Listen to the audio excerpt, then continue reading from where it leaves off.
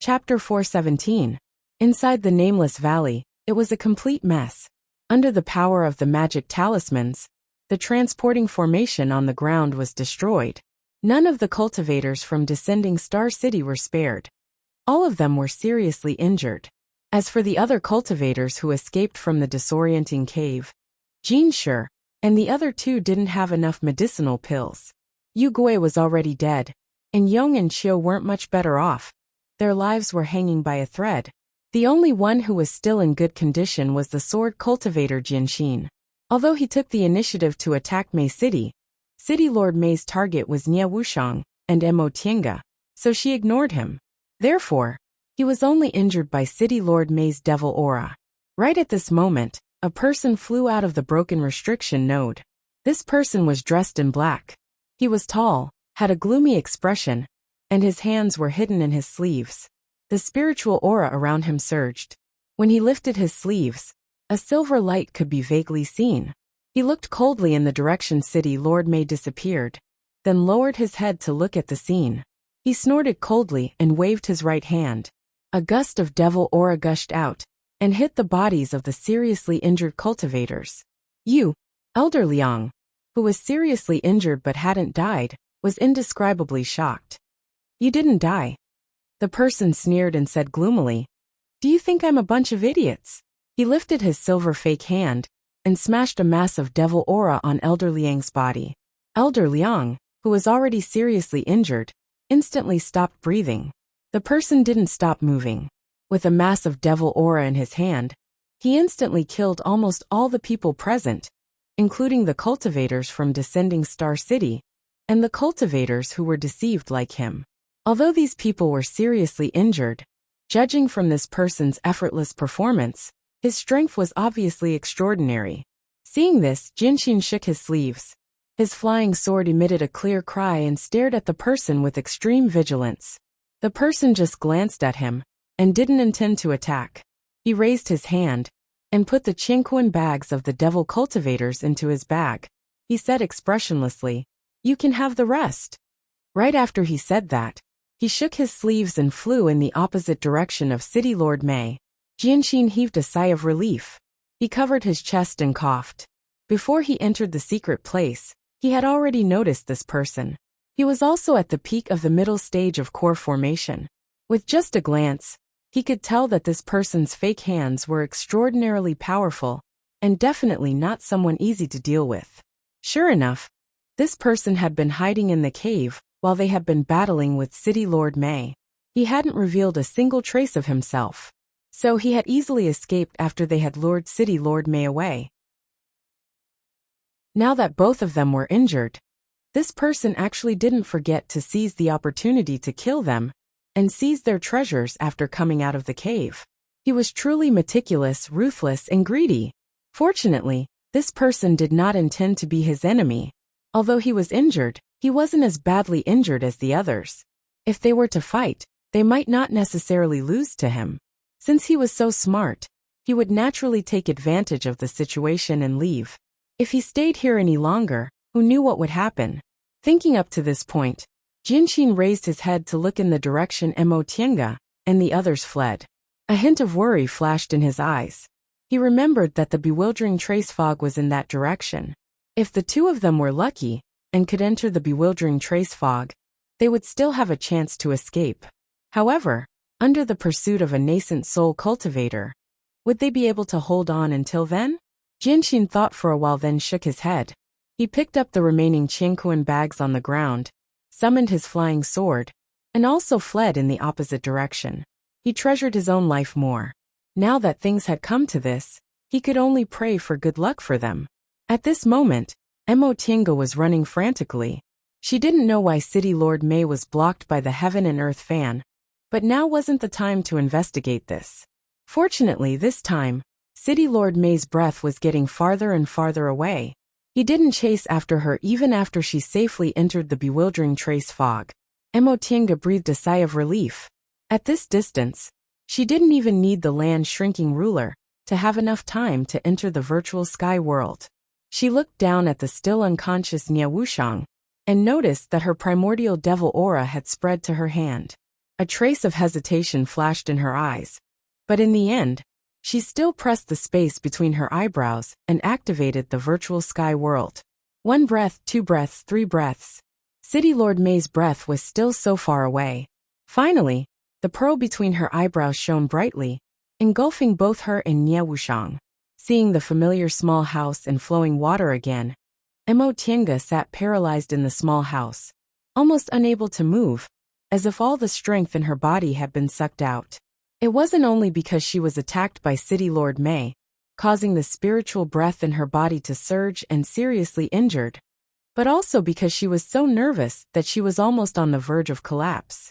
Strictly speaking, the crisis this time wasn't as dangerous as the one on Demonic Mountain. However, at that time, she had Qinshi by her side. He was very experienced, so he often avoided danger in advance. This time, however, she was almost single-handedly facing the pursuit of a nascent soul cultivator. After closing her eyes to rest for a while, she suddenly heard Nie Wuxiang groan. Mo Tiange opened her eyes and was shocked to see Nie Wuxiang, who was thrown aside by her. Ever since she absorbed that monster, Nie Wuxiang's whole body had been enveloped by primordial devil aura. She was like a silkworm spinning a cocoon, completely motionless. At this very moment, the primordial devil aura around her body began to surge incessantly, as if it was very restless. Mo Tiange carefully observed for a while, and discovered that the primordial devil aura and the spiritual aura in the virtual sky world seemed to be fighting. How could this be? She muttered to herself. While she was pondering, she suddenly felt a pain in her left hand. She looked down and saw that it was eroded by primordial devil aura when she pulled Nie Wuxiang to escape. Primordial devil aura was very similar to the dead aura she encountered before. They both had corrosive power. Therefore, before she entered the virtual sky world, she was worried that primordial devil aura would also prevent her from entering the virtual sky world. In that case, she could only hide in the mystifying trace fog and play hide-and-seek with City Lord May.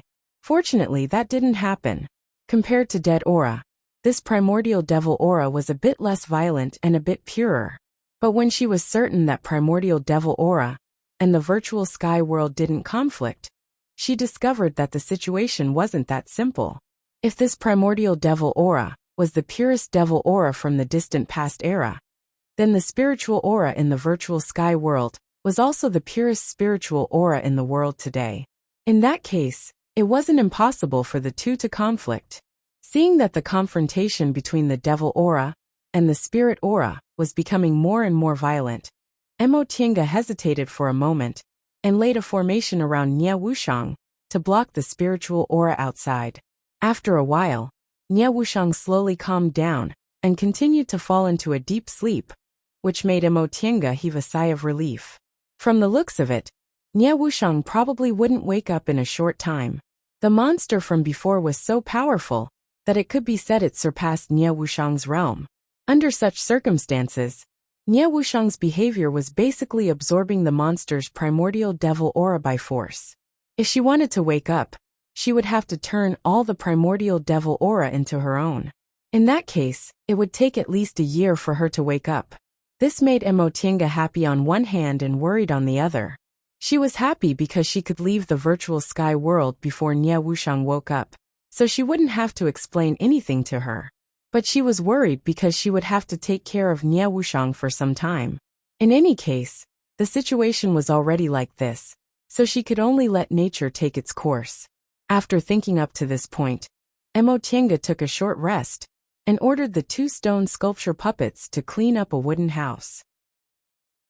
She then carefully laid a formation inside the wooden house to isolate the spiritual aura. Afterward, she moved Nie Wuxiang into that house and left her to fend for herself. She couldn't help Nie Wuxiang digest the primordial devil aura at all. Now, she could only rely on Nie Wuxiang herself. If she could absorb all the primordial devil aura, she might even be able to profit from the disaster, and her cultivation level would rise greatly. But if she couldn't absorb it completely, she might have to suffer a backlash. As for what the consequences would be, Mo Tiange couldn't guess. After dealing with Nie Wuxiang, she released the 3 spiritual beasts and sent them to cultivate on their own. As for herself, she regulated her breathing for several days. After temporarily controlling her injuries, she began to think about this matter. There were a lot of things left in City Lord Mei's matter. First of all, her injuries weren't light. Nie Wuxiang needed several years to digest the primordial devil aura, so she might also need several years to completely recover from her remaining injuries. Second, she was eroded by the primordial devil aura. Although it wasn't serious, it would take some time to force it out of her body. Finally, she couldn't figure out why City Lord Mei was injured. While she was healing her injuries, Mo Tiange recalled the situation at that time over and over again. The white silk handkerchief, the diamond talisman, and the heaven and earth fan. These three treasures allowed her to survive City Lord Mei's attack, but she only suffered serious injuries. The white silk handkerchief and the diamond talisman didn't have any problems. Only the heaven and earth fan emitted a strong and vast sacred aura at that time. But when she took out the heaven and earth fan afterward, it was still the same as before. She couldn't find that kind of aura at all. If she remembered correctly, this aura should be the divine dragon's aura she once felt in the divine dragon sacrificial temple. The land of hiding dragon collapsed. The divine dragon sacrificial temple disappeared, and the dragon bones were also scattered all over the ground. At that time, the divine dragon's aura was a lot weaker. After she picked it up and made it into the heaven and earth fan, the divine dragon's aura became even harder to detect. This made her wonder whether the method of refining the magic weapon was wrong. After all, even Mo Yaoqing couldn't refine the heaven and earth fan. However, Qin Shi told her that the method of refining the magic weapon should be correct. It was just that even when Mo Yaoqing conceived this magic weapon, she didn't expect that someone would actually use dragon bones to refine it, right? After all, the bones of ordinary demonic beasts above the 8th rank were just hard to break, but they wouldn't have such a powerful aura. Mo Tiange accepted this explanation. In any case, after the experiment, this heaven and earth fan was refined with dragon bones, and was extremely tough. This was an obvious benefit. However, she never expected that this thing would actually emit such a strong divine dragon's aura one day. Could it be that after these dragon bones were refined, the dragon's aura didn't actually disperse but was hidden deep inside? Thinking of this possibility, Mo Tiange became excited. If that was the case, the power of her heaven and earth fan wouldn't just be what it was now. If she could stimulate that vast and sacred divine dragon's aura, her heaven and earth fan would definitely be comparable to those ancient spiritual treasures. But how could she stimulate this divine dragon's aura? She carefully recalled the scene at that time. City Lord Mei's devil aura attack. Right. Primordial devil aura. Although City Lord Mei couldn't absorb that monster, she cultivated that mysterious technique, so she also had primordial devil aura in her body. Chapter 418. Master. Upon hearing Feifei's voice, Mo Tiange opened her eyes. This was the 5th year since she escaped from City Lord Mei and hid inside the virtual sky world. During these 5 years, she never went out. First, she spent 1 year to force the primordial devil aura out of her hand. Then, she spent the next 4 years in closed-door meditation to recuperate and heal her injuries. A nascent soul cultivator's attack was no small matter.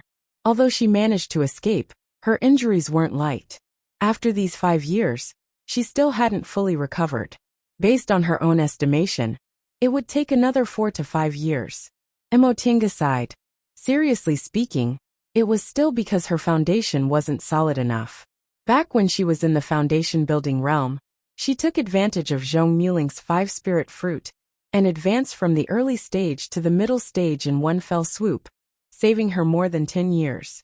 Later, for the sake of forming her gold core, she patiently slowed down her cultivation speed.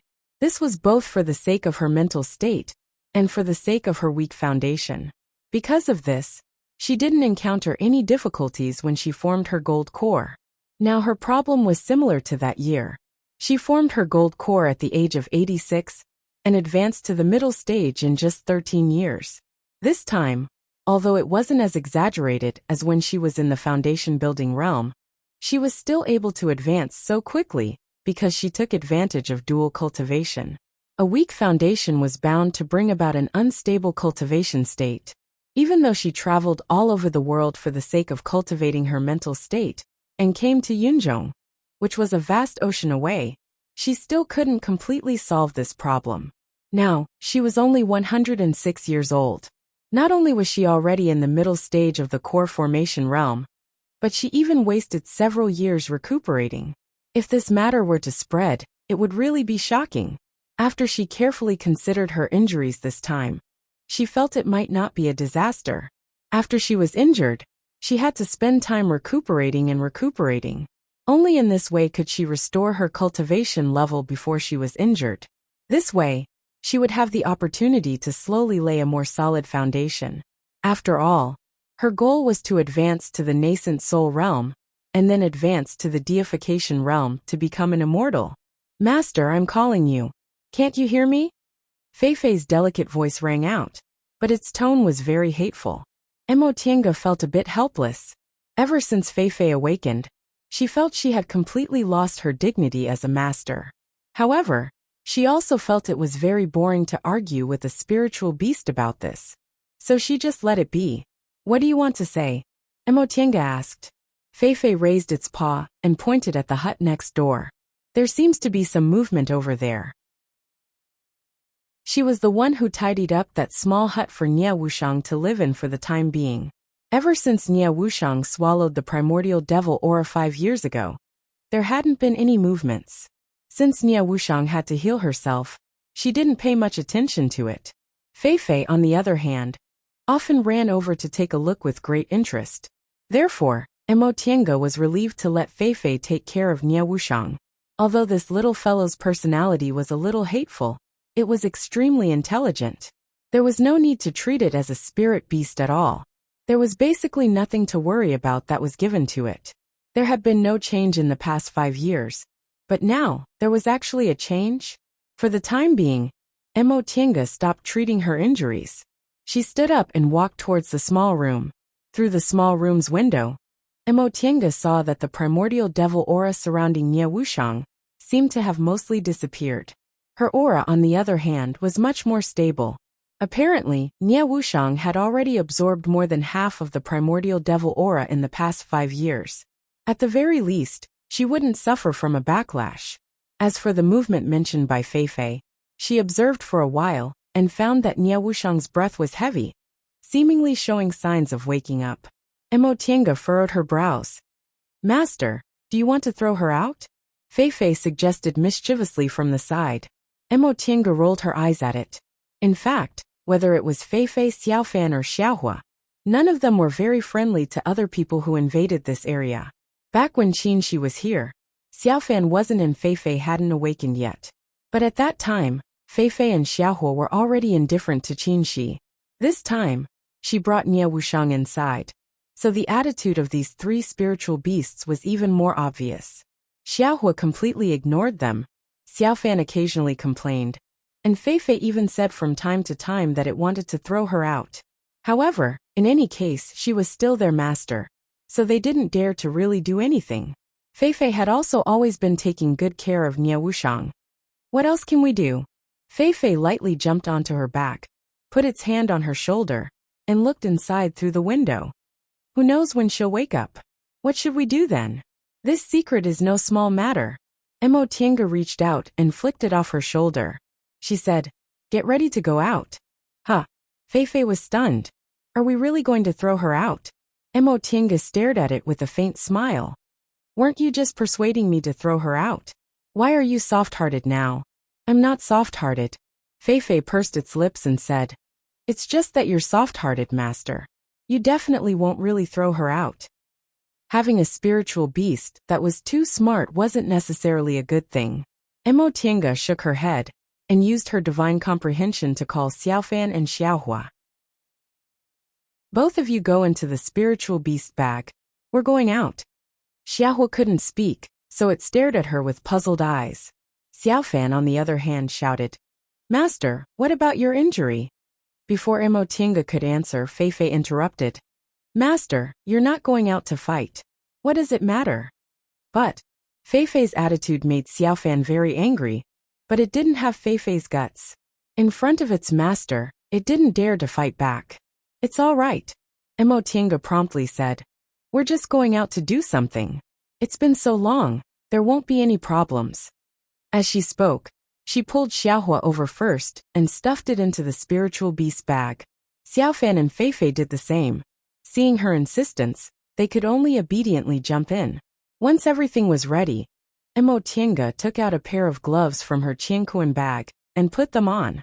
These gloves were made from the natural silk brocade she left behind after refining the heaven and earth fan. Apart from the hard-to-find Qian stone and the 1,000-year-old chalcedony, she had spent a lot of money to buy the other materials, so she still had some left. Since she couldn't touch Nie Wuxiang directly, she took out the natural silk brocade and made this pair of gloves. As long as she put on the gloves and touched Nie Wuxiang, she wouldn't be eroded by her primordial devil aura. Once everything was done, she opened the small house's restriction and pulled Nie Wuxiang out of the virtual sky world. As soon as they left the virtual sky world, they felt a gust of cold wind. Mo Tiange looked around. The surroundings were still foggy. She spread her divine sense, but she still didn't sense any cultivator's auras. It had been 5 years, so City Lord Mei naturally wouldn't still be here, waiting to hunt them down. Besides, his plan had failed and he'd killed so many core formation cultivators with powerful backgrounds. Afterward, he'd definitely become the enemy of various forces.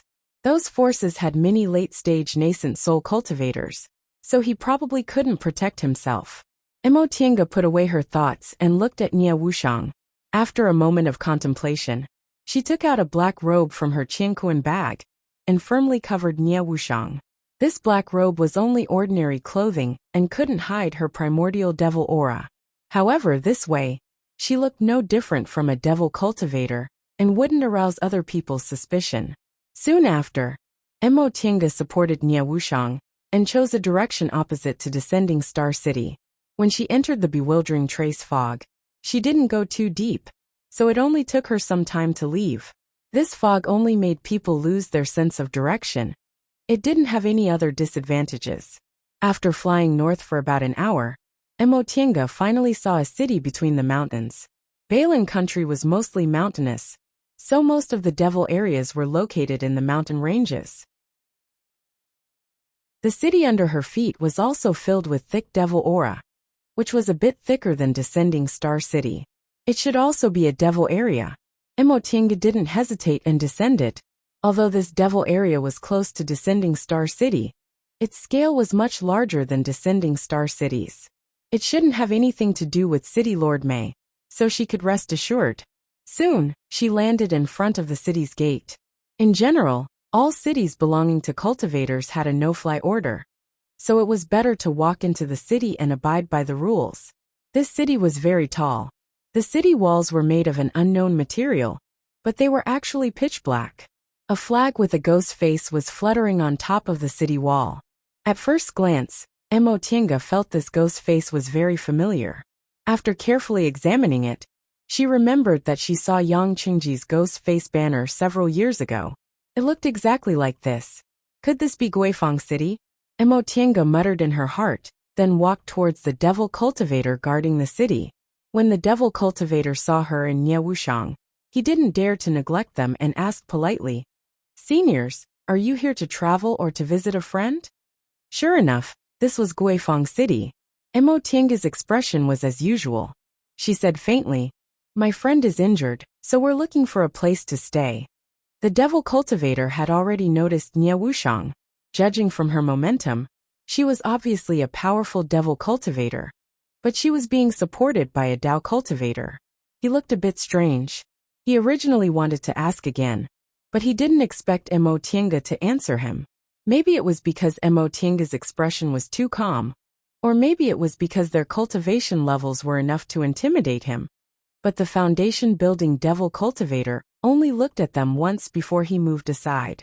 According to the rules of our Guifang City, as long as you don't do anything harmful to Guifang City, any cultivator is free to come and go. Seniors, please. Mo Tiange nodded at him, then helped Nie Wuxiang into the city. Since this was Guifang City, it should be safe. They had met Yang Qingji once before, and their cooperation was quite pleasant. There were no conflicts between them. Guifang City was one of the 3 great devil areas, so it shouldn't have anything to do with Descending Star City, so they didn't need to worry about City Lord Mei. With this thought in mind, Mo Tiange casually stopped a devil cultivator passing by. Excuse me. That devil cultivator had just entered the aura refining realm, so he was rather flattered to be stopped by a core formation cultivator. He stuttered, Senior, what orders do you have? Mo Tiange calmly asked. Do you know if there are any inns in the city that rent immortals' caves? Upon hearing this question, the devil cultivator calmed down a bit. He bowed and answered, Senior, I don't know if other inns can rent immortals' caves, but the biggest inn in our Guifang City definitely can. Oh, where's that inn? The devil cultivator pointed at the other end of the street. What a coincidence. That inn is nearby. Senior, please look. If you go this way, you'll see the tallest one. It's called Immortal Devil Residence. Mo Tiange nodded. She casually took out a spirit stone and tossed it to him. Thank you. The devil cultivator was delighted to receive the spirit stone. Thank you, Senior. Although devil cultivators like them couldn't use spirit stones directly, they could use them as money. A spirit stone was very precious to a cultivator who had just entered the aura refining realm like him. After putting away the spirit stone, the devil cultivator raised his head, only to see Mo Tiange and Nie Wuxiang's figures had already disappeared from the street. He couldn't help but reveal an envious expression. When can I have such a high cultivation level? Chapter 419. When they arrived at Immortal Devil Abode, Mo Tiange spent some spirit stones to rent an immortal's cave. As soon as the shopkeeper saw them, he invited them into the VIP room to entertain them. Then, seeing that they were traveling together and their cultivation levels were quite high, he suggested renting a high-grade immortal's cave on the mountain behind Guifang City. Although it was expensive, it was very quiet and wouldn't be disturbed easily. Moreover, these immortals' caves could also provide devil aura-blocking formations according to the requirements of the guests. Many foreign high-level cultivators liked to rent such immortals' caves. Mo Tiange felt that she and Nie Wuxiang really needed a quiet place in their current situation, so she followed the shopkeeper's suggestion. In any case, she could afford that little bit of money. After deciding on a temporary residence, Mo Tiange didn't take Nie Wuxiang there immediately. Instead, she asked about other things. Shopkeeper, it's my first time in Guifang City, so I don't know much about the situation here. Could you explain it to me? The shopkeeper was just a high-level aura refining cultivator who hadn't built his foundation yet. Hearing a core formation cultivator's question, he didn't dare to be negligent and said politely, What does Senior want to know? As long as I know, I'll tell you everything I know. Mo Tiange smiled and said, It's not that serious. It's just that I'm an ascetic cultivator and rarely go out. This is my first time in Guifang City, so I don't know much about the situation here, so I'm just asking. Shopkeeper, you don't need to be restrained. If there's anything you need to pay attention to in Guifang City, just tell me. Upon hearing this, the shopkeeper bowed and said, Senior is too polite. It's just a piece of cake. After a pause, the shopkeeper said slowly, I think Senior knows that Guifang City is one of the 3 devil territories in Yunzhong. The city lord, Guifang Devil Monarch, is one of the 3 devil monarchs in Yunzhong and has extraordinary strength. Compared with the other 2 devil territories, the biggest feature of our Guifang City is freedom. In our Guifang City, both devil cultivators and righteous path cultivators are treated equally.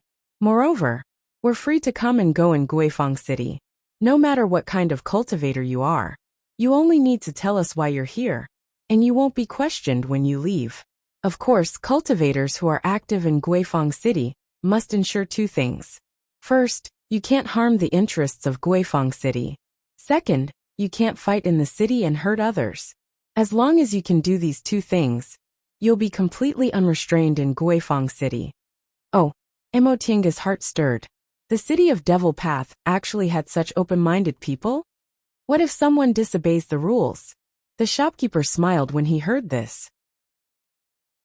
He looked as if he didn't take it seriously and said proudly, "Senior, you worry too much. Who in the entire Yunzhong doesn't know that our city lord's cultivation is unfathomable? Moreover, the city lord's way of handling matters couldn't be more fair. In front of him, regardless of the level of cultivation, only the facts were spoken. As long as one followed the rules, one would receive the city lord's protection. If one didn't follow the rules, one would be killed on the spot. Therefore, there are all kinds of cultivators in Guifang City. Many cultivators who have committed crimes outside will choose to hide in Guifang City temporarily. However, even if there are many ferocious people gathered in the city, these people don't dare to be presumptuous in our Guifang City." "I see. It sounded like this Guifang City was an excellent hiding place. She happened to come to the most suitable place by accident. In that case, no one will come to disturb us if we stay here for the time being?" "Of course," the shopkeeper said.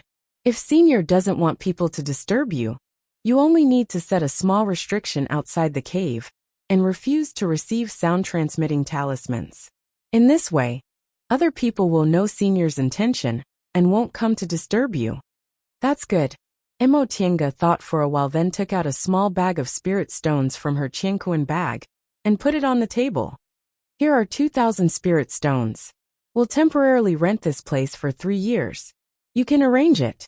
Seeing that she was so generous, the shopkeeper couldn't help but feel happy. He smiled flatteringly again and again. Yes. Senior, please follow me. Junior will take Senior to choose an immortal's cave." Emo Tienga nodded slightly. She still helped Nia Wuxiang up and followed the shopkeeper out of the VIP lounge and out of the inn. Probably because Emo Tienga paid the spirit stones too readily, the shopkeeper also gave her a lot of information along the way. From the infighting between Guifang Devil Monarch's disciples to the news of the marketplace. As long as she showed a little bit of interest, he told her everything he knew. Emo Tienga still remembered when she saw Yang Qingji in the Cloud Ascending Cranes group. Although she didn't say it out loud, she was secretly surprised. With Yang Qingji's identity and status, he didn't need to covet the Cloud Ascending Crane's reward. Now that she heard from the shopkeeper, she realized Yang Qingji also had his own difficulties. Although Yang Qingji was Guifang Devil Monarch's most favored disciple, he was ranked last. There were several senior martial brothers and sisters above him. 2 of them were already in the peak stage of the core formation realm and were about to advance into the nascent soul realm. Ever since Guifang Devil Monarch took him in, he doted on him very much. Not only did he personally teach him, but he also gave him many treasures that others couldn't see. This naturally made the other disciples envious. Although Yang Qingji advanced quickly, he was still young, and unlike his senior martial brothers and sisters, he didn't have his own confidants. Because of this, he suffered a lot in private. But Guifang Devil Monarch wouldn't stand up for him in these matters. Although he doted on him, if he couldn't even solve this small matter, then the disciple he doted on would be too useless. Now that Guifang Devil Monarch was old, although he didn't show any signs of dying, many of his disciples were unwilling to be left out. Many of them were eager to make trouble and made connections everywhere, hoping to inherit their master's position. However, since Guifang City was one of the 3 devil domains in Yunzhong, how could it be so easy to obtain the position of city lord? In the end, Guifang Devil Monarch was annoyed.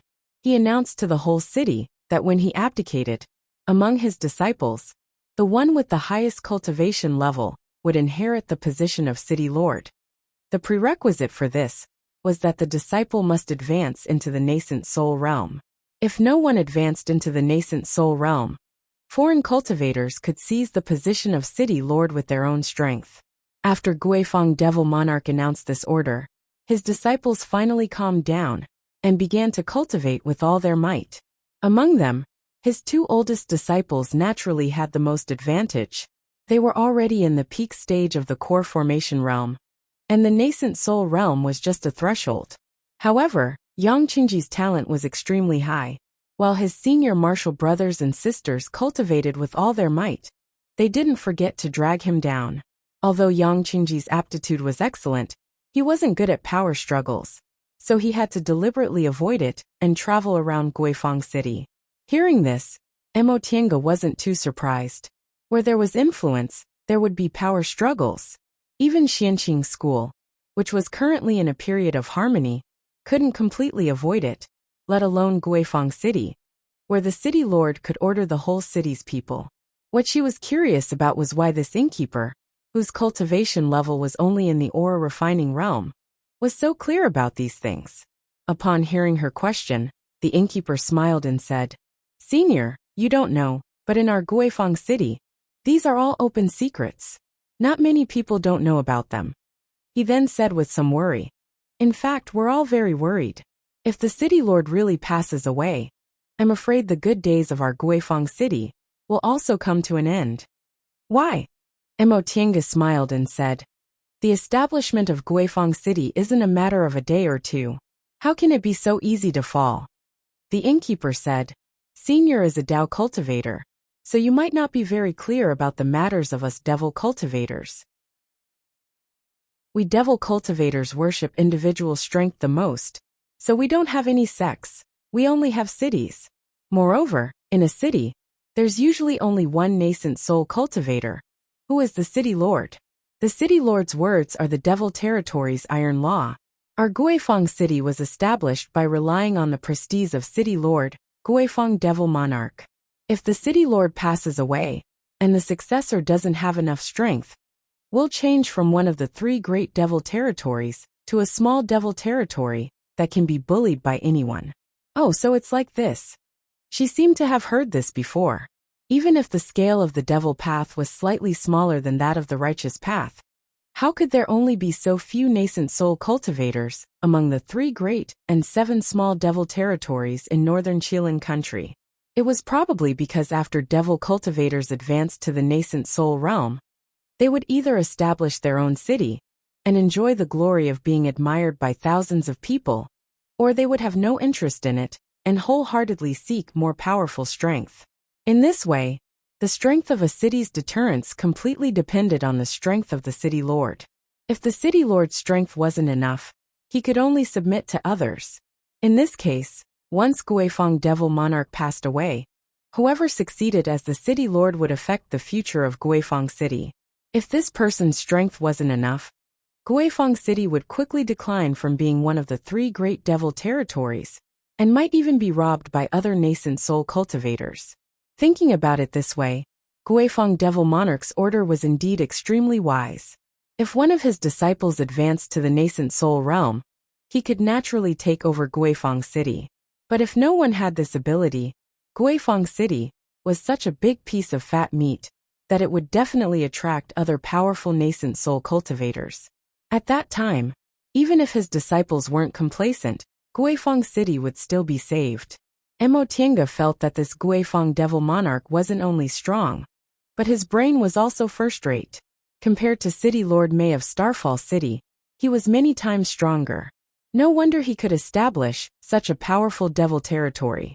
Thinking of City Lord Mei, she couldn't help but ask, "Shopkeeper, are there any other devil territories near Guifang City?"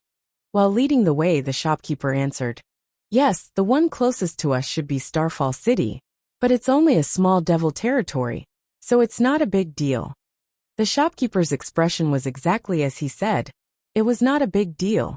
He looked like he didn't care about Starfall City at all. It seemed that the strength of Guifang City also made the cultivators in Guifang City have a very high standard. No matter what, Starfall City still had nascent soul cultivators and many core formation cultivators. But in the end, in the eyes of this shopkeeper who was only in the ore refining realm, he only said one sentence. It was not a big deal. "Senior, are you interested in Starfall City?" The shopkeeper continued. "This Starfall City fell 5 years ago. Within a day, the city lord's mansion was completely slaughtered by the people of Night Owl City. Now there are only a few core formation cultivators in charge, so there's really nothing to see." Oh, Mo Tiange's interest was piqued. Why did the people of Night Owl City want to slaughter the cultivators of Starfall City? I remember that Night Owl City is also one of the 3 big devil territories, and Starfall City is only a small city. It's not worth fighting over. right? The shopkeeper said, "There have been many ups and downs in the past few years, so I don't know what exactly happened." However, Junior heard that the city lord of Starfall City practiced some kind of evil technique and actually tricked more than 10 core formation cultivators into sacrificing their souls together. One of the cultivators was from Night Owl City. After the matter was exposed, the city lord of Night Owl City was furious and slaughtered everyone in Starfall City. "Is that so?" Emotienga muttered to herself. As an insider, she naturally knew the truth the best. According to what the shopkeeper said, among the core formation cultivators who were tricked, there were people from Night Owl City, so Starfall City was in big trouble. The shopkeeper continued. Junior heard that back then, no one escaped from the city lord's mansion in descending Star City. All the core formation cultivators died. Only the city lord, who was already in the nascent soul realm and was no longer in the city, escaped this disaster. Chapter 420. The cave rented by Immortal and Devil Abode was indeed as the shopkeeper said. It was of excellent quality and had a quiet environment. Emotienga felt it wasn't bad, so she randomly picked one and settled down. Then she told the shopkeeper that the two of them were going to meditate and recuperate, so he didn't need to disturb them before the end of the term. The shopkeeper repeatedly said yes, indicating that the people of the inn would absolutely not disturb them. If the two seniors had any instructions, they could go to the inn to find them, or send them a voice transmission. Emotienga was very satisfied, so she rewarded the shopkeeper with some spirit stones and sent him away. Then she laid restrictions around the cave, indicating that she didn't want to be disturbed. She closed the cave and temporarily isolated it from the world. This cave was very big. It was fully equipped with cultivation rooms, concocting rooms, and spiritual beasts rooms. There were also many cultivation rooms. Emotienga straightforwardly threw Nia Wuxiang into one of the cultivation rooms to fend for herself, while she randomly picked another one. She then laid the devil aura isolating formation left by the shopkeeper and entered the virtual sky world. Since Nia Wuxiang could survive for 5 years, most of the primordial devil aura had been tamed by her, so she didn't need to worry at all. She spent a lot of effort to rent and cave in Guifang City, just because it was difficult to explain the virtual sky world. Besides, the spiritual aura in the virtual sky world conflicted with primordial devil aura, so it wasn't as suitable for Nia Wuxiang as Guifang City. In addition, the news she heard from the innkeeper made Emotienga a little worried. She wasn't too surprised that City Lord Mei was still alive. After all, she was a nascent soul cultivator. Even if she couldn't defeat her, she could always run away. With the omnipotent abilities of nascent soul cultivators, she could hide somewhere and wouldn't be found even if she wanted to. Although City Lord Mei wasn't a threat to them now, Nia Wuxiang swallowed the primordial devil aura he worked hard to cultivate, and she ran away with Nia Wuxiang, causing City Lord Mei to fall short of success. She turned from a city lord into a stray dog. This hatred could be said to be irreconcilable. Having a nascent soul cultivator as an enemy was really not a good thing. However, it was useless to worry now, so Emotienga just thought about it and put it aside. As for the internal grievances in Guifang City, she didn't care. She and Yang Qingji were just acquaintances. Moreover, after so many years, she wasn't in the mood to meddle. This matter reminded her of Ling Yunhe. When she had parted ways with Ling Yunhe, they had agreed to meet after 3 months to collect the reward. Who would have thought that the two of them would fall into City Lord Mei's trap the moment they left the carefree valley? However, with Ling Yunhe's character, he wouldn't go to refuse to pay her, right? Ling Yunhe, and Ling Yunhe didn't want to refuse to pay, right? Emotienga couldn't help but laugh. Ling clan devil clan's devil. She mountains, she said Mo, and ran and Rance Mountain's mountain. They were injured. After cultivating they and seemed to have, and began to looking ding. They may say, they, and seemed, and, they weren't injured in the first place. After this period of cultivation, they seemed to be showing signs of advancing, so they began to look for suitable spiritual herbs to eat again. In terms of spiritual beasts cultivation speed, the 3 of them were already too fast. However, spiritual beasts' realm breakthroughs weren't as troublesome as human cultivators. So Emotienga just let them be. In any case, they wouldn't be faster than her in the end. Several months later, while Emotienga was adjusting her breath, she suddenly felt something was wrong. Emotienga stopped recuperating and opened her eyes. After thinking for a while, she hurriedly left the virtual sky world. As soon as she came out of the virtual sky world, she immediately felt a strong and vast devil aura.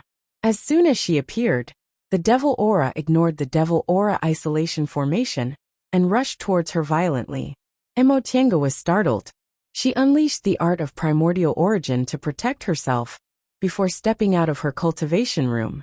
On the way to Nie Wuxiang's cultivation room, the devil aura became denser and denser.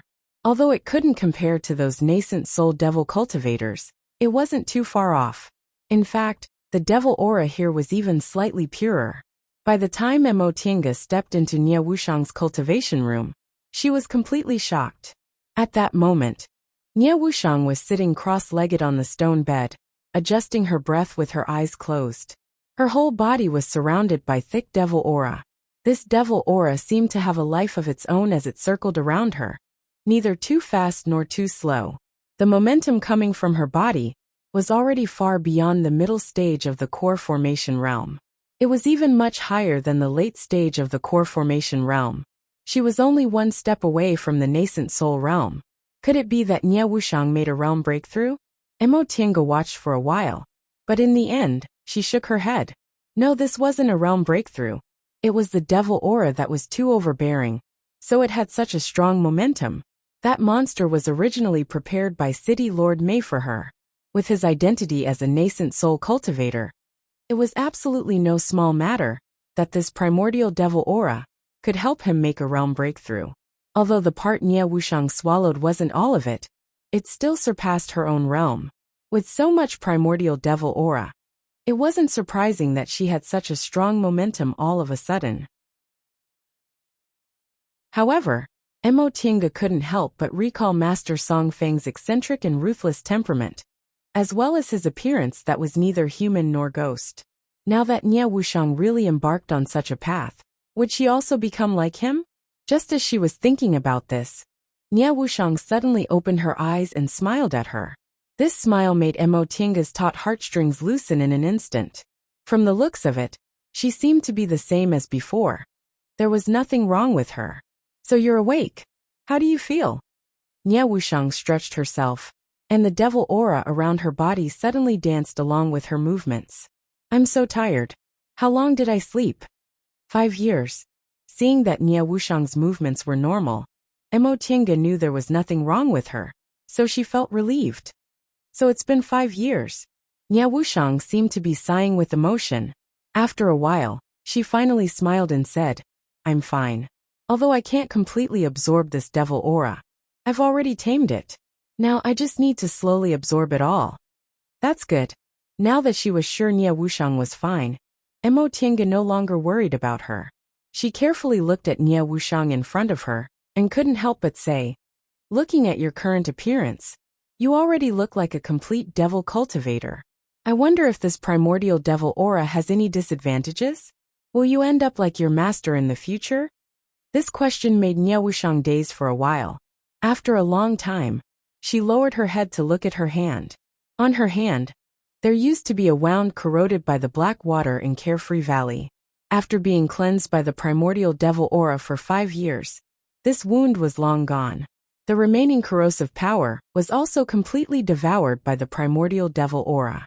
This primordial devil aura was indeed the most overbearing aura in this world. Neither the dead aura nor the filthy aura could compare to it. I also don't know. Nie Wuxiang looked indifferent as she said calmly, I wasn't a real devil cultivator before. It was just that the spiritual aura and devil aura inside my body were mixed, so I was neither a Dao nor a devil. At present, this primordial devil aura seems to be quite obedient and shows no signs of corroding my body, but it's hard to say how my cultivation level will improve in the future. She hesitated for a moment, then continued to say, the reason why my master became like this is because he practiced the primordial devil great art too early. When he was in the foundation building realm, he suffered chi deviation because he was greedy for more. Now that I'm in the core formation realm, my meridians and dantian were tough enough, so they weren't corroded after being attacked by this primordial devil aura. Logically speaking, I should be better off than him. Although that was the case, she wasn't sure whether she would become like that or not. After all, there were too few people who practiced this so-called primordial devil great art, so she basically didn't have any examples to compare herself with. Ever since she came to Yunzhong, she didn't have a single friend. Coincidentally, she met Nie Wuxiang at this time. During this period of time, the two of them experienced so many things together that she already regarded Nie Wuxiang as a friend, so she couldn't help but feel sad for her. Before this, she had just decided to become a real cultivator. But because of this reason, she had no choice but to absorb primordial devil aura and become a devil cultivator. Now, she had to face the possibility of becoming an inhuman monster in the future. Emo Tienga had always felt that although her life could be considered smooth, her life before she was 20 years old was full of difficulties and bumps. It wasn't until now that she realized how lucky she was. Like Nie Wuxiang, she lost her mother when she was born, grew up under her master's hatred and torture, and finally escaped. She wanted to live her own life, but she was forced to accept this kind of future. In the more than 100 years she lived, she suffered a lot. Fate was really unfair to her. You don't have to look at me like that. Nie Wuxiang smiled. This is an unknown in the end. Maybe I'll really become a top cultivator in one fell swoop, with the help of primordial devil aura, and move unhindered in the world. At that time, I don't know how many people will envy me. In the end, Emo Tienga didn't show any sympathy. Someone with a firm character like Nie Wuxiang didn't need sympathy. Do you know about the primordial devil great art? Nie Wuxiang didn't hesitate. Before I left, I stole a lot of master's treasures, including the primordial devil great art he comprehended. However, it's hard to say whether this primordial devil great art has any mistakes or omissions. In any case, the primordial devil aura in my body is enough for me to absorb for many years. I think I'll slowly tame this primordial devil aura first, then see if I can practice the primordial devil great art. I really don't want to become like Master, who has a bad temper, and is neither human nor ghost. Emo Tienga nodded silently. In this kind of situation, this was already the best way. Let's not talk about this. Nie Wuxiang put away her slight melancholy, looked around, and asked curiously, "Where are we? Where are those people? Although I put my life in your hands, I didn't expect you could really escape. It really surprised me." A smile also appeared on Emo Tienga's face. Back then, we were only able to escape because of luck. She recounted everything that happened that year in detail, but she changed escaping into the virtual sky world to hiding in the bewildering trace fog. In the end, City Lord Mei didn't find them. As for the others, I also don't know. Later, I came to Guifang City, rented this immortal's cave, and never left it. But I heard that the City Lord's mansion in Descending Star City was slaughtered by Nidal City in one night. City Lord Mei has long left the city and escaped the disaster. Nidal City. Nie Wuxiang thought for a moment, then said, "So there were also cultivators from Nidal City who were tricked into the trap with us that day?" That should be the case. The two of them talked about some things. After Nie Wuxiang finished understanding the current situation, she thought for a moment, then asked, "You're injured. Do you want to stay here until you recover?" Of course. Emo Tienga didn't hesitate. Yunzhong is full of dangerous places. If I'm injured, it'll be really inconvenient. Nie Wuxiang expressed her agreement and stretched her body again. All right, my body is still not used to the current situation, so I'll stay here with you for a few more days. Alas, my body is stiff. For us martial cultivators, not moving for 5 years is really not a good thing. I'll go exercise. She got up, got off the bed, and was about to leave the cave.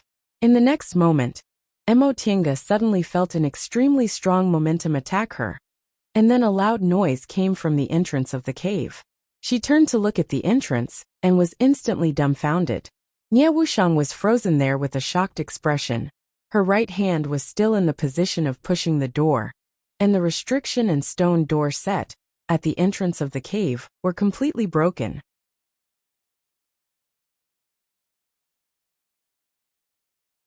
Chapter 421. Emotienga was in a daze for a long time before she regained her composure. She rushed over and saw that the stone door had been smashed into powder, and the restriction at the door was also broken. The stone door was fine.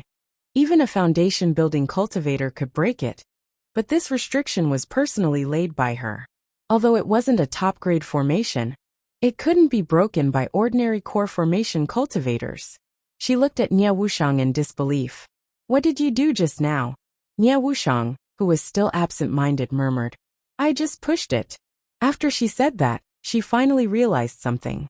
She looked down at her hand and saw nothing unusual except for the primordial devil aura on it. No matter what, Nie Wuxiang was still in the middle stage of the core formation realm, so the primordial devil aura in her body could only cause this. Emotienga shook her head with a bitter smile. "This is good.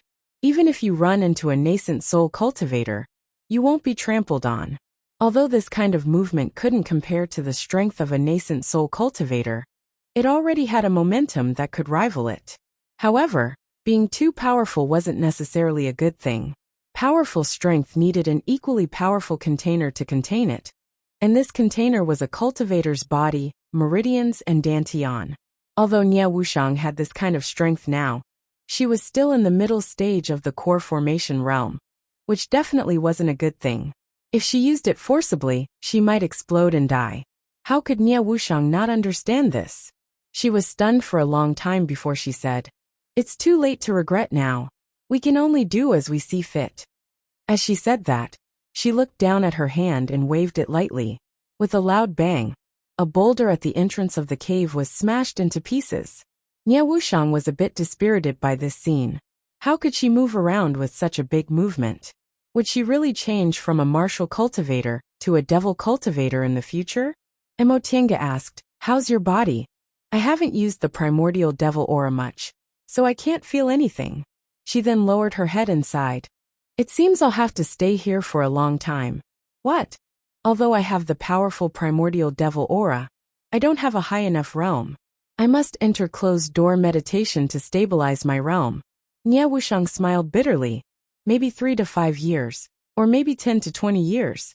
If I'm unlucky, it's not impossible for me to enter closed-door meditation for 100 years. Emotienga agreed. "With how strong your primordial devil aura is now, it'd be best if you advanced to the nascent soul realm. That way, you'll be able to absorb all of it." Although she hadn't advanced to the nascent soul realm yet, she had 2 nascent soul cultivators by her side, so she understood nascent soul very well. The primordial devil aura in Nie Wuxiang's body was comparable to a nascent soul cultivator's, but because her realm was limited, she couldn't fully display it. Moreover, if she forcibly used it, it would even cause harm to her body. Given the current situation, she would only be able to resolve this crisis if her meridians and dantian completely absorbed it. Nie Wuxiang nodded, then sighed and said, "I also think so. Although I was forced to walk on the path of devil cultivators, I still want to live well and continue cultivating." Whether she was a righteous or a devil wasn't important. In today's world, no one had ever ascended for more than 100,000 years. Even if Nie Wuxiang became a devil cultivator, she didn't need to think too much about it. It wouldn't be too late to consider it when she really had the chance to ascend one day. The two of them discussed it and decided to stay here for some time. Nie Wuxiang decided to subdue all the primordial devil aura first. It was very inconvenient for her to walk outside in her current state. If she couldn't control herself well when she fought, she might hurt herself. As for Emotienga, she didn't plan to leave before her injuries were healed. Ever since she came to Yunzhong, things happened one after another, so she didn't have much time to cultivate. After her injuries were healed, she would spend some time recuperating and stabilizing her cultivation level. Then she would go see Ling Yunhe and settle the matter regarding the art of Sunu. At that time, she would consider returning to the celestial pole. It had been 7 years since she left the celestial pole. If she spent some more time recuperating, she reckoned more than 10 years would have passed. It was really inconvenient to travel outside, especially in such a distant place. Things were different now. There was a blood oath between her and Qin Shi. 5 years ago, she was seriously injured, so presumably, Qin Shi could also feel it. However, he couldn't come for the time being, so she didn't know how to worry about him. Mo Tiange only briefly told Nie Wuxiang about her plans, but Nie Wuxiang naturally wouldn't say anything. Although the two of them had a good relationship now, it wasn't to the point where they were inseparable. Both of them were very independent cultivators with their own plans. Right now they just happened to have the same goal. As for Nie Wuxiang, not to mention the fact that she was currently plagued by primordial devil aura, and couldn't come out of her closed-door meditation in a short time. Even if she could, she absolutely wouldn't go back to the celestial pole. She spent so much effort to escape from the celestial pole, and almost died in the South Sea. Unless she became a top late-stage nascent soul cultivator one day, she wouldn't take the risk to go back. If Master Song Feng was still alive, her fate could be imagined. After a short conversation, the two of them continued to live in this cave without disturbing each other. They both did their own closed-door meditation and recuperated their own injuries. Time passed quickly. In the blink of an eye, another 5 years had passed. During these 5 years, the two of them had almost no contact with each other. It was only when the rent of the cave expired, and the shopkeeper came to collect the rent, that they both left the cultivation room. The shopkeeper probably already knew about the cave's stone door being broken. It was just that there were 2 core formation cultivators living here, so it wasn't convenient for him to say anything. When Nie Wuxiang came to collect the rent, the shopkeeper wasn't surprised at all, and only asked if it needed to be repaired. Nie Wuxiang directly gave him a pile of spirit stones as compensation, and also paid him 10 years of rent. How could the shopkeeper not feel unhappy? He hurriedly ordered people to come over and repair the stone door. In the next 2 years, he didn't come to disturb them as usual. Mo Tiange and Nie Wuxiang were very satisfied that the shopkeeper was so sensible. For them, having a quiet place to stay was the most important thing. 5 years later, Mo Tiange stopped cultivating and came out of the virtual sky world. Sensing her breath, the stone door of Nie Wuxiang's cultivation room opened automatically. After not seeing Mo Tiange for 2 years, Nie Wuxiang looked at Mo Tiange carefully. She was both amazed and curious. "You're recuperating? 2 years ago, I saw your injuries had just healed. How did your cultivation progress so fast?" It wasn't strange for Nie Wuxiang to be surprised. After she woke up, Mo Tiange's injuries hadn't completely healed. It was only after 3 years that her injuries were completely healed. But now, in just 2 years, she was already halfway to the middle stage of the core formation realm. This kind of cultivation speed was really too exaggerated. Mo Tiange simply answered, "In these 10 years, I wasn't recuperating." When her injuries weren't too serious, she began to take a lot of medicinal pills to improve her cultivation level. The reason she did this was because she was ready to come out of closed-door meditation. The stronger she was, the smoother her next business would be. There weren't many things left to do. The first thing was to see Ling Yunhe and settle the matter regarding the art of Sunu, then return to the celestial pole. In addition, if possible, she also planned to go to Danxia sect to inquire about some things related to Mo Yaoqing. Mo Yaoqing had passed away for more than 5,000 years. The grievances between her and Danxia sect had long been settled the moment she left Yunzhong. That being the case, Mo Tiange naturally wouldn't get entangled in this matter. The grievances of her ancestors weren't something a junior several thousand years later, like her, could meddle in. Besides, after so many years, Danxia sect's disciples had changed several generations, so she really didn't need to take it seriously. After Mo Tiange said that, Nie Wuxiang stared at her thoughtfully. After a while she said, "You're leaving?" She came out of closed-door meditation to say goodbye to Nie Wuxiang. It had been more than 10 years since she left the celestial pole. It was time to go back. Nie Wuxiang didn't feel surprised, but she still felt a vague sense of loss. She sighed and said, "You're right. You're different from me. No matter how far you go, you still have to go back." Mo Tienga heard the melancholy in her voice, but she couldn't comfort her about this kind of thing. Although her character was compatible with Nie Wuxiang's, their life trajectories were completely different. In the celestial pole, she had a master, a partner and relatives. No matter how far she was, she still had to go back. That was her route.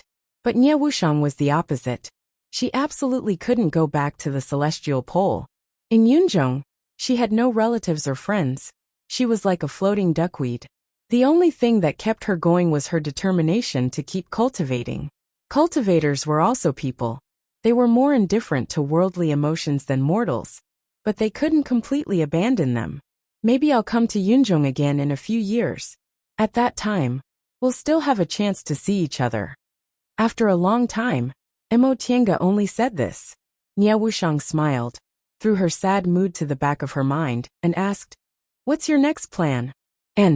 I'll go to Ling Yunhe to get the reward first. If things go smoothly, I'll go back to the celestial pole. Mo Tienga didn't have anything to hide, so she told her frankly. "Right, I forgot that Ling Yunhe still owes us a debt." Nie Wuxiang smiled then sighed softly. "Unfortunately, I can't use the reward he promised me now." Mo Tienga never asked about this matter, so she couldn't help but feel curious. "Back then, when you accepted Ling Yunhe's invitation, what reward did you ask for?" "A sacred exorcism object." Nie Wuxiang didn't hesitate and told her directly.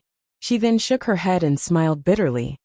"At that time, when I made this request, Ling Yunhe was very embarrassed. If he wasn't pressed for time and urgently needed help, I'm afraid he wouldn't have given it to me.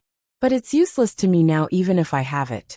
She was already a devil cultivator now, and the primordial devil aura in her body directly occupied her meridians and dantian.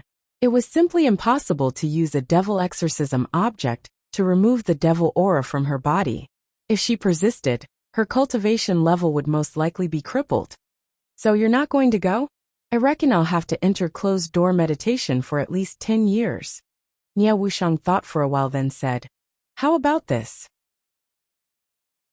If you see Ling Yunhe, tell him for me that the thing he promised me is already dispensable to me. If this thing is very important to him, then he can use something else to replace it. I don't expect it to be more precious than this sacred object. It's fine as long as he doesn't renege on his debt. If I come out of closed-door meditation, I'll go look for him." "All right," Mo Tienga readily agreed. It was just a message, so it wasn't a big deal. Nie Wuxiang looked at her with a complicated expression for a long time before she finally said, "I hope we're fated to meet again." After a long time, Mo Tienga smiled. "Rest assured, if I form my nascent soul in the future, I'll definitely come to Yunzhong to look for you."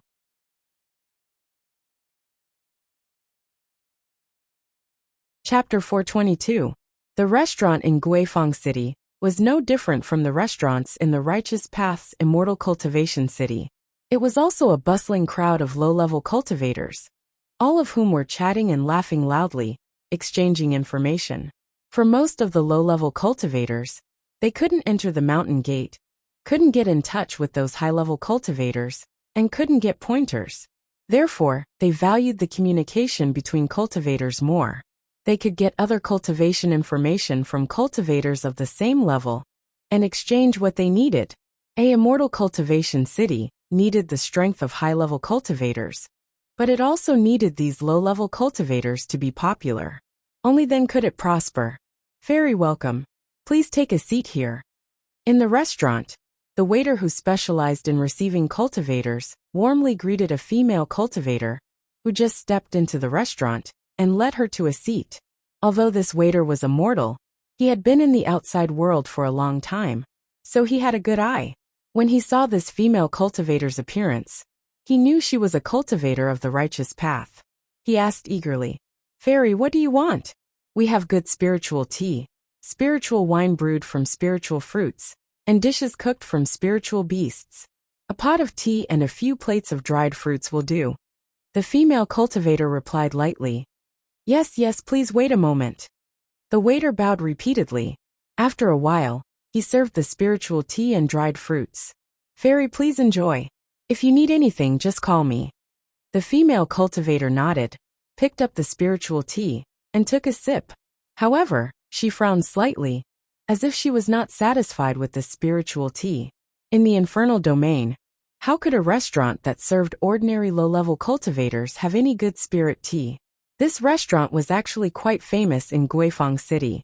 However, in the early morning, the seats on the second floor, which was specially used to receive cultivators, were already 70% full. Seeing this female cultivator come in, the other cultivators more or less shifted their gaze to her for a while. They acted like this because there were not many female cultivators among the rogue cultivators. Moreover, this was the devil domain, and this female cultivator was a Dao cultivator. Secondly, this female cultivator's aura was not strong, but they couldn't feel her real cultivation. It was really strange. However, no matter how they looked, this female cultivator was still quietly drinking tea by herself. She lowered her head and looked at the table, as if she didn't care about the surroundings. Seeing this, the surrounding cultivators quickly resumed their conversation. Although there weren't many low-level cultivators in the demon domain, it wasn't as if there weren't any. In this restaurant alone, there were 3 to 5 of them, which wasn't considered rare. Besides, low-level cultivators like them were busy cultivating every day. How could they have the time to care about other people's business? This female cultivator was naturally Mo Tiange. After a simple farewell to Nie Wuxiang, she packed up her things and left the temporary cave. She had not appeared in the human world for several years.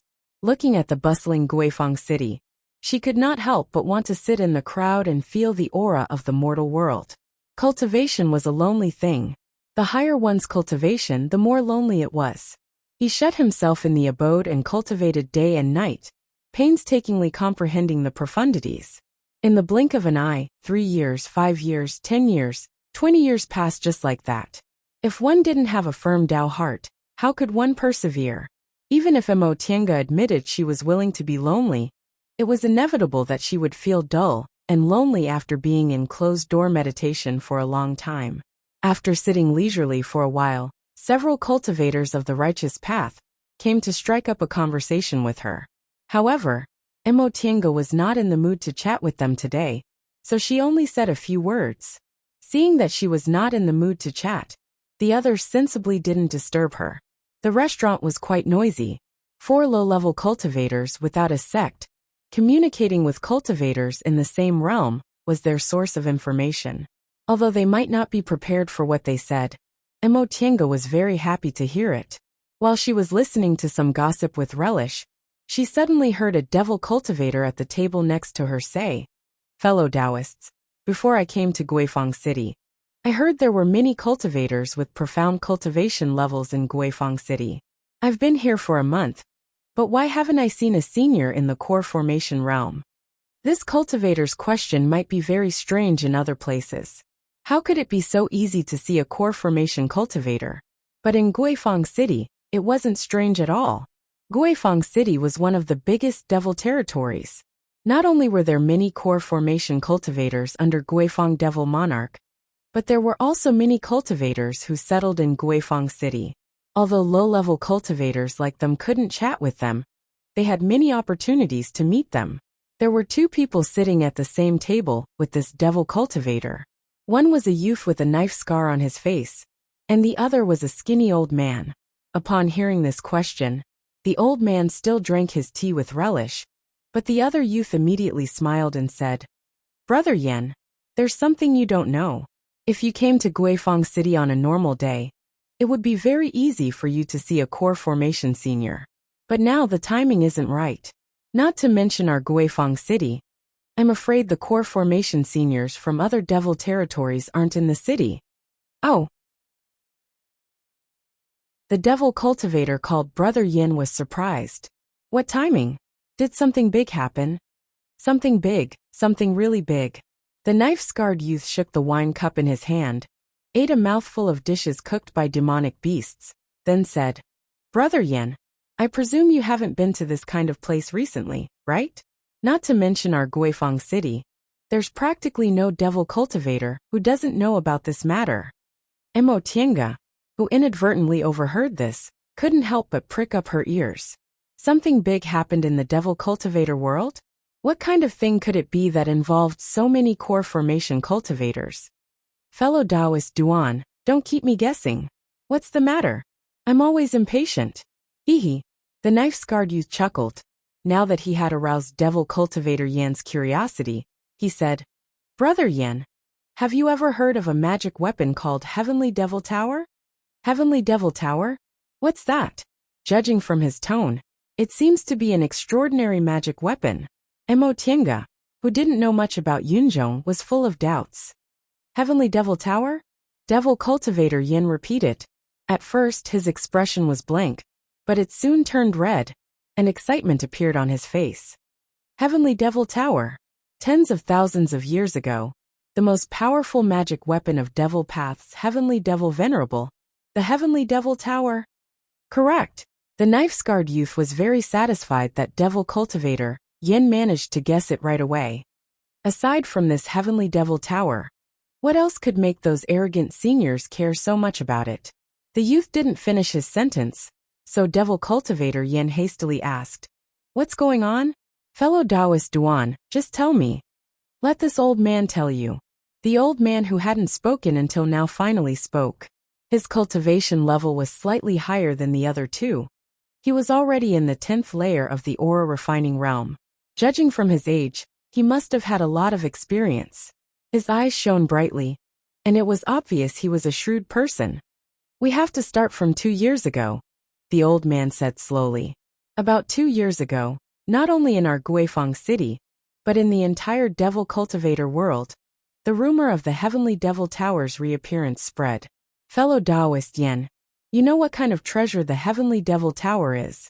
We devil cultivators worship powerful cultivators the most, and Devil Path's Heavenly Devil Venerable was undoubtedly the most powerful devil cultivator in Yunzhong's history.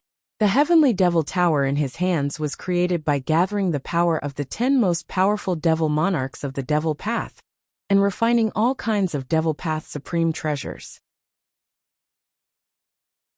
It could be said to be the #1 magic weapon of our Devil Path, so it's also known as the Devil Path's sacred object. The old man roughly explained the origin of the Heavenly Devil Tower, which happened to resolve Emo Tienga's doubts. She had heard of Devil Venerable Sky, but she wasn't very interested in matters related to devil cultivators. She only knew that this person was publicly recognized as the strongest Devil Path cultivator in Yunzhong. Although he had disappeared for several tens of thousands of years, his prestige still lingered in Yunzhong. Moreover, he was the only Devil Path cultivator who was given the title of Devil Venerable. Judging from the old man's words, this Heavenly Devil Tower was the most powerful magic weapon in Devil Venerable Sky's hands, and it was also known as the Devil Path's sacred object, so it should be very extraordinary.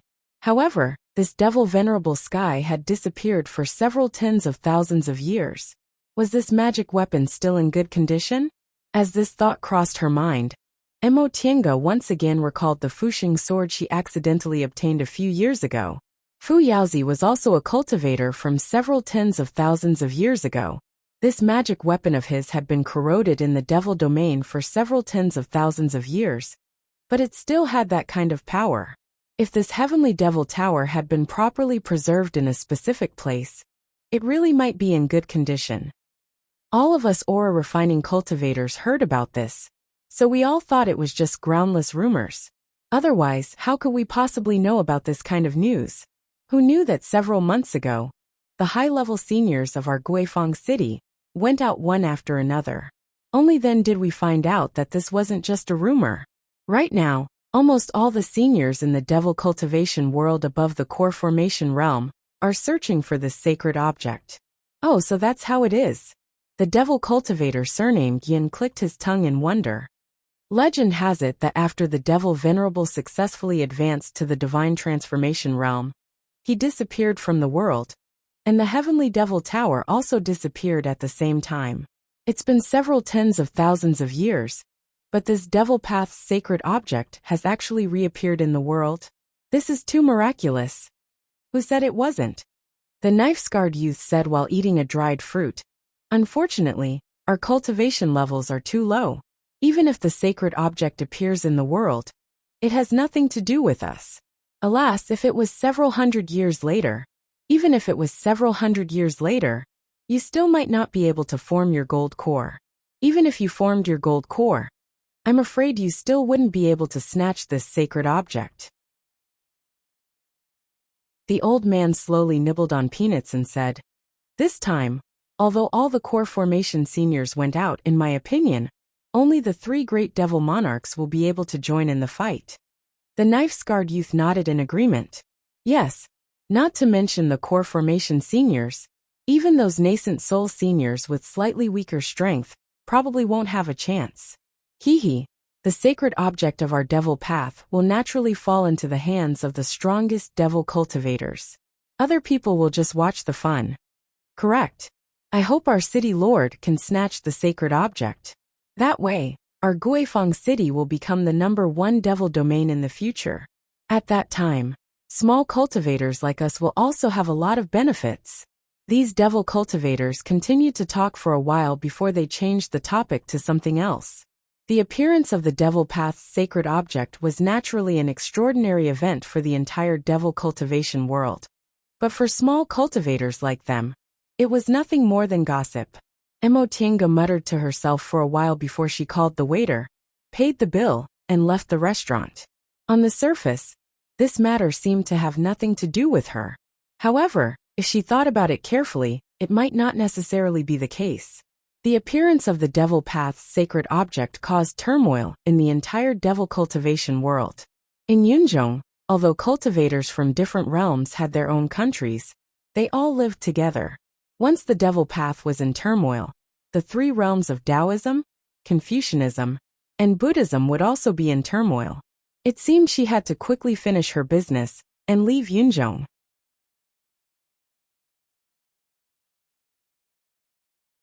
Chapter 423. After leaving Guifang City and northern Lin Country in a hurry, Emotinga entered the sphere of influence of Juyan sect a few days later. The northern part of eastern Tang, because it was close to northern Lin Country, had barren mountains and wild rivers, and was very desolate. Not even a few villages could be seen.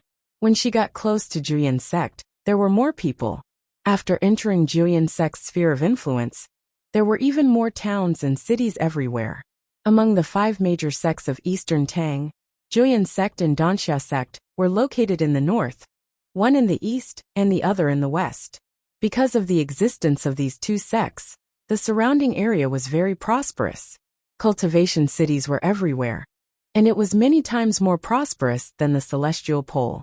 Along the way, Emotinga randomly picked a cultivation town to stay, but she found that the turmoil of Devil Path had already affected all parts of Yunzhong.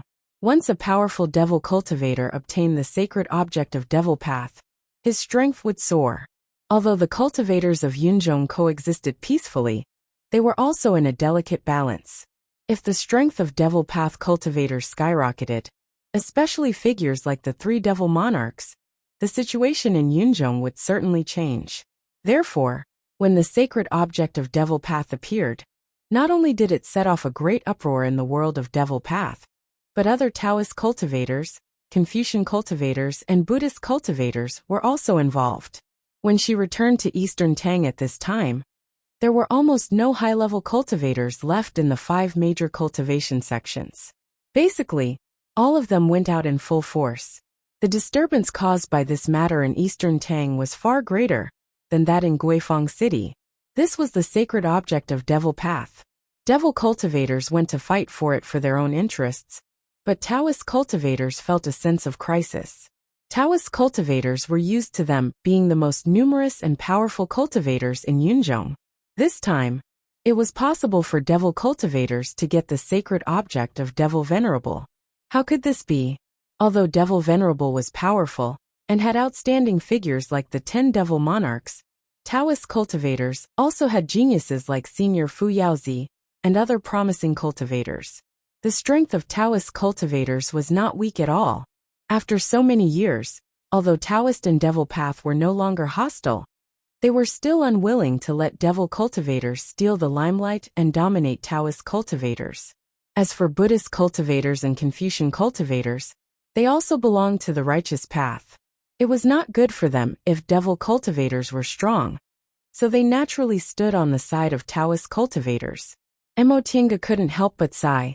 She really didn't expect that the situation in Yunzhong would change in such a way in just a few years of seclusion. As a result, the things she wanted to do had changed again. A few years ago, Ling Yunhe promised to help her obtain the complete version of the art of Sinu. He said he'd only think of a way to get it for her. But he didn't say how long it would take, or whether he'd directly give it to her. Moreover, regardless of whether Ling Yunhe had become the sect leader of Juyin sect or not, with almost all the sects mobilized, he would most likely be dragged into this matter as well. It was unknown whether he was in Juyin sect at the moment. After pondering for a while, Emotinga felt it was useless to think too much about it. She might as well go directly to the Ling clan in Sky Snow City to take a look, and then decide what to do next. After making up her mind, she traveled day and night without stopping to rest. Soon she arrived at Sky Snow City. She went to the Ling clan with familiarity. Coincidentally, the person who received her was the cultivator, who called Ling Yunhe's second uncle, Xiaoshan.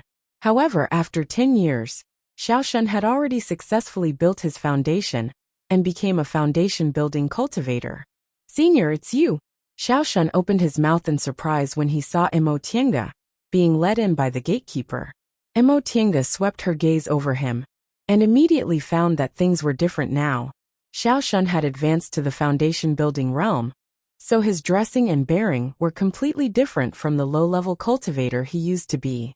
She smiled and said, "We haven't seen each other for many years. Turns out you've successfully built your foundation. Congratulations." Xiaoshan scratched his head embarrassedly and hastily asked Emotinga to sit down. "Senior, please sit. The core formation elders of the Ling clan are all busy right now. Please forgive me for not being a good host." Emotinga waved her hand indifferently. "I know.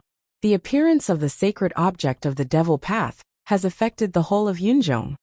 In fact, for a big clan like the Ling clan, even if a core formation cultivator came to visit, it would be enough for a foundation-building cultivator to receive them before the reason was stated. It wouldn't be considered rude.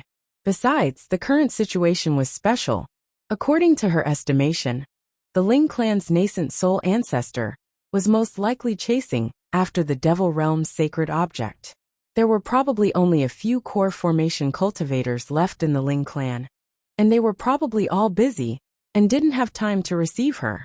Seeing that Emotinga didn't mind, Xiaoshan sighed in relief and said apologetically, "Since Senior knows the reason, I won't explain much." The servants of the Ling clan were all well trained. At this time, they had already served tea quickly.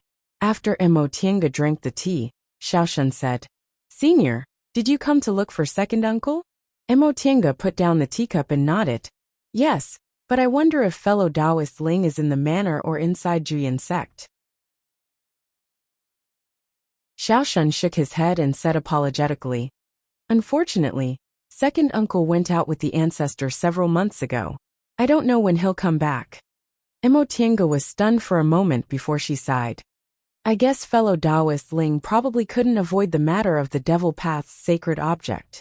I just came to ask with the slightest hope. Senior doesn't have to be so disappointed." Xiaoshan smiled and said, "Although second uncle isn't here, Junior has already been informed about Senior's matter." Oh, Emotinga was slightly happy. In that case, she didn't come here in vain. "May I know what fellow Taoist Ling said?" Xiaoshan said, "Second uncle said that Senior has already prepared your reward. However, this matter is very important, so it's inconvenient to tell him. He asked him to personally hand it over to you when he comes back." Emotinga was stunned. Is that so? What she wanted was the complete art of Sunu, including cultivation techniques for those in the nascent soul realm and above. Moreover, this thing was a treasure of Danxia sect, so it wasn't wrong to be so cautious. However, the emergence of the Devil Path's sacred object this time would involve a lot of cultivators. She could imagine the chaos that would ensue. How could Ling Yunhe guarantee that he'd come back alive and fulfill his promise? If Ling Yunhe died on this trip, wouldn't that mean she wouldn't be able to get it? After hesitating for a while, Emotienga asked, "Can you contact him now?" Xiaoshan hesitated for a moment before answering, "Junior can't. However, second uncle also told me that if senior really wants to come and look for him during this period of time, junior can tell senior where to find second uncle." Oh, Emotienga was a bit surprised. Although she knew most of the core formation cultivators in Yunzhong were involved in this matter, she never thought about asking about their whereabouts, because this kind of matter was definitely a secret that couldn't be passed on. But now, from what Xiaoshan said, it seemed he could tell her. Emotienga pondered for a moment, then asked, "Isn't this matter the sect's secret? Why can you tell me?" Xiaoshan smiled and shook his head. "Senior, it's true that this matter is confidential. But how could it be confidential when almost all the high-level cultivators in Yunzhong were involved? Senior is also a core formation cultivator. So if you really want to know, you still have a way to inquire about it.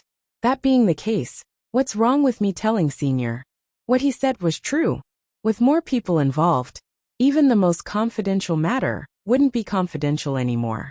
Emotienga smiled, then asked, "Then tell me, where can I find him?" Xiaoshan smiled and looked at her. He only said 3 words, "Returning ruins C." Emotienga was startled and frowned. "Returning ruins C?" "Correct." Xiaoshan took out a map made of animal skin from his robe and spread it on the tea table. This was a simple map of Yunzhong. Only the outline of Yunzhong's continent was drawn, but the internal sea was extremely detailed. Every island and every part of the sea was clearly shown. "Senior, if you want to find second uncle, you should go to this island." Emotienga looked at the island next to the returning ruins Xiaoshan pointed at and asked, "Where is he?" Xiaoshan shook his head. "It's just that second uncle told me to do so. In Junior's opinion, Senior's chances of running into second uncle here aren't high." Emotienga was silent. This island was obviously a place where Juyin sect cultivators pass by. Ling Yunhe had something to do, and it was a big matter that involved the whole sect. So how could he wait for her here? Besides, he also didn't know she would really come to the Ling clan at this time. Therefore, this was only a possibility.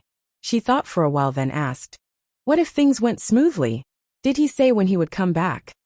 Xiaoshan was silent for a while, then shook his head softly with a melancholy expression. "I don't know.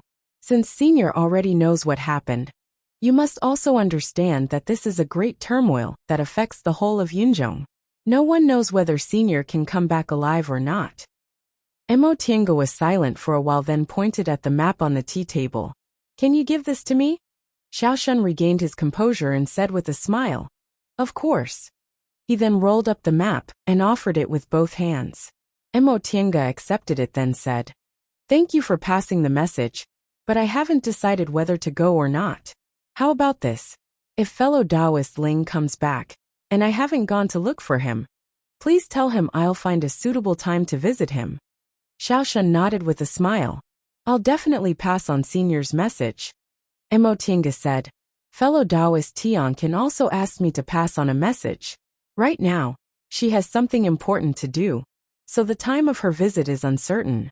Maybe 3 to 5 years, maybe 10 to 20 years. When she's free, she'll come to look for him."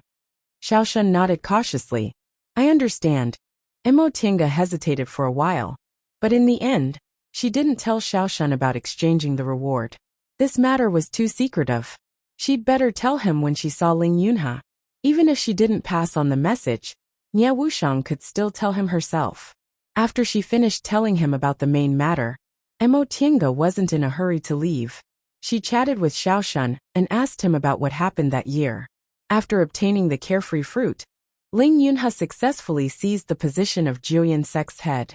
When he came back with injuries, Ling clan's nascent soul ancestor was furious. Afterward, Juyin sect was in turmoil. After a series of struggles, Ling Yunhe successfully succeeded the position of sect head, and this matter finally came to an end.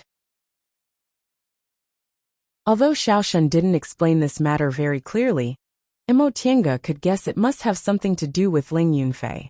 Back then, Ling Yunfei was a disciple of Ling clan, but he plotted against Ling Yunhe, so he must have something to rely on. And this reliance definitely wasn't Ling clan's ancestor. With this inference, it would be strange if Ling Yunhe didn't get angry. His own core formation descendant was actually bribed by someone else. How could he tolerate it?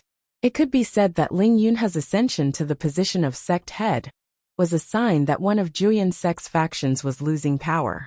Of course, this was Julian sect's internal affairs. Mo Tiange only asked about it briefly and didn't express too much curiosity. For her, the problem now was whether she should look for Ling Yunhe and settle this matter as soon as possible, or stay out of it and wait here.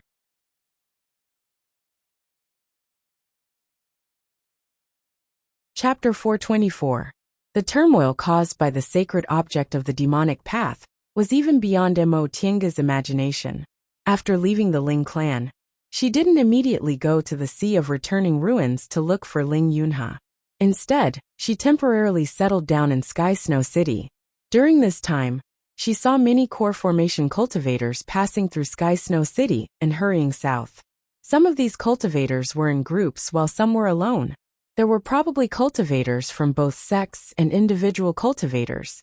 It seemed that this sacred object of the demonic path was extremely important to the cultivators in Yunzhong. Realizing this, Mo Tiange had to inquire about some information. She was puzzled.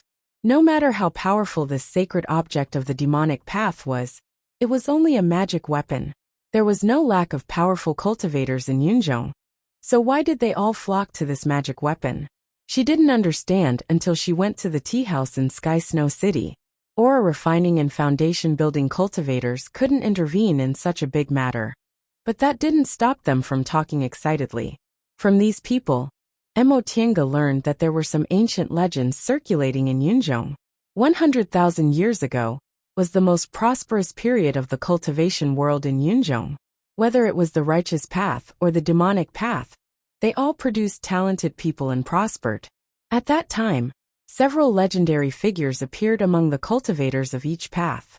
The first was Fu Yaozi, the second was Sky Luminous Demon Venerable, the third was Juyan sect's founder, Saint Guizhen, the fourth was Confucian Saint Zhoufuzi, and the fifth was Buddhist Master Huiyin. These 5 figures were no more than 1,000 years apart in age, and were people of the same generation. Because they were far more powerful than their peers, they were called the 5 saints by the cultivators in Yunzhong.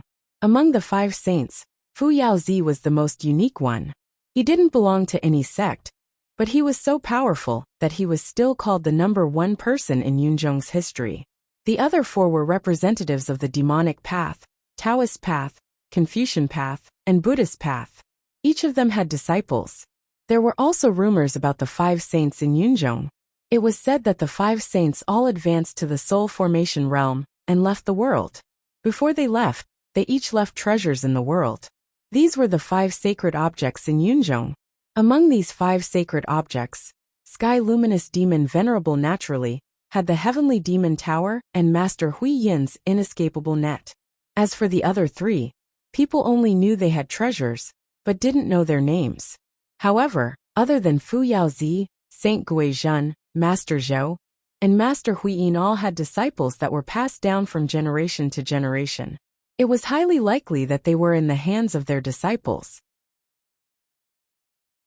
As for the Sky Luminous Demon Exalted, after he passed away, the 10 demon monarchs were suppressed by Fu Yaozi alone, and the Heavenly Demon Tower eventually disappeared. Because of this, after so many years, although there was no lack of nascent soul cultivators in the Devil Dao, they were all suppressed by the other Daos. Mo Tiange left the tea house and sat inside the virtual sky world, lost in thought. Inescapable net, inescapable net. Why did it sound so familiar? After thinking for a while, an idea suddenly flashed through his mind. 10 years ago, when she first arrived at Sky Snow City, she was robbed by 2 foundation-building cultivators. At that time, she casually took their magic weapon into her pocket. That magic weapon was called the Inescapable Net by them. With this thought in mind, Mo Tiange put her hand into her Qingquan bag. After fumbling around for a long time, she finally took out a golden net.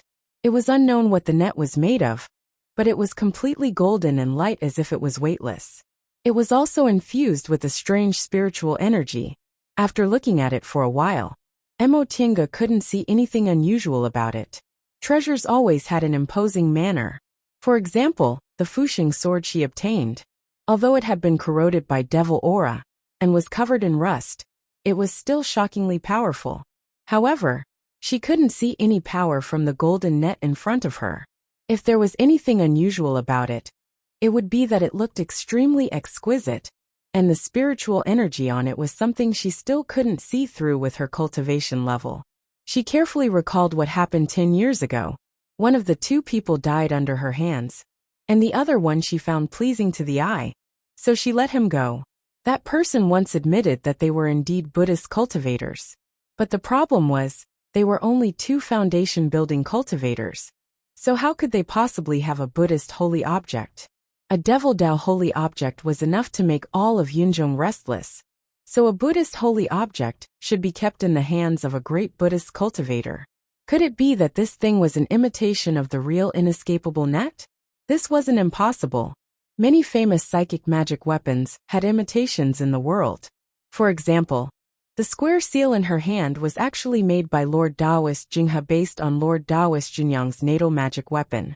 Therefore, although it couldn't be considered a top-grade magic weapon, it was still very powerful. After thinking for a while, Emotinga still couldn't think of a reason, so she shook her head and put the golden net back into her Qianquan bag. She wasn't a cultivator from Yunzhong, so even if this matter made all the cultivators in Yunzhong crazy, she wouldn't feel excited at all. There were so many high-level cultivators, including many late-stage nascent soul cultivators with great divine power. Even if she went there, she would only be watching the fun. Besides, she didn't covet the Devil Dao's holy object. Just like that, she stayed in Sky Snow City for another month. During this time, rumors spread like wildfire in Sky Snow City. Rumors spread like wildfire in the tea houses, but no one knew whether it was true or false. Cultivators of various paths fought each other in the Sea of Returning Ruins, and more than half of them died or were injured. They found a spatial crack in the Sea of Returning Ruins. They said the Heavenly Devil Tower had actually fallen into someone else's hands. The news was very messy. Emotinga was confused, so she simply found a time to go see Xiaoshun. Xiaoshun was very enthusiastic about her visit, and told her everything he knew about the matter. From Xiaoshun, Emotinga heard another version of the legend. Senior, although the legend of the 5 saints has been circulating in Yunzhong for a long time, it's been several tens of thousands of years, and there are many mistakes in it. Even disciples of the 5 saints like us can't tell whether it's true or false. Hearing Xiaoshun's words, Emotinga said, "So, what I heard should be false." Xiaoshun hesitated for a while, then shook his head. "It's not completely false. The 5 saints themselves and the 5 holy objects they left behind should all be true. But there were others that were fake. For example, only Demon Venerable Skylight and Fu Yaozi can be confirmed to have reached the deification realm. The others, including our Juyan sect's Saint Guizhen, are only rumored to have reached the deification realm. As for whether they've reached the deification realm or not, we the descendants don't know." Emotinga was surprised. "Why is that? Saint Guizhen is the founder of your sect. Don't tell me there's no record of him in the sect." Xiaoshun shook his head. "It's been too long. How could I remember it in such detail? Besides, I'm just an ordinary disciple. Although I'm favored by second uncle, and know a bit more than others, there are some things that a disciple like me can't know." Emotinga found it reasonable, so she nodded. There were some secrets that only a few people could know. If other people's ranks weren't high enough, they wouldn't know no matter how close they were. However, there's one thing we can be sure of. The 5 saints did pass down a set of magic weapons with amazing divine powers, Xiaoshun said. Then he hesitated for a moment and said, "Senior, I can't be sure if the following things are true or false. They're just rumors I heard in the sect. If they're wrong, don't blame me." Emotinga smiled and said, "How can you be sure there's nothing wrong with what happened 100,000 years ago?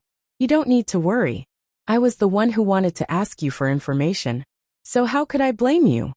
When Xiaoshan heard this, he smiled and scratched his head in embarrassment. Although these things couldn't be regarded as the sect's secrets, he was willing to talk about them, because this Senior Qin was good-natured, and they got along very well. Senior must want to know why the 5 saints passed down their magic weapons together, right? Xiaoshan said. Emotianga nodded. That's exactly what I don't understand. It was normal to pass down magic weapons to later generations, but why did the rumors emphasize an extremely powerful magic weapon, and called a holy object? It was indeed a bit unusual to call 5 magic weapons a holy object, Xiaoshan said. Regarding this matter, this junior has heard of another saying in the sect. Xiaoshan then began to explain slowly.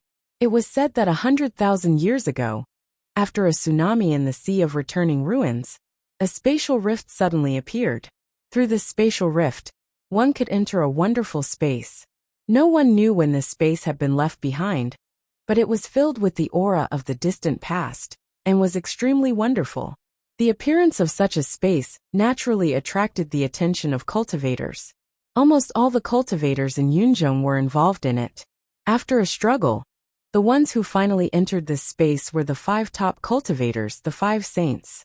As for what the 5 saints obtained in this space, no one knew. After they returned, they kept this experience a secret. Even their closest disciples didn't know about it. After the 5 saints passed away, there was a secret rumor among the cultivators in Yunzhong that the 5 saints obtained a distant past spiritual treasure. So they rushed into the deification realm in one fell swoop. Of course, this was only a rumor. What the 5 saints obtained in this wonderful place was all speculation. After the 5 saints left, no one could find this space again. Some people said that this spatial rift was originally unstable, so after the 5 saints came out, it collapsed on its own. Some people also said the 5 saints hid it. Which is the answer? Does Senior want to guess? At this point, Xiaoshan looked at Emotianga with a meaningful smile. Seeing his expression, Emotianga smiled faintly and said, "Of course it's the second one. Otherwise, why would you mention these 5 holy artifacts?" Xiaoshan nodded. Correct. Among our group, it's the second answer. The 5 saints worked together to seal this wonderful space. Unless one knows the method to open it, no one can enter. At this point he looked at Emotianga. Senior should have guessed it, right? The 5 magic weapons left behind are said to be the keys to this mysterious space. I see. If this was the case, it could explain why the 5 saints passed down these 5 holy artifacts. In fact, whether they were powerful or not was secondary. What was important was that these 5 holy artifacts could open that wonderful space. However, Xiaoshan emphasized, this matter is only a rumor. As for what the truth is, no one knows for a long time. Even if someone knows, there's no way to prove it. Because aside from the heavenly demon tower and the inescapable net, only a few people know what the other 3 holy artifacts are. Oh, could it be that you also don't know what your Jiuyan sect's founder passed down? I don't know. Xiaoshan shook his head decisively. Therefore, whether this rumor is true or false, Junior also doesn't know. Senior should just take it as gossip and listen to it. Emotianga nodded to show that she understood. She then said, in that case, the reason why so many cultivators from Yunzhong rushed to the Heavenly Demon Tower wasn't only because they were afraid devil cultivators would obtain it and greatly increase their power, but also because of this rumor? Probably. Xiaoshan didn't give a definite answer. I don't know about the rumors in other cultivation groups. Emotianga thought for a while, then stood up with a smile. I understand. Thank you for telling me this. Whether it's true or false, I'll just take it as an interesting story.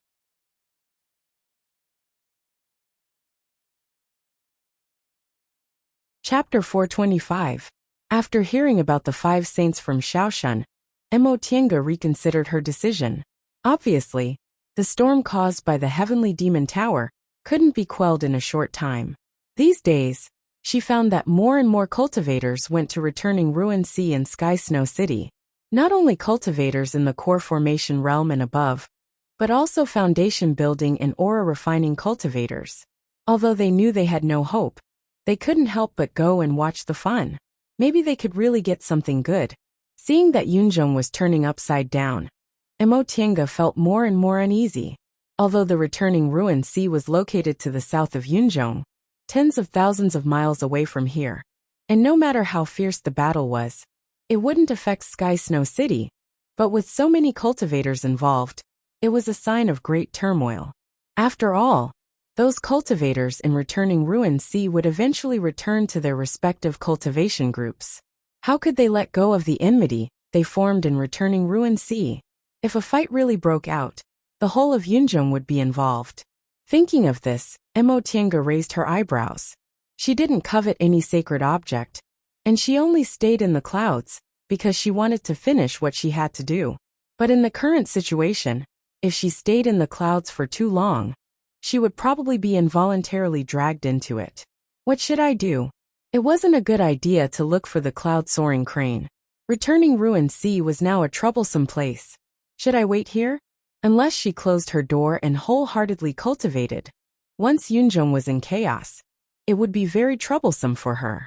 Besides, she had a hunch that since the heavenly demon tower appeared, what about the other holy relic? If she wasn't careful, the turmoil brought by these holy relic might affect Yunjong for years, decades, or even centuries. If that was the case, there was no need for her to stay in Yunjong anymore. After a short consideration, Emotienga finally decided to give up on the art of Sinu and return to the celestial pole. She had already gone through the passage between the celestial pole and Yunjong once, so it wouldn't be difficult to go through it again. She just needed to spend a little more time. And that half a year wasn't a long time for cultivators. That being the case, why should she stay in Yunjong and waste time? Since he couldn't obtain the art of Sinu in such a short time, he might as well return to the celestial pole and come back after 10 or 20 years. Once she made up her mind, she acted. The next day, Emotienga sent a message to Xiaoshun, saying she had other important matters to attend to and had to leave for a while. It might be a long time before she came back. She told Xiaoshun to tell Ling Yunhe that she would take advantage of the transporting formation to directly go to North Pole Island. Yunjong's teleportation formation was very common, but it was only available in large cities like Sky Snow City, where people came and went. In the past few days, there had been a continuous stream of people being teleported to the big cities in the south, but the North Pole Island's transporting formation, which used to be bustling with activity, was now empty. Upon hearing that Emotienga wasn't going to a big city in the south, the cultivator guarding the transporting formation was very surprised. However, due to his limited cultivation level, he didn't dare to ask too much. After Emotienga paid the fee, he respectfully activated the transporting formation and sent her away. The transporting formation was activated. A moment later, the light dispersed. When Emotienga opened her eyes, she was already inside Tianyan Sec's Jade Qilin Pavilion on North Pole Island. Seeing that it was a core formation cultivator who came down from the teleportation array, the cultivator guarding the teleportation array was very surprised.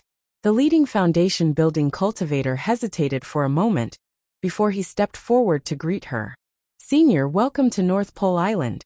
Since the other party was so polite, Emotienga also smiled and nodded in response. Seeing her kind attitude, this person also had a good impression of her. He asked politely, "May I ask if this is Senior's first time coming to North Pole Island? Are you hunting demonic beasts or visiting friends? If there's anything I can help you with, please don't hesitate to ask." Emotienga shook her head softly. "I've been to North Pole Island before, so there's no need to do this." "I see. Junior was too meddlesome," the foundation building cultivator said, but he still didn't retreat. After a moment of hesitation, he summoned up his courage and asked, "Please forgive Junior for being rude, but in recent months, very few cultivators have come to North Pole Island, let alone a core formation cultivator like Senior. Why did Senior choose to come at this time?" Seeing Emotienga raising her brows, seemingly displeased, the foundation building cultivator hastily said, "Junior was just curious. If Senior finds it inconvenient, you can just pretend I didn't ask." It wasn't convenient for Emotienga, to tell others the purpose of her trip. Since this foundation-building cultivator was tactful, she didn't say much. She only said, "It's indeed inconvenient to say. Can I leave now?" The foundation-building cultivator hastily took a step back. "Of course. Senior, please do as you please." Emo Tienga didn't say much and left Jade Chilim Pavilion. When her figure disappeared, the aura-refining girl following the foundation-building cultivator asked curiously, "Master, most of the core formation grandmasters in our group have gone to returning Ruin Sea, so why did this senior come to North Pole Island?" The foundation-building cultivator stared at the place where Emo Tienga's figure disappeared. He shook his head and said, "It's precisely because of this that I feel this senior is a smart person." Oh, the girl was puzzled. "Why?" The foundation-building cultivator looked at his young disciple and said with a smile, "Think about it. With so many high-level seniors rushing to returning Ruin Sea, how many of them are in the late stage of the nascent soul realm? In the end, the ones who get what they want are only those top cultivators. Core formation cultivators won't get any benefits unless they're extremely lucky. The biggest possibility is that not only will they not get any benefits, but they'll also suffer losses." Ah, the girl suddenly understood. So it's because of this that the ones staying in our group are all young and promising core formation grandmasters. The foundation-building cultivator nodded. The girl tilted her head and said doubtfully, "That being the case, why do the two nascent soul grandmasters want to take those core formation grandmasters with them? Wouldn't it be better if we didn't care about this matter?" The foundation-building cultivator shook his head and said with a smile, "Everything in the world can be measured by benefits. For the sake of benefits, we naturally have to take big risks. Think about it. The 5 sacred objects left by the 5 sages are related to that legend. Advancing to the deification realm. This is something all cultivators in the world yearn for. Many people are willing to gamble for the sake of advancing to the core formation realm, let alone the deification realm. Even if this is only a legend, it's still worth risking their lives." But, without waiting for the girl to finish, the foundation-building cultivator said, "There are only 2 kinds of people who can ignore this kind of legend. First, people like us simply have no hope. Second, they themselves have extremely high aptitudes and have a great chance of advancing to the nascent soul realm. So there's no need to gamble." At this point, the foundation-building cultivator shook his head and said with a sigh, "It seems this senior isn't only smart, but her aptitude also isn't bad." Emo Tienga naturally had no idea what these juniors were talking about. As soon as she walked out of Jade Chilim Pavilion, she discovered that North Pole Island was a lot more deserted than usual. The peddlers on the street were few and far between, and the people who set up stalls were all listless. It seemed the emergence of the sacred objects this time didn't only affect high-level cultivators, but low-level cultivators also weren't spared. Not to mention the gossips in Sky Snow City every day. Even North Pole Island, an isolated island in the sea far away from Yunzhong continent, also had a sharp decline in the flow of people and business was bleak. Emo Tienga shook her head then suddenly released her divine sense. After confirming that there was nothing suspicious about her surroundings, she leaped up and flew towards the southern end of North Pole Island. North Pole Island wasn't very big. After a while, Emo Tienga already reached the seaside. She was about to leap up and cross the shallow strait to go to South Pole Island, but in the next second, her footsteps stopped, and her expression changed. She stood in midair dumbfounded. As far as she could see, there was an endless ocean in front of her, not a strait that was less than 2 miles long, and there was no trace of South Pole Island. What's going on? After being dumbfounded for a while, Emo Tienga exhaled and continued to fly south. She couldn't be mistaken about this direction. South Pole Island was in this direction, so how could it possibly disappear? Could it be that it was blocked by something? Emo Tienga flew to the sky above the original South Pole Island and circled around, but she didn't find anything. The seawater was still seawater, as if there had never been an island here. How could this be? She muttered to herself. With her current cultivation level, she could see that there was nothing strange in the vicinity. It shouldn't be something like an illusory formation covering the island. But where did South Pole Island go? After thinking for a while, Emotienga still didn't understand what happened. So she turned around and flew back to North Pole Island, heading towards the town on the island. Little brother. As soon as she entered the town, Emotienga called out to a teenager who was soliciting business. This teenager should be a broker.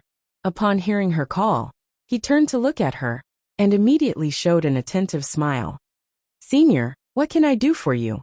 Whether it's looking for someone or asking for directions, buying things or staying at an inn, I can help you. Emotienga wasn't in the mood to chat with him, so she said directly, I want to inquire about a piece of information. That's not a problem. Senior, please tell me. I grew up here, so there's nothing I don't know about North Pole Island. Emotienga ignored the teenager's bragging and asked, Then do you know that there's a South Pole Island south of North Pole Island? Ah. Upon hearing this, the teenager looked at her a few more times and finally said, Senior is right. There's indeed a South Pole Island south of our North Pole Island. But that island is very small and has nothing good. So basically no one goes there. Outsiders almost don't know about it. What do you mean? Emotienga was sensitive to this word. What do you mean? The teenager said, Senior doesn't know, but there's a small volcano on South Pole Island. South Pole Island appeared because of the volcano's eruption. However, the volcano hasn't moved for many years, so many people have forgotten about it. But 3 years ago, that volcano suddenly erupted, and then South Pole Island sank. Sank.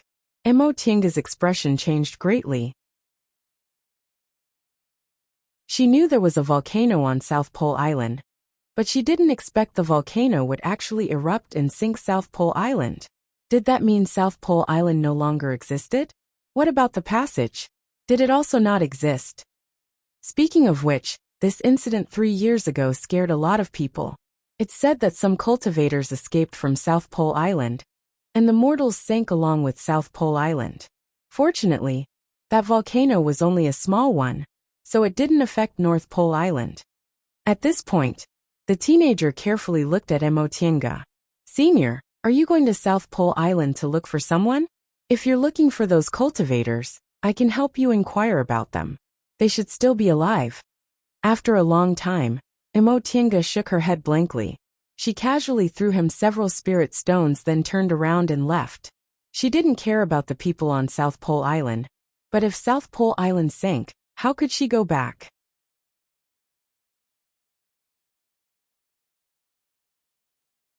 Chapter 426.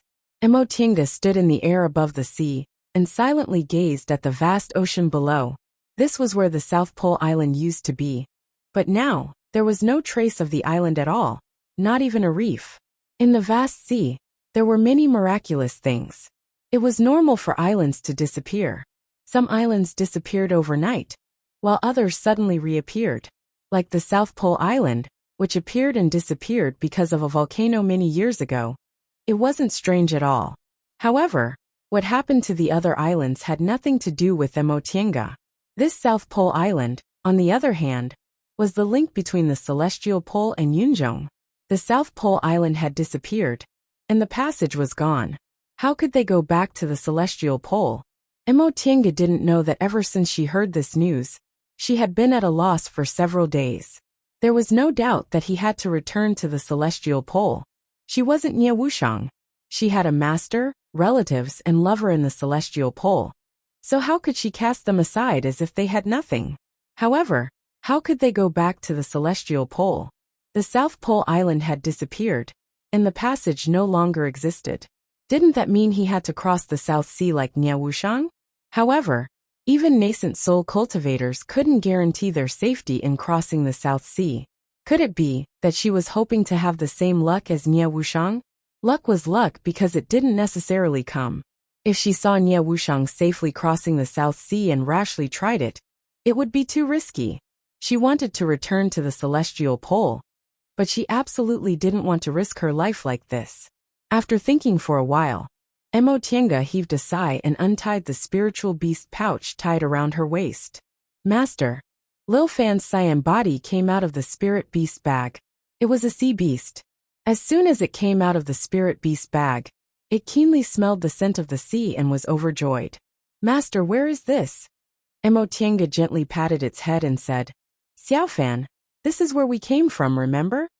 Huh. Yifan blinked her eyes in confusion. Where did you come from? Emotienga said, It's the place where we came to Yunzhong through the underground sewer. Upon hearing what she said, Yifan quickly understood and said in amazement, Master, you mean? It turned its head to look around, but all it saw was the vast sea and the North Pole Island not far away. Where's that hot spring? The island disappeared? Emotienga nodded. Lil Fan lived in the sea all year round, so it was easy for it to understand the disappearance of the island. What should we do? Yifan wagged her tail and jumped around her. Can't we go back? Can't I go to Donghai in the future? Would I never see Grandpa again? No, I don't want it. Master, what should I do? Looking at the extremely anxious Xiaofan, Emotienga smiled bitterly. How would she know what to do? This kind of thing was beyond a human's ability. Go down and take a look. After a while, she said, I wonder if this island has sunk to the bottom of the sea. Go down and see if the passage is still there. Yes. Hearing her words, Yifan was overjoyed. How could I forget? The island sank. Maybe it's just this part of the passage that's broken. Maybe it can be reopened. Master, I'm going. After saying that, Yifan hurriedly dove down, and with a huala sound, it drilled into the sea. With a flick of its cyan tail, it swiftly dived down. Emotienga was left standing in the sea breeze, still speechless. Although she let Yifan go down to find the passage, she actually did not have much hope in her heart. What happened in the vast sea was beyond the reach of a human's ability. That passage led to the bottom of the sea. How could an island be destroyed by a volcanic eruption? She was afraid that the lava would pour back into the passage when it erupted and completely block it. If this was on land, it would be fine. At worst, she could break mountains and rocks and search slowly. But this was the sea. Even if she was a high-level cultivator and could dive into the sea for a short time, she could not open a passage at the bottom of the sea. The reason why she let Yifan go down to look for the passage was that she was unwilling to give up. What if she was lucky, and the passage could be used as long as it was slightly cleaned? Holding this kind of hope, Emotienga waited silently. 1 hour, 4 hours. 1 day, 2 days, Yifan never came up. Emotienga was not worried that something might happen to it. They had a spiritual beast contract. If something happened to Yifan, she would sense it more or less. Besides, Yifan was a sea dragon. This sea area was so close to the North Pole Island, so there would be no high-level sea beasts. How could those low-level sea beasts be a match for a sea dragon? Maybe Yifan was unwilling to give up, so it kept looking for it. On the 3rd day, the sea finally fluctuated. With a splash, Yifan came out of the sea. Master. Seeing Emotienga, Yifan approached her with grievance and rubbed its head against her arm. Seeing Yifan's depressed look, Emotienga had already guessed the result. Fortunately, she was mentally prepared. She just sighed and stroked its head. Let's think of another way. Yifan had been with Emotienga for more than 10 years. In the beginning, it only trusted her because of the spiritual beast contract. But after so many years, it ate so many medicinal pills from her and fought side by side with her. This trust had become trust. It believed that its master must have a way to solve it. Sitting cross-legged in the air, Emotienga had no intention of leaving, so Yifan also stayed motionless beside her. After thinking for a while, Emotienga opened another spiritual beast bag. This time, it was Feifei that came out. Where is this? As soon as it came out of the spiritual beast bag, the sea breeze blew on its body. Feifei shivered and smoothed its fur.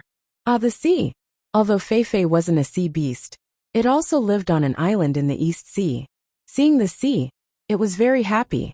Master, where is this? Since its awakening, Emotienga hadn't seen Feifei so cheerful and childish. Although she was very annoyed, she couldn't help but raise the corner of her mouth and show a little smile. She stroked Feifei's smooth fur and said, Feifei, we can't go back. Feifei was happy, but when it suddenly heard this, it blinked its eyes in confusion. Emotienga said. The passage we used to come from the celestial pole collapsed, so we can't go back the way we came. Oh. Upon hearing this, Feifei just responded and said indifferently, if you don't want to go back, then don't go back. It's also good here. It wasn't like Xiaofan, who had elders and relatives and was no different from humans. It was captured and became a spiritual beast as soon as it was born. So it had no concept of its hometown and no nostalgia for the celestial pole. As long as the virtual sky world was still there, going back or not wasn't important to it at all. Based on Feifei's tone, if it wasn't because she was powerless to get angry, Emotienga really wanted to throw it down from here. Ever since its awakening, this guy only knew how to annoy people. Don't go back? That's easy for you to say. Not to mention anything else, my sea of knowledge was once imprinted by a top cultivator. If I don't do what he asked me to do within 200 years, and let him remove the imprint for me, I can only live for 200 years. Emotienga frowned. Now, I only have about 120 years left. Huh? Feifei blinked. This happened before the two of them formed a spiritual beast contract, so it naturally didn't know about it. Don't say this has nothing to do with you. Emotienga gave it a cold look. If I die, the virtual sky world will become an ownerless object. Either you cultivate inside until you reach the realm of void treading, or you wait for the next master to recognize you as its master. However, I remember you said that although you ancient divine beasts are powerful, you don't know much about techniques like void treading. In addition, by the way, I can make the virtual sky world recognize me as its master, because I have the spiritual roots of the origin. Think about it, when the next spiritual roots of the origin appears, happens to find the virtual sky world, and it also recognizes me as its master, how long will it take? Feifei was speechless for a while. Then, it immediately changed its attitude and wagged its tail to curry favor. Okay, I understand. You must find a way to go back within these 120 years, right? Even earlier. Emotienga lowered her head and muttered to herself. After a long time she sighed and said, that won't be easy. Although she'd already told Qinshi about this matter, and she believed he'd find a way to find clues, how could it be easy to find the remains of a cultivator who died 5,000 years ago? Besides, Wanderer Ziwei's character was quite strange. After thinking for a long time, Emotienga still couldn't think of a good way. She rubbed her brows and muttered to herself, find a way to the celestial pole? Where should I start? Feifei blinked and said, don't tell me the cultivators in Yunzhong have never been to the celestial pole. Of course they have, Emotienga said. But as far as I know, the cultivators in Yunzhong, who have been to the celestial pole, are all nascent soul cultivators. For example, Zhong Muling and Yuan Bao. Since they could advance to the deification realm, they were naturally very powerful nascent soul cultivators. In addition, Martial Uncle Zhenyang said he once met a cultivator in Yunzhong who crossed the South Sea. That cultivator was in the early stage of the nascent soul realm, but he had a wonderful escape technique. Aside from this passage, Emotienga wasn't sure whether there was a shortcut from Yunzhong to the celestial pole. Even if there was, it would probably be very secretive. There was also an obvious path, crossing the South Sea. The danger of crossing the South Sea didn't need to be mentioned, but if they couldn't find any other way, this was the only choice. Since they're both nascent soul cultivators, Master, you should also cultivate to the nascent soul realm. 120 years should be easy for you, right? Feifei said casually. This time, Emotienga didn't glare at it. She muttered, yes, I must cultivate to the nascent soul realm to cross the South Sea. I can't be sure whether I can find another way or not. That being the case, I must be prepared to cross the South Sea. At this thought, her eyes shone with determination. 120 years was indeed enough for her to advance to the nascent soul realm, or even the middle stage of the nascent soul realm. During this time, on one hand, she had to improve her strength as much as possible to prepare for crossing the South Sea. On the other hand, she had to find a way to find a shortcut to the celestial pole. Having made up her mind, Emotienga called the two spiritual beasts. Enter the spiritual beast bag. Let's go. Huh? Fei Fei wagged its tail in confusion. Where are we going? To enter closed-door meditation, of course, Emotinga said. Even if we can't find another way, as long as I advance to the nascent soul realm, there'll be hope to cross the South Sea.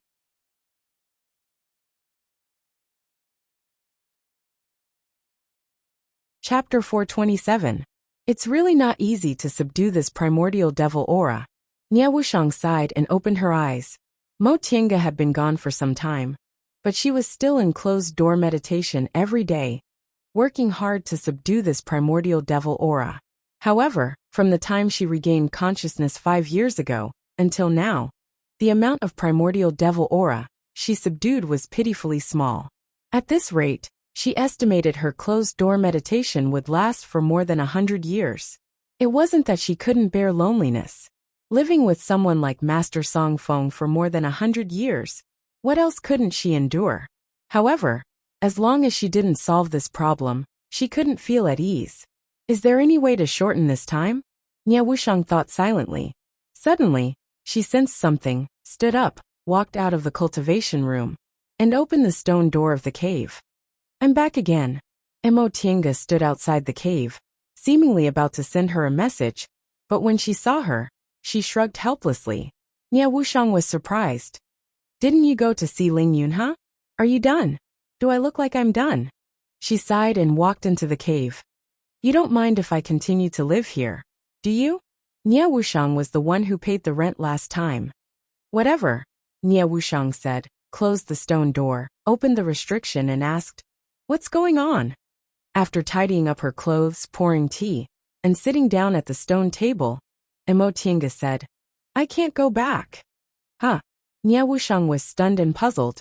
What do you mean? I can't go back to the celestial pole, Mo Tiange said. Nia Wushang was stunned for a long time before she realized what she meant. She said incredulously, You mean the way you came here is blocked? Mo Tiange didn't tell Nia Wushang in detail how she came to the celestial pole. Nia Wushang also knew this kind of thing was mostly a secret, so she didn't ask. Although she didn't know the inside story, she guessed Mo Tiange's road must be very safe since she didn't take it seriously. But now Mo Tiange actually said she couldn't go back? Since the passage had disappeared, it couldn't be considered a secret. Mo Tiange simply told her about the road and the disappearance of the South Pole Island in detail. After Mo Tiange finished speaking, Nia Wushang was speechless for a long time. The passage that had existed for 5,000 years actually collapsed a few years after she came to Yunzhong. What else could she say? This was already bad luck to a certain extent. A good while later, Nia Wushang asked, Then what do you plan to do now? Mo Tiange smiled bitterly. What else can we do? We can only find another way. We can't just stay in Yunzhong. And you're not me. Nia Wushang pondered for a moment. If you can't find it, are you planning to cross the South Sea? Yes. That's why I came back to find you. Firstly, if you want to cross the South Sea, you'll need to be stronger.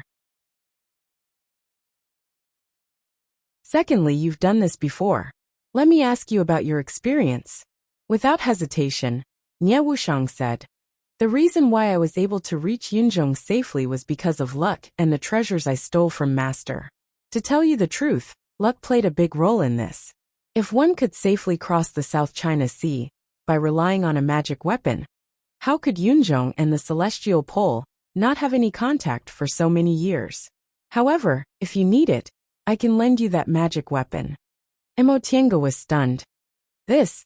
She came to ask Nia Wushang about her experience crossing the South China Sea, but she never thought she would be willing to lend her magic weapon.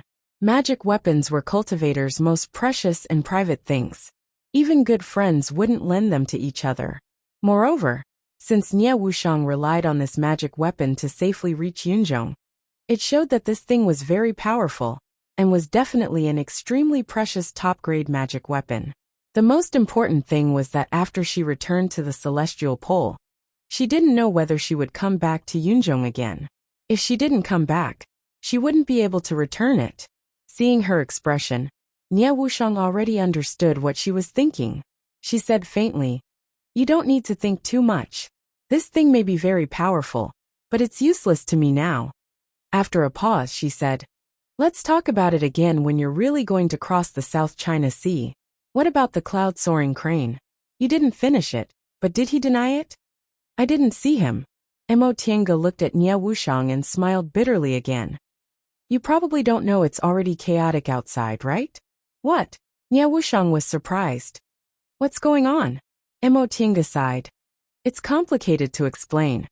After spending some time, she explained to Nie Wuxiang everything she saw and heard after she went out. Although most of it was just rumors and illusions from Yunzhong, Nie Wuxiang had never heard of these things, so she listened with great interest. "There's actually such a legend in Yunzhong." Nie Wuxiang was very surprised. Although the cultivation world in Yunzhong was much larger than in the Celestial Pole, their realms weren't much higher than the cultivators in the Celestial Pole.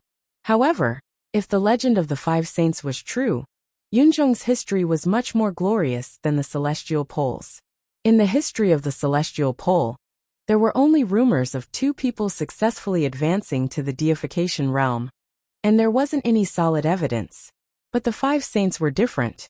They had 5 sacred objects handed down from generation to generation, and most of them had disciples to pass on, so their credibility was much higher. Heavenly Devil Tower.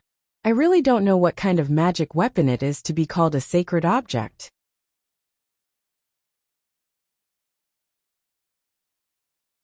Even if these 5 sacred objects were only keys to open that mysterious space, they definitely weren't ordinary objects.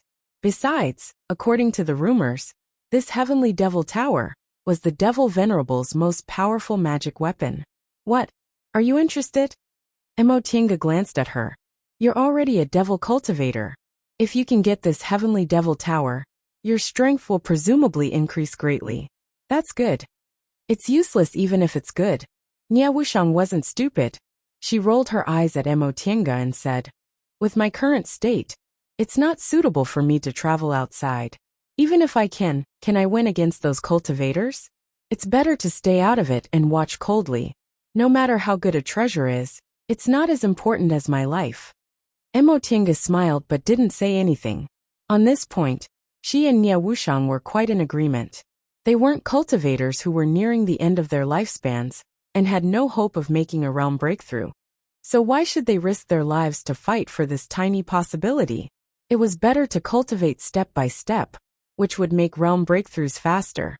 They hadn't been separated for too long, but neither of them felt like they'd reunited after a long time. After talking about these things, they returned to their previous state and went back to their respective cultivation rooms to do their own things. Mo Tiange laid a restriction, then entered the virtual sky world. She released the 3 spiritual beasts and let them play while she sat in the cultivation room, pondering in silence. Among her 3 spiritual beasts, although Xiaofan could talk, it was too naive. Feifei was smart enough, but its temperament was too similar to that of humans. It had no interest in things that had nothing to do with it. As such, she could only ponder about returning to the Celestial Pole by herself. After thinking for a while, she couldn't help but think about the turmoil in Yunzhong. The 5 saints were rumored to have 5 holy objects. Apart from the Heavenly Devil Tower, there was also the inescapable net. She took out her own inescapable net, but the more she looked at it, the stranger she felt. The momentum of this object was indeed not strong, but the spiritual power on it was really powerful. She tried to use her spiritual aura to attack it, but the result was like a clay ox entering the sea. It didn't have the slightest effect. Could this be the rumored Great Master Hui Yin's inescapable net? Impossible, right? If that was the case, it would be too inconceivable. This was just a magic weapon she inadvertently collected, so how could it be a Buddhist holy object? And before that, it was in the hands of 2 foundation-building cultivators. If she could find the Buddhist cultivator she let go, she might be able to figure out what was going on. Unfortunately, she didn't ask about that person's identity and origin. After looking at it for a while, she still put the inescapable net back. After a moment of hesitation, she took out a rusty sword. This was the Fuxing sword she exchanged from Devil Monarch Xianyue. Although this sword was rusty, it had an extraordinary momentum. The power of wind and thunder could be faintly seen inside, so it was obviously not an ordinary weapon. However, this sword was seriously corroded by the devil aura. She couldn't see the slightest spiritual aura, and the body of the sword was dim. If she didn't look at it carefully, she would probably think it was a useless sword. After thinking for a while, Mo Tiange stood up and walked into the tool refining room. Seeing the familiar layout of the tool refining room, Mo Tiange stood still. She couldn't help but recall the scene when she refined the heaven and earth fan in the tool refining room. Her tool refining skills really weren't very good. Every small part here was made by Qin Shi himself.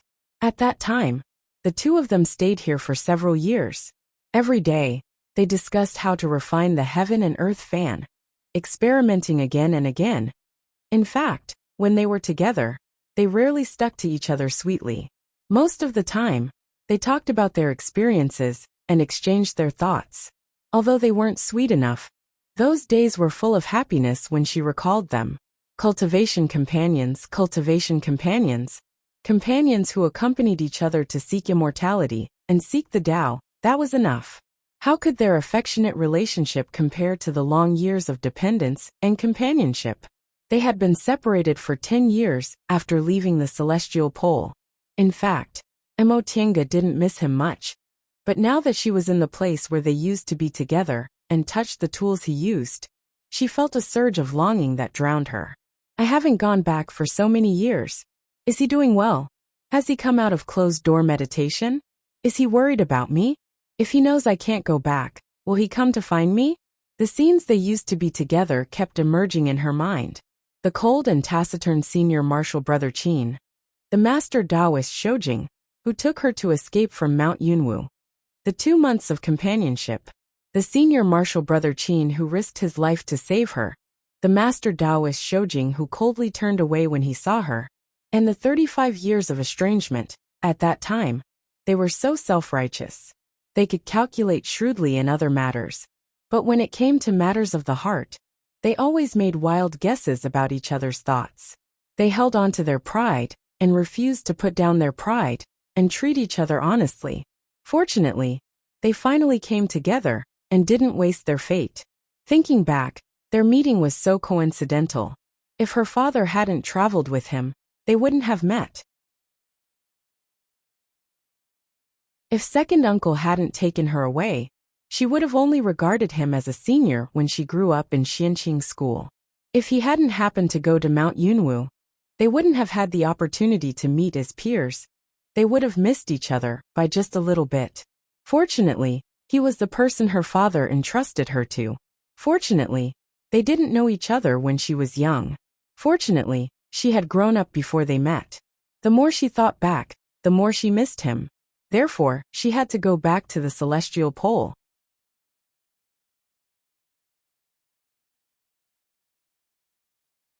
Chapter 428. Although she had made up her mind to return to the celestial pole, it was still a matter that needed long-term planning. The situation in Yunzhong was chaotic, so it wasn't a good time to go out. Moreover, it was too dangerous to cross the South Sea with her cultivation level.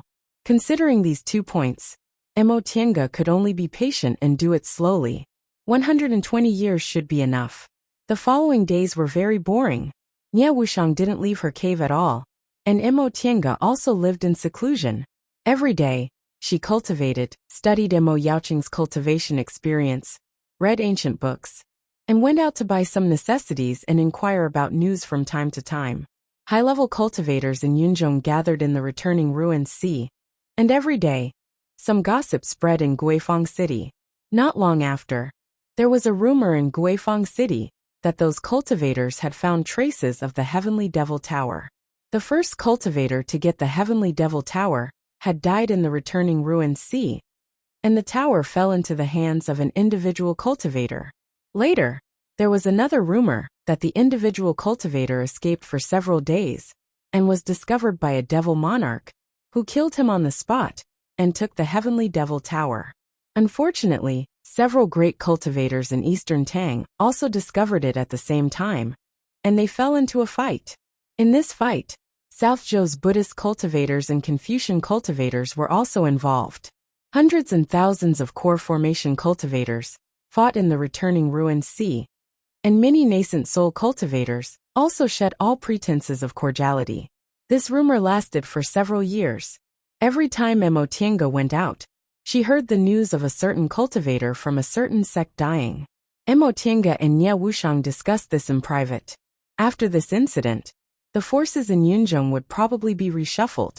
So many cultivators died, and all of them were above the core formation realm. For many small cultivation groups, this would be a disaster. As expected after that, the rumors in Guifang City were all about how many cultivators had fallen. This storm lasted for more than 20 years before it calmed down. In the first few years, cultivators from all sides fought for the Heavenly Devil Tower, and there was a reign of terror every day. During this period, many small cultivation groups were destroyed because of this. Later, the competition was limited to the nascent soul cultivators of the big cultivation groups. At the same time, as cultivators returned to their sects, the battlefield was no longer limited to the returning ruined sea. But soon, there were many different opinions about who got the Heavenly Devil Tower, and no one could figure it out.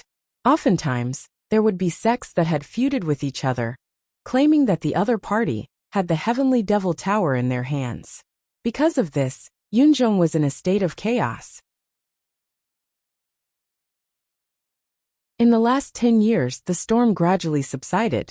All the sects and forces suffered heavy losses and closed their doors to recuperate. Yunzhong finally calmed down. As for who the Heavenly Demon Tower ended up in, no one knew. Apart from the people who obtained the Heavenly Demon Tower, no one else benefited from this turmoil.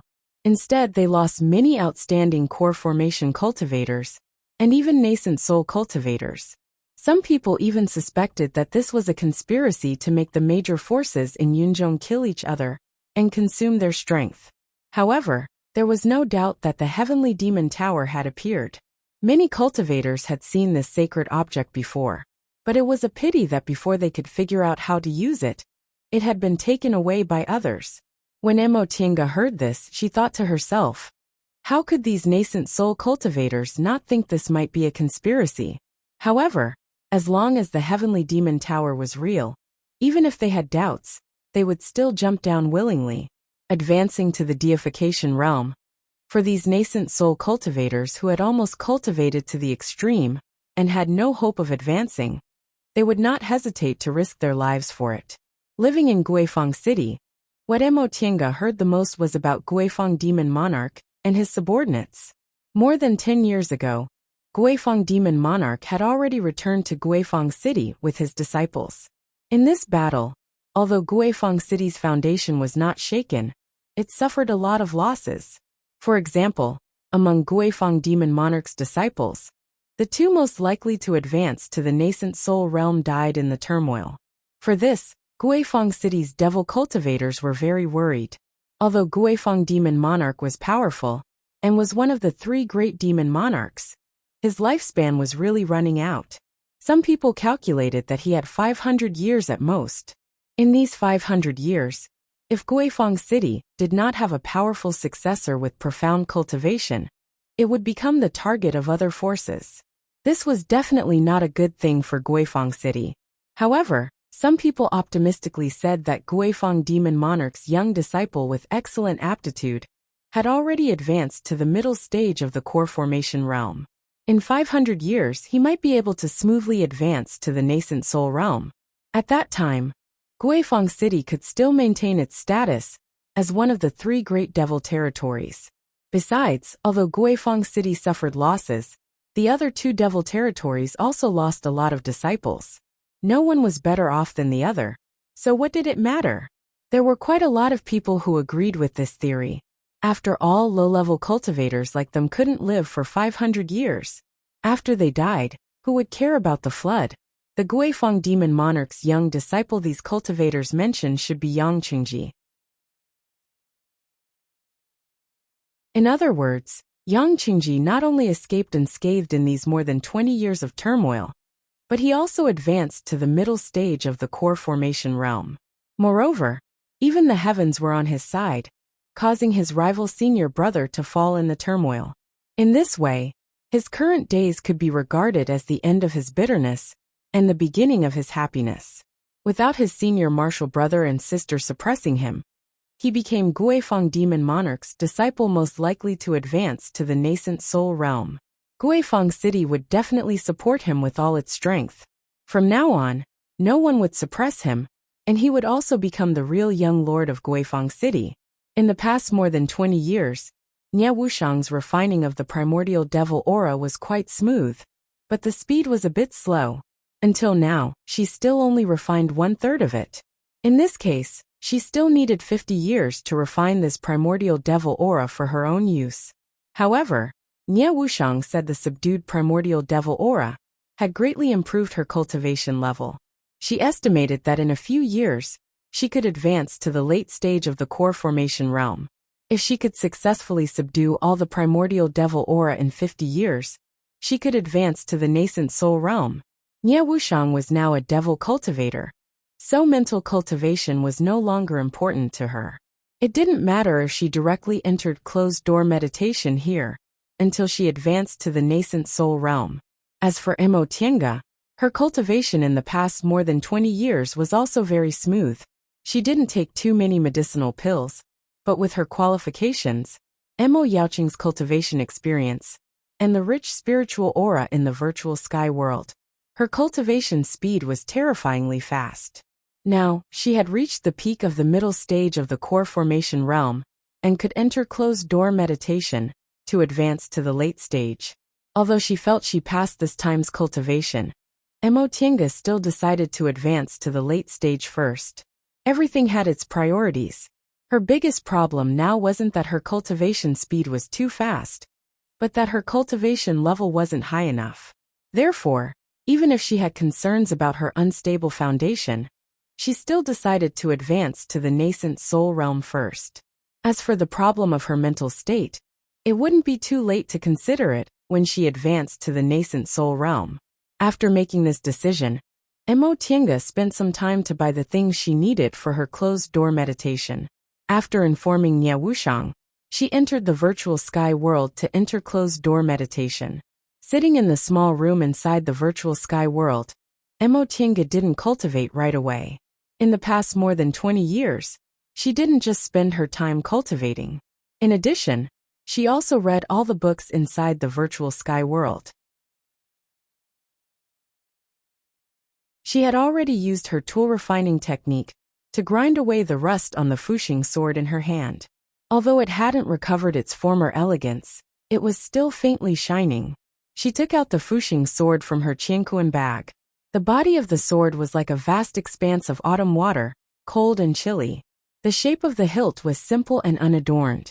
Upon closer inspection, 2 ancient characters were engraved on the hilt Fuxing. Although it was no longer mottled with rust, the whole sword was surrounded by a layer of faintly discernible devil aura. This devil aura looked very faint, but Mo Tiange couldn't get rid of it when she tried.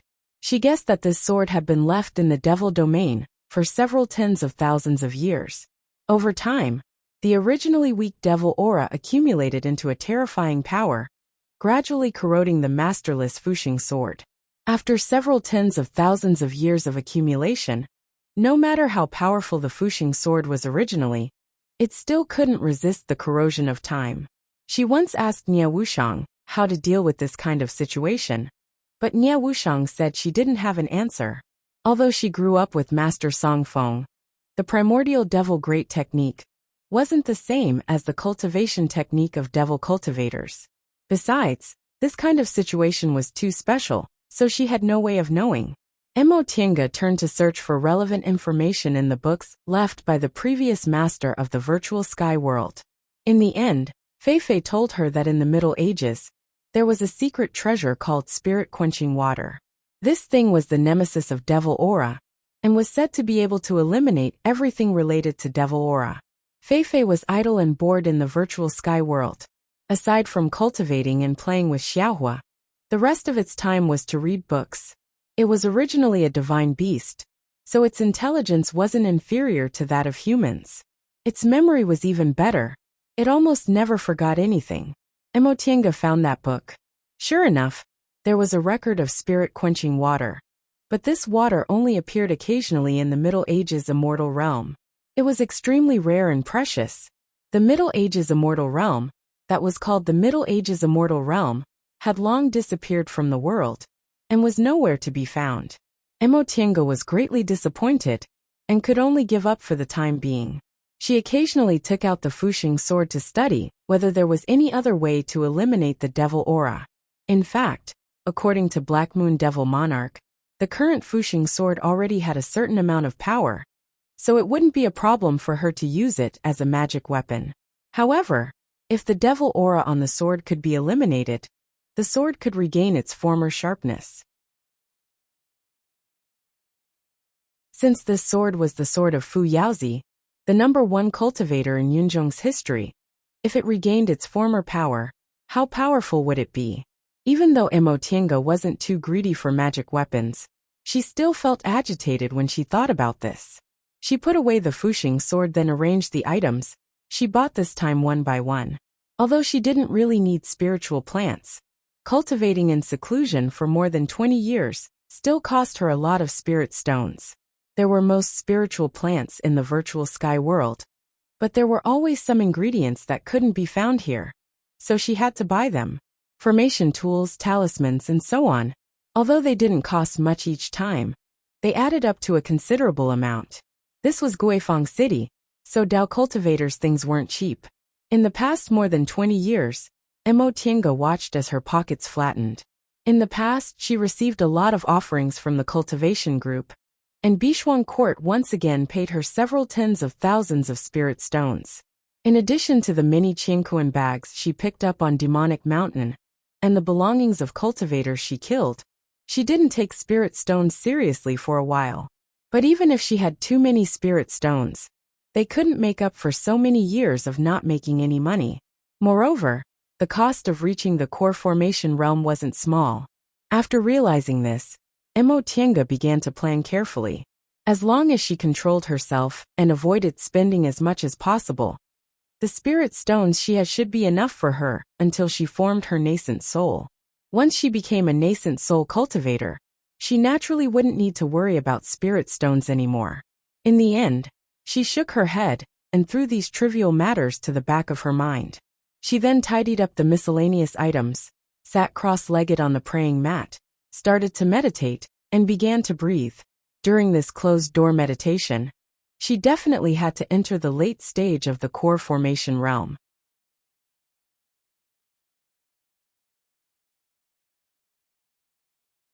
Chapter 429. In the sky above Guifang City, several people were standing in the air where the fog lingered. These people were all wearing monk robes and straw shoes. They were bald and scarred, holding Buddhist staffs and dressed like monks. However, the color and style of their kasayas were slightly different. Among them, the one with the most exquisite kasaya and the strongest momentum was an old monk with white eyebrows and a white beard. This old monk was sitting cross-legged on the lotus platform with his palms together and his eyes closed. He was surrounded by other monks with Buddhist beads hanging in front of his chest. "Jueshin, is it here?" the old monk asked. When he asked, his eyes were still closed, his face was calm, and he didn't move at all.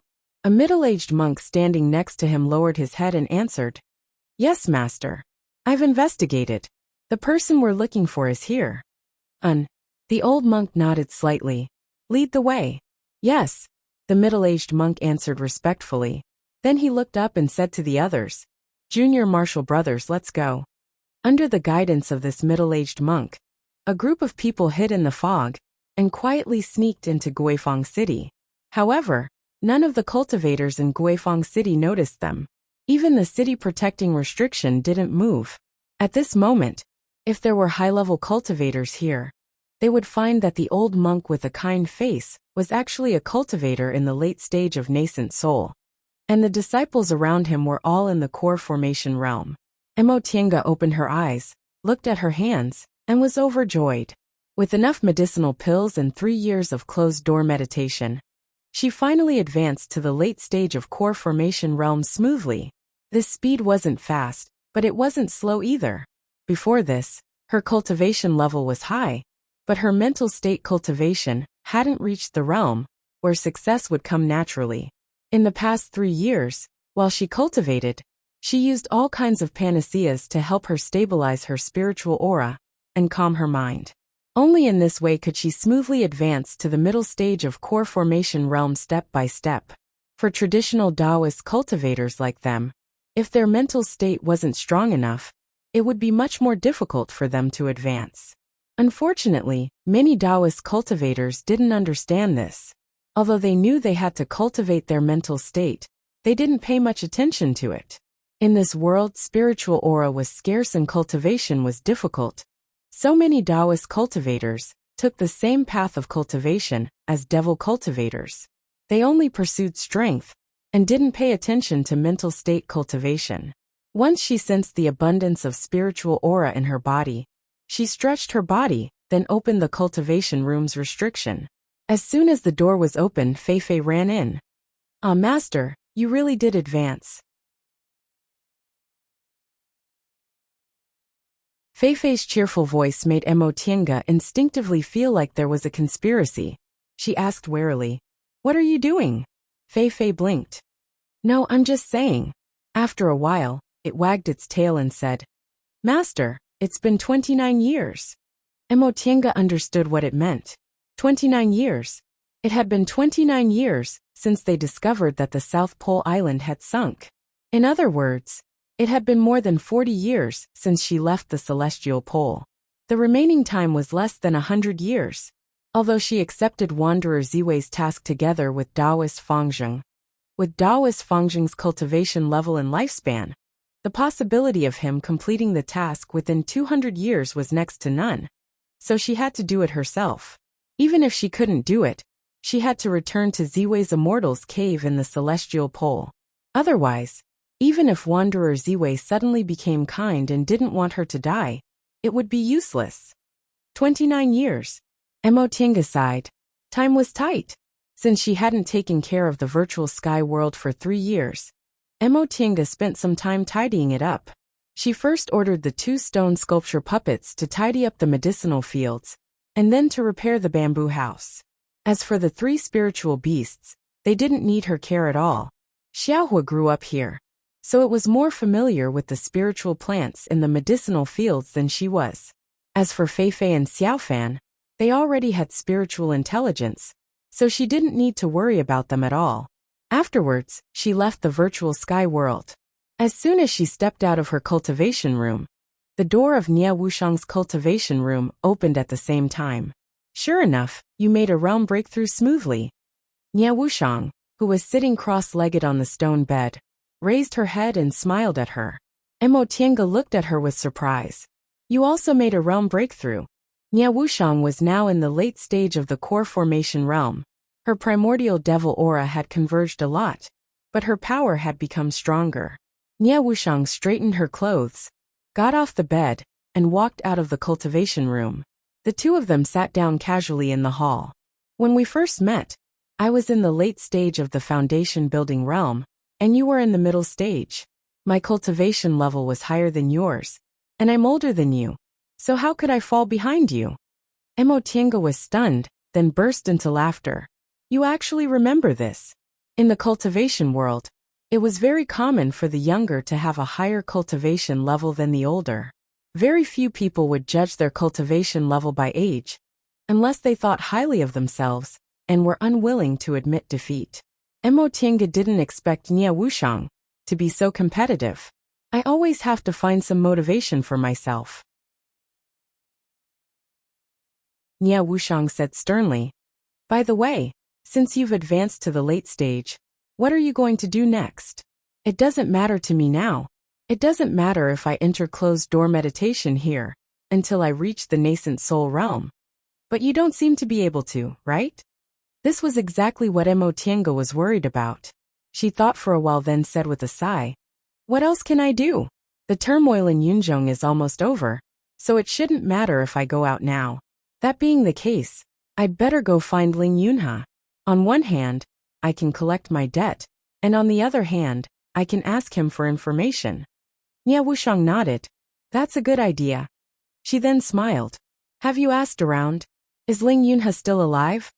This, Emo Tiange also didn't know. In Guifang City, the news she heard were all mixed. Eastern Tang was, after all, a bit far away. Even if Juyan sect was the #1 sect in Yunzhong, devil cultivators didn't have much interest in its sect head. However, Ling Yunhe shouldn't be that unlucky, right? No matter what, he's the sect head of Juyan sect, and he's favored by the elders. He shouldn't have been sacrificed, right? Probably. Nie Wuxiang shrugged. She didn't care about Ling Yunhe. In any case, the debt he owed her wasn't very useful now. When are you going to leave? Probably. Just as she was about to say something, she suddenly felt a chill on her back. She and Nie Wuxiang looked at the door at the same time, looking vigilant. There's someone, Nie Wuxiang said in a low voice. Mo Tiange nodded lightly, stood up, and completely activated the restrictions around the cave. At the same time, she spread her divine sense. They're coming for us, she said. It was very easy to distinguish this point. The cave they chose was very remote. Although there were other cultivators living in the surroundings, they laid restrictions and didn't receive any voice transmissions. So those cultivators were smart enough not to disturb them. But now, there were several auras outside that were heading straight for their cave abode. Among them, there was one aura that was even more shocking. Nascent soul cultivator. Nie Wuxiang also sensed it, and her expression was a bit strange. Why are there nascent soul cultivators? Moreover, their auras are extremely strong. They don't seem to be ordinary people. They lived with nascent soul cultivators all year round. So based on their experience, it was very easy to distinguish between the early stage and the late stage of the nascent soul realm. This person's aura was definitely that of a late-stage nascent soul cultivator. Moreover, his aura was deliberately restrained, and he was deliberately coming for them. Now, they wouldn't believe it if they said they were being too sensitive. As expected, those people finally stopped in front of their cave abode. Zhu Xan. The old monk on the lotus throne called out with his eyes closed. He didn't move at all. Yes, master. The middle-aged monk whose Buddhist name was Zhu Xan answered respectfully. Without needing any instructions, he already stood out. Zhu Xan stood in front of the cave's stone door and said loudly, "Benefactors in the cave, we monks from Mount Baifu's Huayan Temple take the liberty to ask for an audience." The monk's voice wasn't loud, but his breath was steady. His voice was like a heavy bell, entering the ears of the two people inside the cave. After a while, there was still no movement. The monk spoke again. "Two benefactors. We are monks from Mount Baifu's Huayan Temple. We take the liberty to request an audience with you." His tone was neither hurried nor slow, but there was a hint of grandeur in it. A moment later, the cave's stone door was finally opened. Two women appeared in front of the monks. One of them was black and the other was white, a Taoist and a devil. Mo Tiange stood half a step ahead of Nie Wuxiang. Her gaze swept over the monks in front of her, and finally fell on the late-stage nascent soul old monk. She saluted him and said, "Greetings to Senior Buddhist. May I know why masters have graced us with their presence?" The late-stage nascent soul old monk still had his eyes closed and didn't answer. Monk Zhu Xan, who shouted just now, also didn't say anything. All the monks' gazes fell on the young monk standing on the side with his head lowered and his palms clasped together. The tall young monk raised his head, and his gaze fell on Mo Tiange. He took 2 steps forward and stood next to monk Zhu Xan. Soon after, he cupped his hands and saluted Mo Tiange. "Benefactor, do you still remember this poor monk?" Upon hearing what he said, Mo Tiange stared at the monk with a slight frown. This monk didn't look different from the others. He was wearing the same monk's robe and straw shoes, had a respectful attitude, and was in the early stage of the core formation realm. Among this group of monks, he didn't stand out at all. However, when Mo Tiange looked at him, she felt a sense of familiarity. This feeling wasn't strong, which meant this person definitely wasn't someone she had a deep impression of. Maybe they only met once or twice, and it was a long time ago. Seeing that she didn't answer, the monk said again, 40 years ago, when I was still in the middle stage of the foundation building realm, I offended Benefactor in Sky Snow City. Benefactor, do you still remember? 40 years ago, Sky Snow City. Mo Tiange hadn't seen many cultivators in Yunzhong, and Buddhist cultivators were even fewer. Upon hearing what he said, Her eyes suddenly widened. So it's you. Seeing that she recognized him, the monk smiled. His attitude was still calm. I am. It's been many years since we last met. Benefactor, how have you been? Emotinga took a deep breath, then turned around and gave Nia Wuxiang a meaningful glance. Her meaning was, these people are coming for me. She already remembered who this person was. 40 years ago, there were 2 foundation building cultivators who tried to rob her in Sky Snow City. One of them spoke rudely and was killed by her, while the other one had a good character, so she let him go. It was from them that she obtained the inescapable net. Thinking about the inescapable net, Emotinga already understood why these people were looking at her. The inescapable net in her hands must be the sacred Buddhist relic left behind by Great Master Huiyin. It wasn't an imitation. It was the real deal. She didn't answer. Instead, she shifted her gaze to the old monk Yuanho, whose eyes were still closed. The old monk had a smile on his face and a kind countenance, but he didn't say anything. May I ask who you are, great masters? The middle-aged monk Ju Xan chanted the name of Buddha, then said, Benefactor, we're disciples of Mount Baifu's Huayan Temple. This is this poor monk's master, and also our temple's Puji the Venerable. His Dharma name is Wuming. This poor monk's Dharma name is Ju Xian. And these are my junior martial brothers. This is Ju Wu. In the end, he deliberately pointed at the young monk who spoke to her before. Emotinga nodded slightly. Although the other party didn't come with good intentions, his attitude was very polite, so she couldn't be rude. She cupped her hands and said, I'm from the outer endless sea. My surname is Qin, and my given name is Wei. This is my good friend Tiancan. Presumably, Great Master's purpose in coming here has nothing to do with her, right?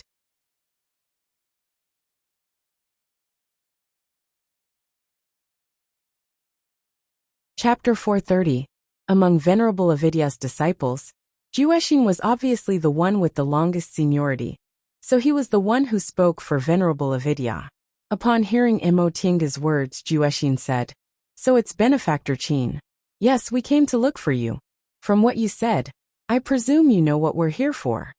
Emotinga said faintly, I didn't at first, but I guessed after seeing your junior martial brother. Juexin put his palms together and bowed. Since that's the case, I wonder if Benefactor Qin is willing to return the original item? Emotinga didn't answer immediately. She first looked at Juexin, then at Juexin, who had his head lowered, and finally at Venerable Avidya, who had been smiling with his eyes closed. Venerable Avidya was a respectful title in Buddhism. Only nascent soul cultivators with extraordinary strength could be granted this title. Ordinary nascent soul cultivators were only called venerables. It seemed this Venerable Avidya had an extraordinary position in Huayan Temple. However, she was very curious. Since this Buddhist cultivator's Dharma name was Avidya, and his eyes were closed, could he really not see? Looking at the situation in front of her, Emotinga weighed the situation and said, Venerable Avidya masters, to be honest, if Master Juexin hadn't come, I would have long forgotten about this matter. Now that I've met Master Juexin, I know what happened that year was unusual. Seeing that Juexin wanted to say something, she raised her hand and continued, I'm not interested in other people's sect matters. However, I believe Master Juexin has already explained what happened that year to the other masters. Since that's the case, shouldn't you give us an explanation for the items you're asking for? Her words were neither servile nor overbearing. She didn't become submissive because of Venerable Avidya's power, nor did she admit that they were unlucky because they had more people. For a moment, the monks were speechless. Juexin probably also felt it was inconvenient to answer, so he turned to look at his master behind him. Venerable Avidya still had his eyes closed and a smile on his face. This made Juexin a bit uncertain. He turned back and said hesitantly, Benefactor Qin, this matter. Juexin. Venerable Avidya, who had been silent, suddenly said, Let Master say it. Juexin hastily turned around and bowed respectfully. Yes, Master. He then stood to the side. Benefactor Qin. Revered Wu Ming's eyes remained closed the entire time. His voice was neither fast nor slow, What happened in the past was related to the internal affairs of my temple, so it was inconvenient for me to explain it to you. I ask that you forgive me. This revered Wu Ming was a late-stage nascent soul cultivator, but he was actually so polite to a mere core formation cultivator. Emo Tiange was very surprised.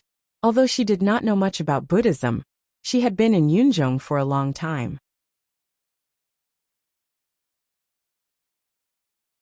She knew that the rules of Buddhism were very different from those of Dao sects. Buddhist cultivators were very strict. Although the one with the highest cultivation level was still respected, they all judged right and wrong based on reason. It was also because of this that she had the guts to say these words in front of these people. However, she did not expect a late nascent soul cultivator, like Reverend Avidya, to treat others with such politeness. This made her a little embarrassed. Senior, Emo Tiange cupped her fists and said, Junior has no intention of prying into the affairs of your esteemed temple. It's just that you've come to my immortal's cave with such a great commotion, and you even want to ask for magic weapons, so you must give me an explanation. This old monk understands benefactor's intention. Revered Avidya had a smile on his face and a calm expression on his face. Normally, it was my Huayan temple's disciples who offended benefactor first, so benefactor is not at fault. However, benefactor killed one of my temple's disciples and took away my temple's magic weapon, so this matter can be considered even. What do you think? Upon hearing what he said, Emo Tiange wrinkled her brows slightly. Just a moment ago, she thought this revered Avidya's attitude was amiable and didn't have the slightest domineering characteristic of late nascent soul cultivators. However, his words were rather thought-provoking. What happened that day was originally because two Huayan temple's disciples schemed against her first. Even if she killed both of them, it wouldn't be considered a mistake. However, she didn't kill them all. Not only did she leave a way out for Ju Wu, but she also didn't seize his Qinquan bag. She only took away the magic weapon that schemed against her. She was already being merciful. That being the case, since this group of people came to ask for the magic weapon, they should apologize to her. However, this old monk said they offended her, so she also killed them and took their treasures, so they were even. This was a bit confusing, right and wrong. Emo Tiange thought in her heart that a late nascent soul cultivator was a late nascent soul cultivator after all. No matter how amiable he was, he still wasn't willing to lose face in front of his juniors. However, this actually aroused her temper, and she couldn't help but want to argue with this revered Avidya. With that thought in mind, Emo Tiange revealed a smile and said, What Senior said makes sense. Seeing that she agreed, revered Avidya continued to say, Since benefactor doesn't have any objections, could you return our temple's magic weapon? Heh. Emo Tiange chuckled. She stared at revered Avidya in front of her and said unhurriedly, Senior just said that two of your temple's disciples offended me first, so it's not wrong for me to kill one of them and take away the magic weapon, right? Revered Avidya nodded. Yes. That being the case between me and your temple, there's no longer a problem of who owes whom, right? Revered Avidya paused for a moment before answering, correct. Emo Tiange smiled.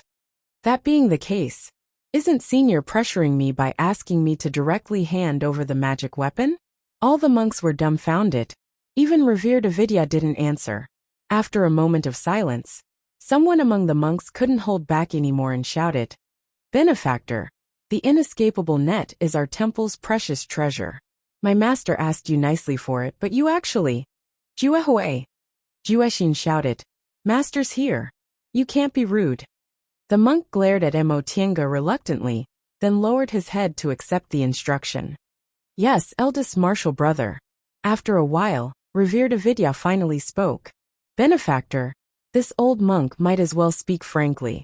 Keeping that magic weapon in your hands is a disaster, not a blessing.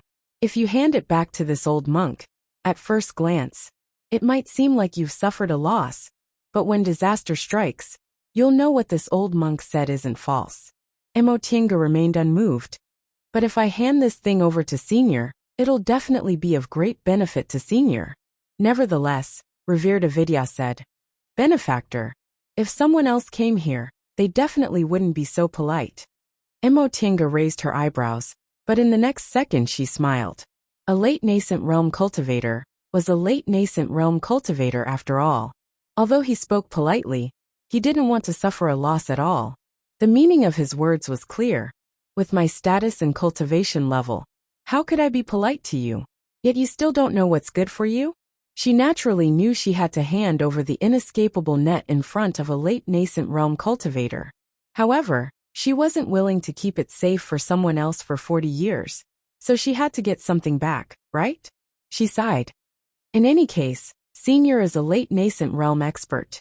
Do you really want to be calculative with a small cultivator like me? Upon hearing this, Revered Avidya paused for a moment, then suddenly smiled. From the moment he appeared until just now, his expression had been benevolent, and his words had been gentle, maintaining the demeanor of a senior eminent monk. It wasn't until now that he finally showed a little bit of humanity. With his eyes still closed, he said with a smile, "It's my fault as a senior. Little fellow Taoist, what benefit do you want? Just tell me directly." From benefactor to little fellow Taoist, the way this revered Avidya addressed her was undoubtedly one step closer. Emotinga knew her behavior didn't annoy him. In fact, he even had a little favorable impression of her, which made her feel relieved.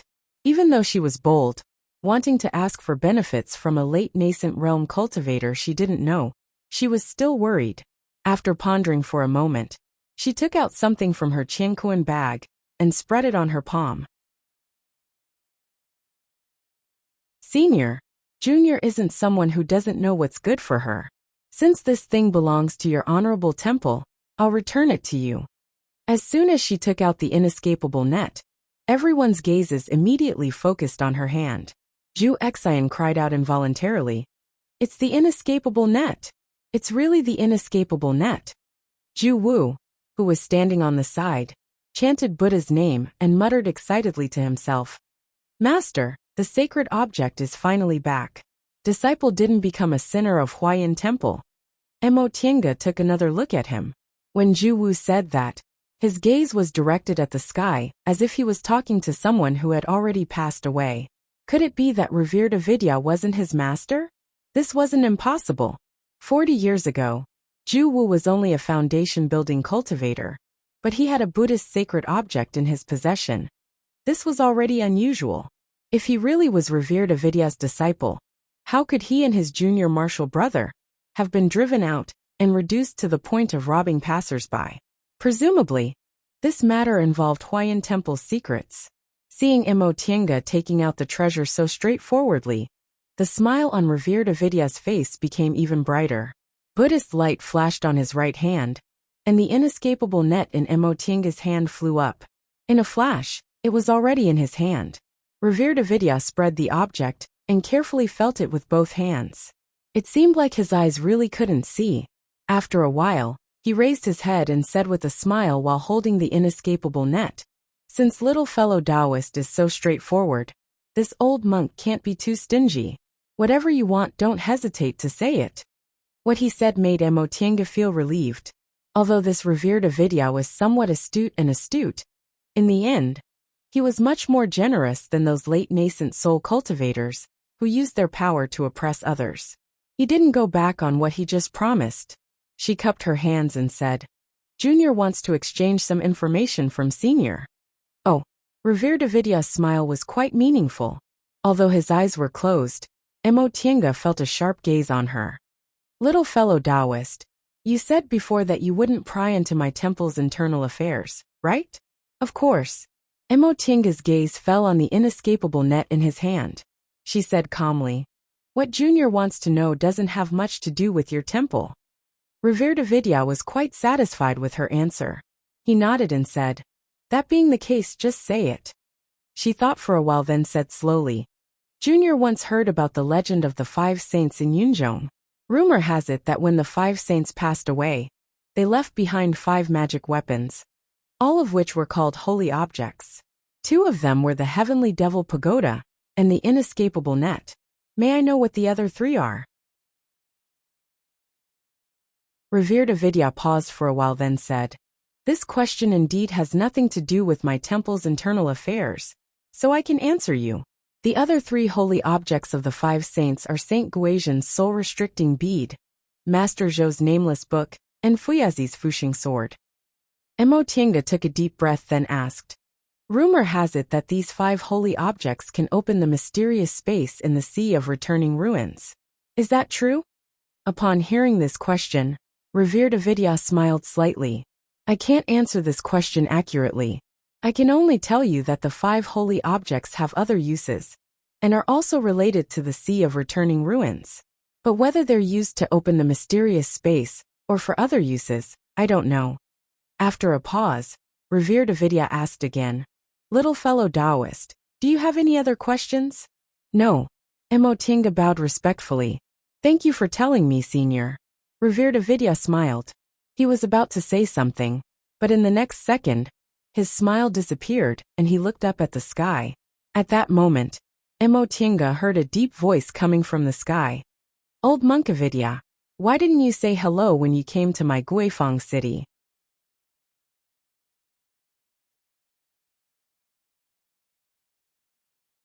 Chapter 431. Mo Tiange raised her head and looked at the source of the voice. Before long, a group of people appeared out of nowhere in the sky filled with devil aura. Late-stage nascent soul, Nia Wushang murmured, her eyes falling on the leading cultivator. If they weren't sure this person was in the late stage of nascent soul, they would never think he was Guifang City Lord, one of the 3 great devil monarchs of Yunzhong demonic path. This Guifang demonic monarch looked like he was in his 30s or 40s. He was thin, had a pale face, and had a gentle bearing. There was no devil aura on his body, but he was elegant like a teacher in the secular world. However, his momentum was extremely strong, not weaker than that of Venerable Avidya. In Guifang City, who could have such momentum except for Guifang demonic monarch? Moreover, Mo Tiange saw Yang Qingji standing behind him at a glance. Fellow Taoist Guifang.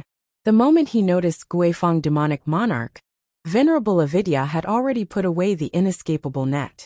He put his palms together with a smile and said, I'm just passing by. I have important things to do, so it's not convenient for me to meet you. Hee.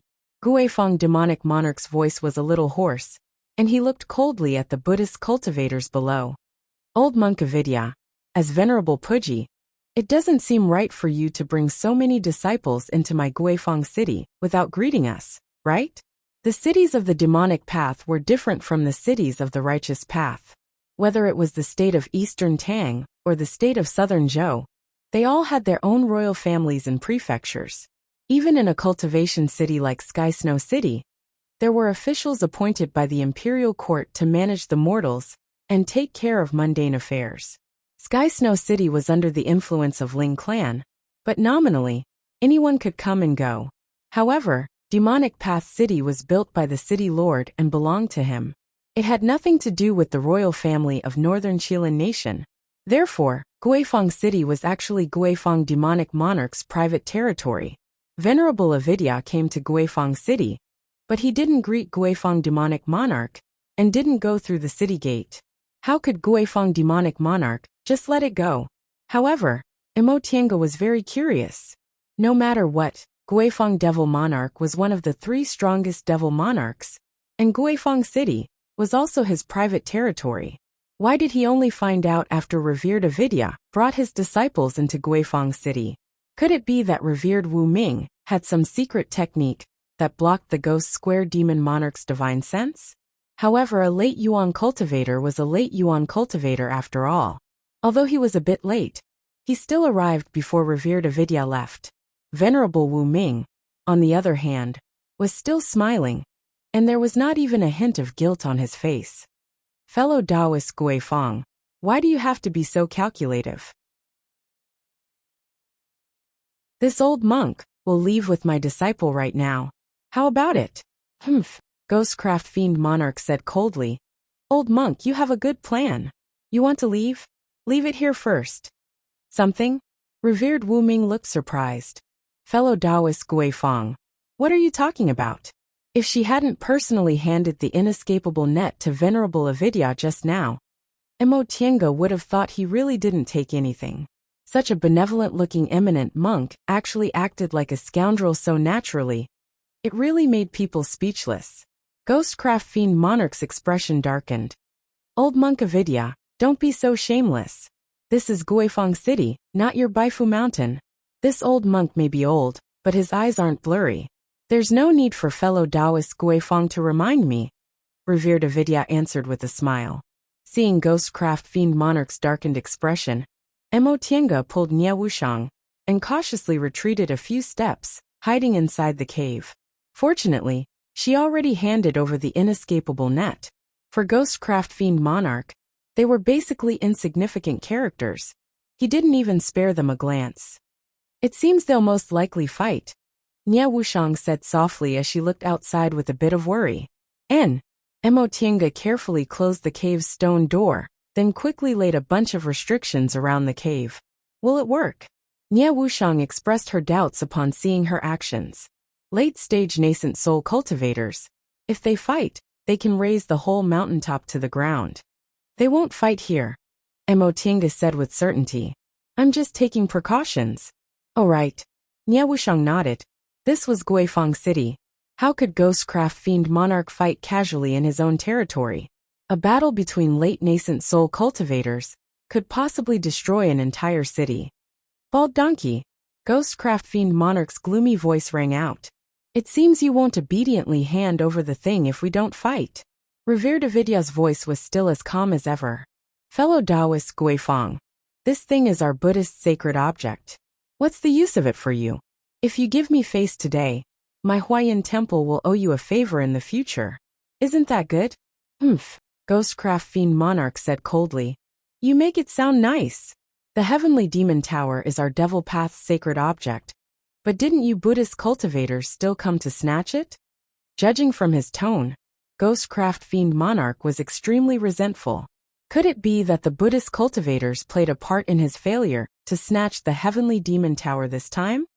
Fellow Taoist Guifang, revered Avidya dragged out his tone, as if he was patiently persuading him. The matter regarding the Heavenly Demon Tower was out of control in the end. We also had no choice. Now that it's over, it's useless to argue about it, isn't it? This old monk looks like an eminent monk, but how could he be so shameless? Nie Wuxiang said in a low voice. She could also be considered a devil path cultivator now, so she really couldn't stand revered Avidya's behavior.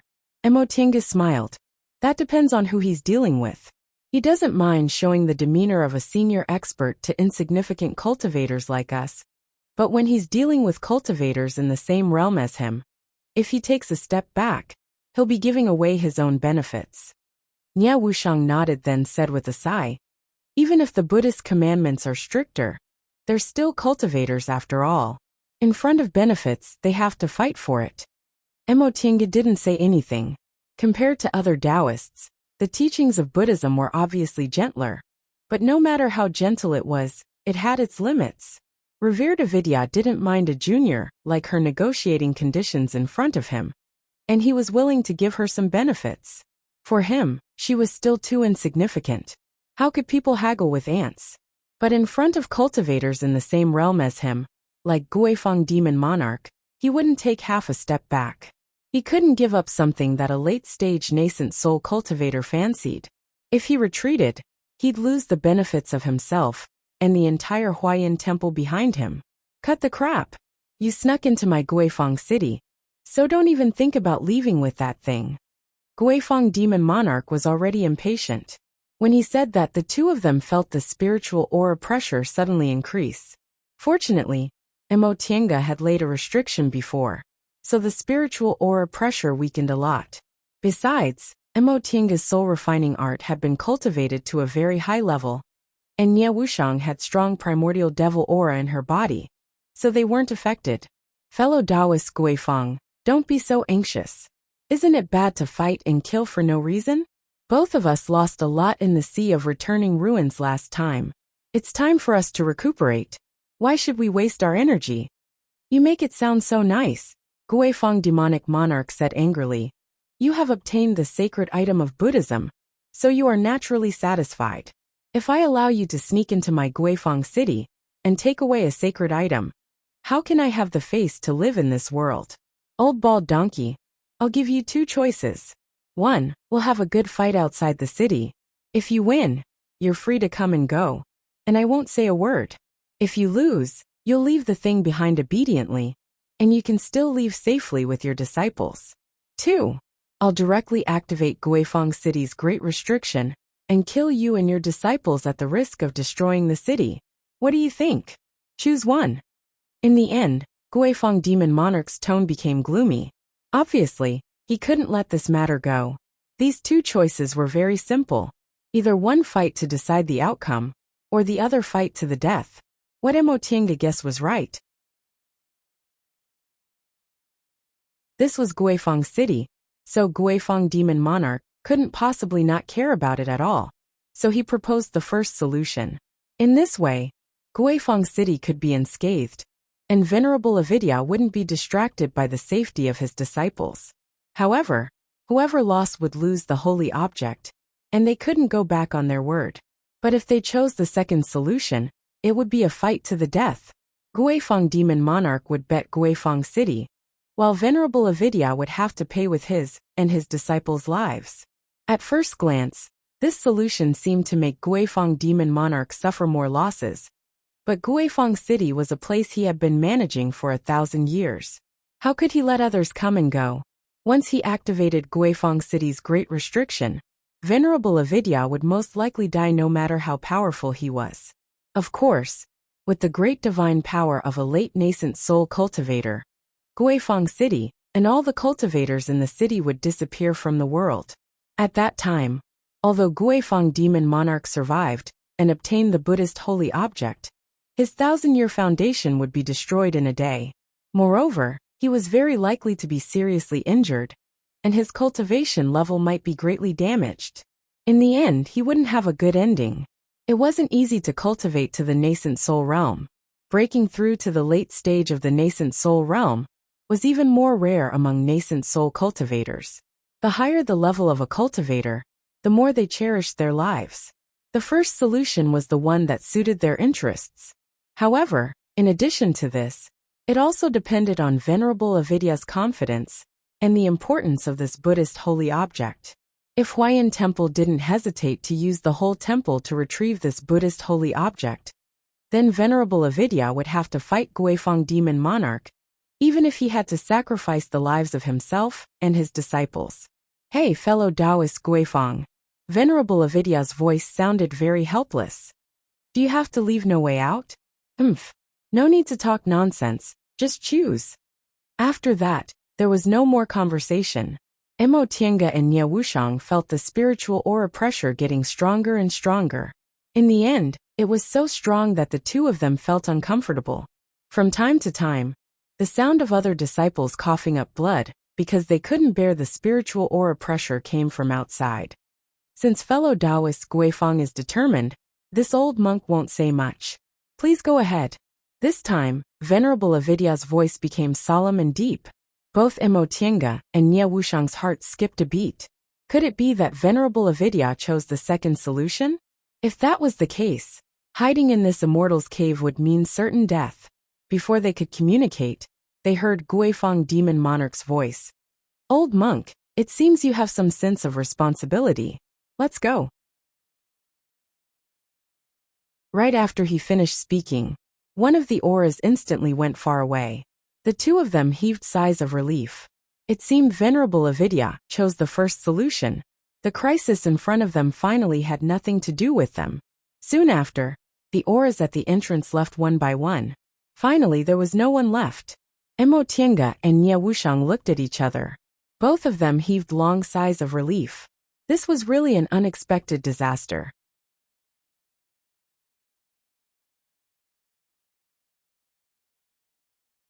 Chapter 432. Guifang Demon Monarch, Venerable Wu Ming, and the others all left, but Emotienga and Nie Wuxiang were still worried about this matter. Although a late nascent soul cultivator like Guifang Demon Monarch wouldn't take them seriously, other people in Guifang City might not. It would be fine if Guifang Demon Monarch won in this trip, but if he lost, his disciples and subordinates would probably come to trouble them. The two of them didn't return to the cultivation room for a while, but sat in the hall of the cave in silence. After a while, both of them were shocked and looked out of the cave. They both felt the amazing fluctuations coming from outside Guifang City. Obviously, the two late nascent soul cultivators had started to fight. The power of late nascent soul cultivators can't stop Guifang City, even if there are restrictions to protect the city. Nie Wuxiang sighed. Even they were affected, so it could be seen how strong the spiritual pressure was when the two of them fought. Nie Wuxiang was right. Guifang City was in a panic because of the spiritual pressure from the two late nascent soul cultivators.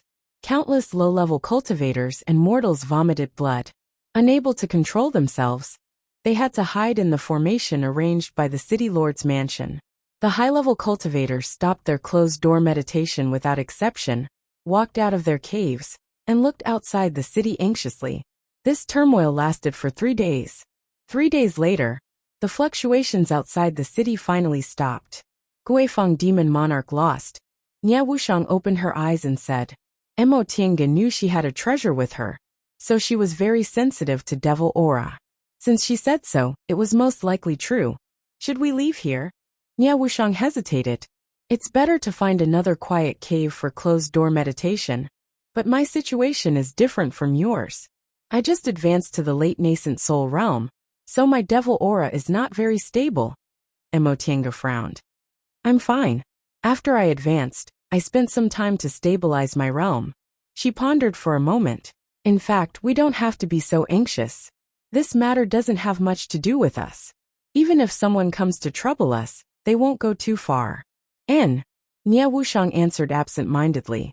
Logically speaking, although she was already in the late stage of the core formation realm, she was of no value to Guifang Demon Lord, a cultivator in the late stage of the nascent soul realm. And with the way Guifang Demon Lord governed Guifang City, he should not vent his anger on her. His disciples and subordinates should not go too far either.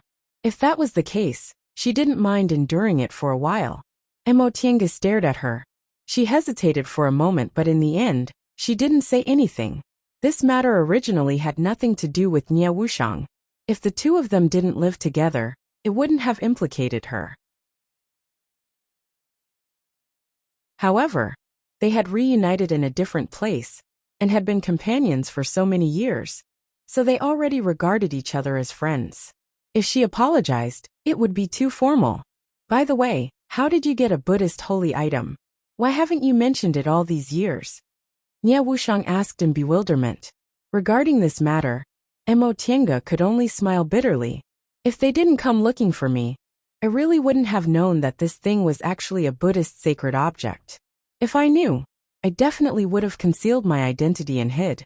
How could I have let them track me all the way here? Soon after, she briefly told Nie Wuxiang what happened 40 years ago. After figuring out the cause and effect, she wasn't surprised that the Buddhist cultivators tracked them here. That year, after she seized the inescapable net, she lived in Sky Snow City for a while, then went to Carefree Valley, Starfall City, and finally settled in Guifang City.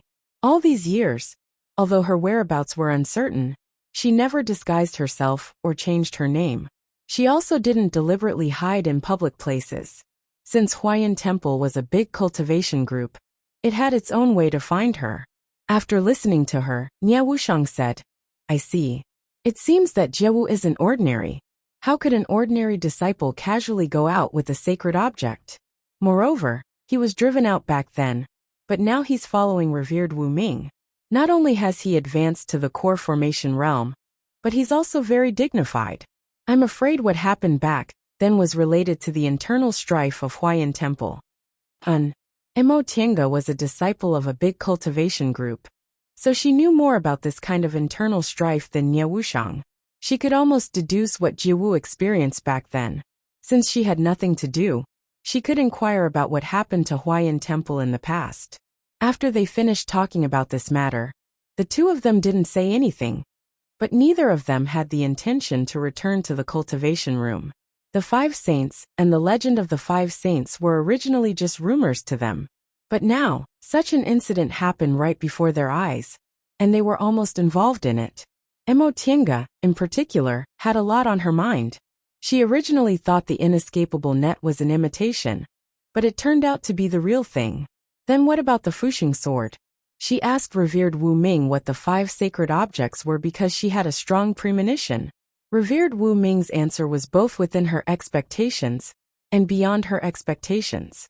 It was within her expectations because she had a premonition that the Fuxing sword might also be one. And it turned out it really was. It was beyond her expectations because she originally thought the legend of the 5 saints was very far away from her. But it turned out she actually had 2 sacred objects.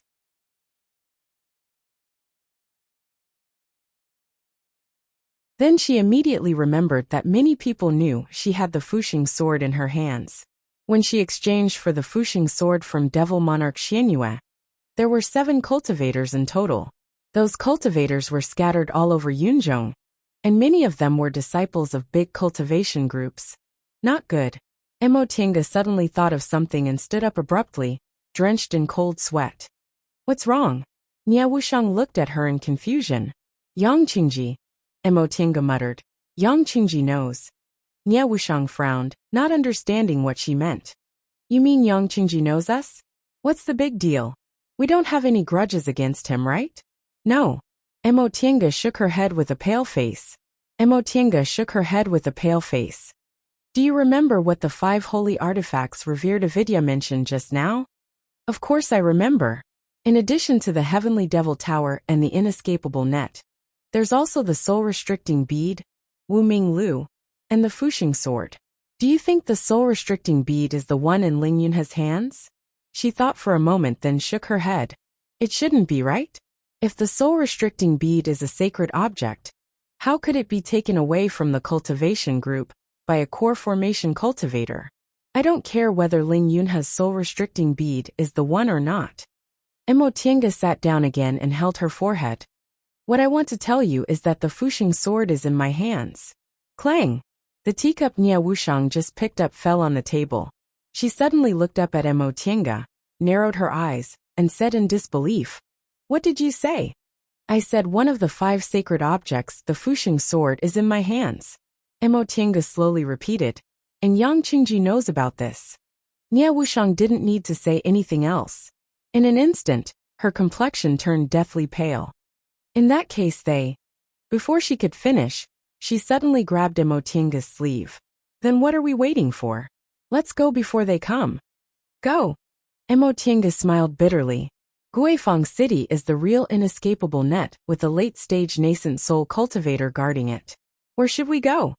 There was still only one answer. Enter the virtual sky world. But in that case, she would have to face the problem of how to explain to Nia Wuxiang. Upon hearing that, Nia Wuxiang let go of her hand dejectedly. Right.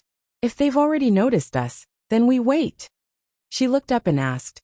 When revered Wu Ming answered this question, Yang Qingji wasn't there, right? Right.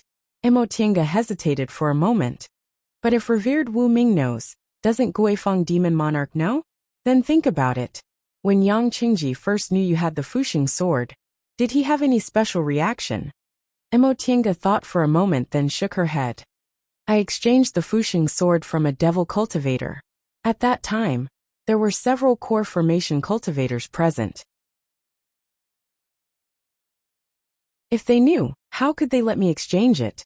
At that time, in their eyes, the Fuxing sword was just a very useless ancient treasure that lost its former power, but was still very famous.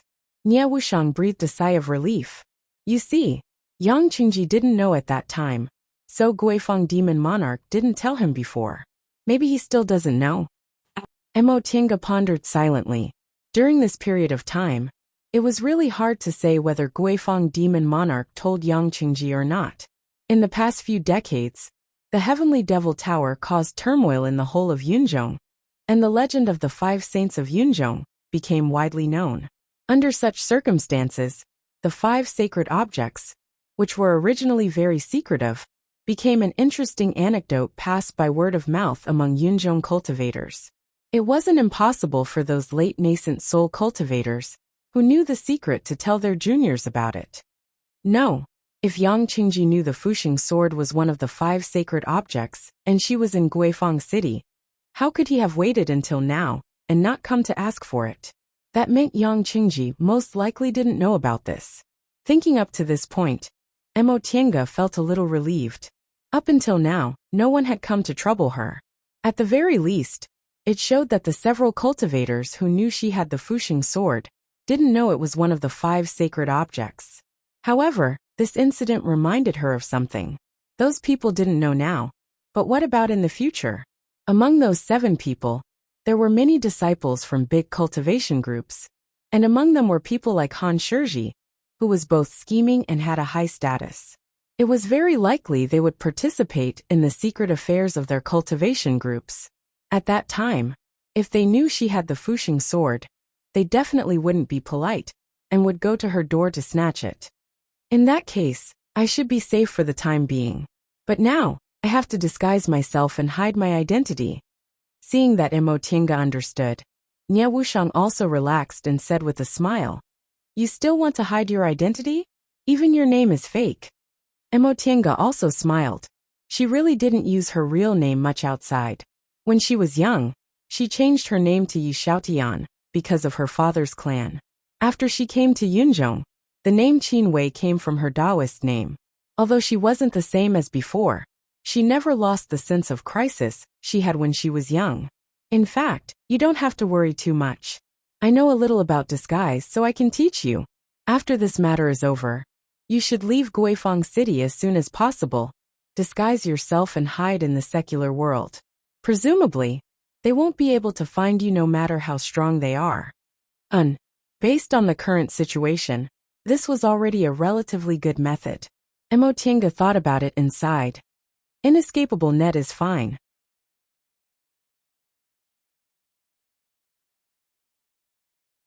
I got it by accident, and it was the original owner who came to ask for it, so I'll just hand it over. However, I got this Fuxing sword fair and square, so I'm really not willing to let them have it so easily. Otherwise, as long as I handed the thing over, I wouldn't have anything to do with it. Nie Wuxiang curled her lips. What are you talking about? You're good at everything, but you're too unambitious. If there's something good, it'll be a waste not to take it, and it'll be a waste not to snatch it. Whoever is stronger and luckier will get it. Unless it's absolutely necessary, why should I give it to them? Mo Tiange smiled bitterly. Although she had left Master Songfeng, Nie Wuxiang's way of thinking was deeply influenced by Master Songfeng, who was much more overbearing than her. In fact, she didn't want to give it to them, but she was more afraid of trouble. In any case, as long as the Fuxing sword was in her hands, danger would always follow her. After a few days, if Guifang Demon Monarch didn't come to trouble her, she could leave Guifang City. In addition, she also had to find a chance to go to Nanzhou and see Venerable Avidya. When she handed the inescapable net to Venerable Avidya, she still had a question she wanted to ask, but it wasn't convenient for her to say it out loud, so she just transmitted her voice to him, saying she would ask him in private. Later, Guifang Demon Monarch just happened to arrive, so Venerable Avidya didn't answer. However, since she handed over the inescapable net so straightforwardly and didn't make any excessive requests, Venerable Avidya presumably wouldn't refuse.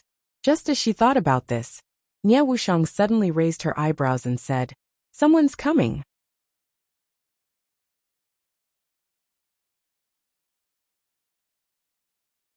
Chapter 433.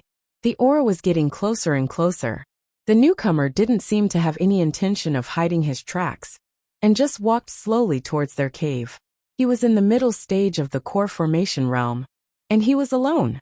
Yang Qingji, Mo Tiange and Nie Wuxiang looked at each other, and guessed at the same time. The answer was soon revealed. Yang Qingji's voice came from outside. "Fellow Taoists, old friends meet again. You don't mind meeting me, right?" Yang Qingji's real voice was clear and a little sharp, but his attitude was always so arrogant. His voice, which was supposed to be pleasant to listen to, always had a hint of impatience in it, which made people unhappy. Nie Wuxiang asked with her eyes. Mo Tiange pondered for a while then nodded. Yang Qingji coming alone was already very clear. He shouldn't be looking for trouble. Although they didn't have any friendship with Yang Qingji, they didn't have any grudges either. After Mo Tiange removed the restriction, Nie Wuxiang opened the cave. Yang Qingji was standing outside, dressed in black, without a mask, and without any magic weapon in his hands. Seeing the two of them, he first nodded to Mo Tiange. Fellow Taoist Qin. Mo Tiange smiled. He was so casual, so she didn't salute him. Fellow Taoist Yang, long time no see. Then Yang Qingji's gaze fell on Nie Wuxiang. His eyes were cold. After staring for a while he said, "You must be fellow Taoist Tianqian, right? I didn't know fellow Taoist Tianqian was a woman disguised as a man." Nie Wuxiang wasn't wearing a mask or a disguise, so her gender was obvious at first glance. She also didn't want to hide it anymore. That day in Carefree Valley, she just happened to disguise herself to avoid being tracked by Tianyan sect. It wasn't intentional. Fellow Taoist Yang has a good eye, Nie Wuxiang said faintly, not intending to oppose him. In Carefree Valley, she only mocked Yang Qingji because she disliked his behavior. She really didn't need to remember such a trivial matter until now. Unfortunately, Yang Qingji obviously didn't think so. He raised the corner of his mouth, looking like he was smiling, but his eyes were gloomy and his voice was full of sarcasm. "I really can't tell. Fellow Taoist Tianqian not only has a fake appearance, but also a fake gender and cultivation level. You're obviously a devil cultivator, but your disguise is so flawless. I just don't know if his name and identity are also fake." Upon hearing such provocative words, Nie Wuxiang just indifferently glanced at him and said, "Whether it's true or false, what does it have to do with fellow Taoist Yang? If fellow Taoist Yang is so free, why don't you think about how to take back the sacred object?" Yang Qingji was fuming with anger at her attitude. She was clearly mocking him for not doing his job properly. It was childish and ridiculous. Mo Tiange sighed inwardly. She hadn't seen him for several decades. But why was this fellow Taoist Yang still so angry? Aside from mocking her a few times, Nie Wuxiang hadn't really offended him. "Fellow Taoist Yang," she promptly interrupted. "It's been many years since we last met. I wonder if fellow Taoist has any important matters to discuss with me this time?" Hearing her voice, Yang Qingji became a little more rational, and he said lightly, "You two have been in Guifang City for many years, but I didn't know. Today, I specially came to pay a visit. Fellow Taoist Qin, you don't have any objections, right?" Mo Tiange paused for a moment then said, "Of course I don't have any objections." He thought to himself, why are Yang Qingji's words so unpleasant? If you want to visit, then visit. Would it kill you to say some polite words? "Fellow Taoist Yang, please come in. This immortal's cave is simple and crude, so I'm sorry for not being a good host. Please don't take offense." Hearing what Mo Tiange said, Yang Qingji swaggered into the immortal's cave and sat down. He still didn't say any polite words. However, no matter how rude he was, Mo Tiange didn't mind. It was fine as long as he didn't come for the supporting sword. The three of them sat down. Yang Qingji sized up this simple immortal's cave with a critical gaze. Nie Wuxiang was bored, and Mo Tiange was full of doubts. After a while, Yang Qingji finally finished sizing up the place. He picked up the teacup and took a sip then said, "Fellow Taoists, since you came to Guifang City, why didn't you come to say hello? If it weren't for this coincidence, I wouldn't have known you two were here." Mo Tiange smiled and said, "Presumably, your master has already investigated. When fellow Taoist Tianqian and I came here, we were both injured, and were looking for a place to recuperate. Later, Yunzhong was in chaos, so it wasn't convenient for us to disturb you." Yang Qingji looked a little uncomfortable when he heard the word, investigated. He said he came to visit, but in fact, he was ordered by his master to see if there was anything unusual about these two people. After all, things like Buddhist sacred objects were obtained from them, so he had to be cautious. While he was drinking tea with his head lowered, he secretly glanced at Mo Tiange and Nie Wuxiang. He only felt relieved when he found that their expressions were normal, as if this kind of thing was common, and they didn't care about it at all. However, he was thinking too much, not to mention that they didn't have any friendship. Even if they did, it wouldn't be a big deal for them to come and probe them. when they encountered such a big event. Mo Tiange and Nie Wuxiang were used to it, so why would they care? This also showed that although Yang Qingji's master was complicated, he himself didn't understand the ways of the world. Fellow Taoist Yang. Since Yang Qingji didn't say anything for a long time, Mo Tiange had to break the silence first. We haven't seen each other for 40 years since we parted at Carefree Valley. I didn't expect you to advance to the middle stage smoothly. Congratulations. Yang Qingji said uncomfortably. Why are you so polite, fellow Taoist Qin? If you want to congratulate me, it's the two of you who advanced to the late stage. My achievement isn't worth mentioning. Mo Tiange said with a smile. How is it the same? Fellow Taoist Tianqian and I have been hiding in Guifang City all these years, and haven't gone out to gain experience. On the contrary, fellow Taoist Yang not only escaped from the turmoil in Heavenly Devil Tower, but also advanced. This is much better than us cultivating in seclusion. Although it was a compliment, Mo Tiange wasn't talking nonsense. They hadn't seen the situation in Yunzhong in the past few decades, but they knew how tragic it was from the news outside. It wasn't easy for Yang Qingji to survive in this kind of turmoil, and even advance successfully. Yang Qingji's expression became a lot better after hearing this. He showed a slight smile and said, Fellow Taoists, you're busy, so I won't waste your time. In fact, I came here for 2 reasons. First, I reunited with an old friend, so I came to visit. Second, fellow Taoist Qin actually has a Buddhist sacred object in your hands. I'm very curious, so. I see. Mo Tiange's expression was calm. She said with a smile.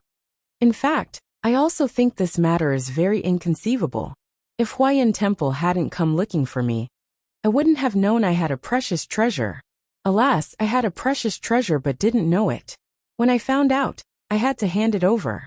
It's obvious that this thing really doesn't belong to me. It's useless to ask for more.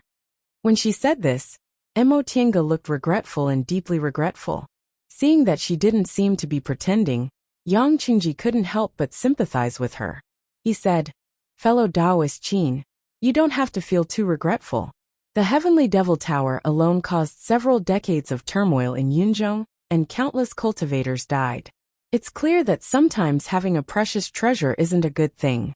Cultivators like us don't have enough strength to hold this kind of magic weapon, so it's better to hand it over. Otherwise, it's not worth it to lose our lives.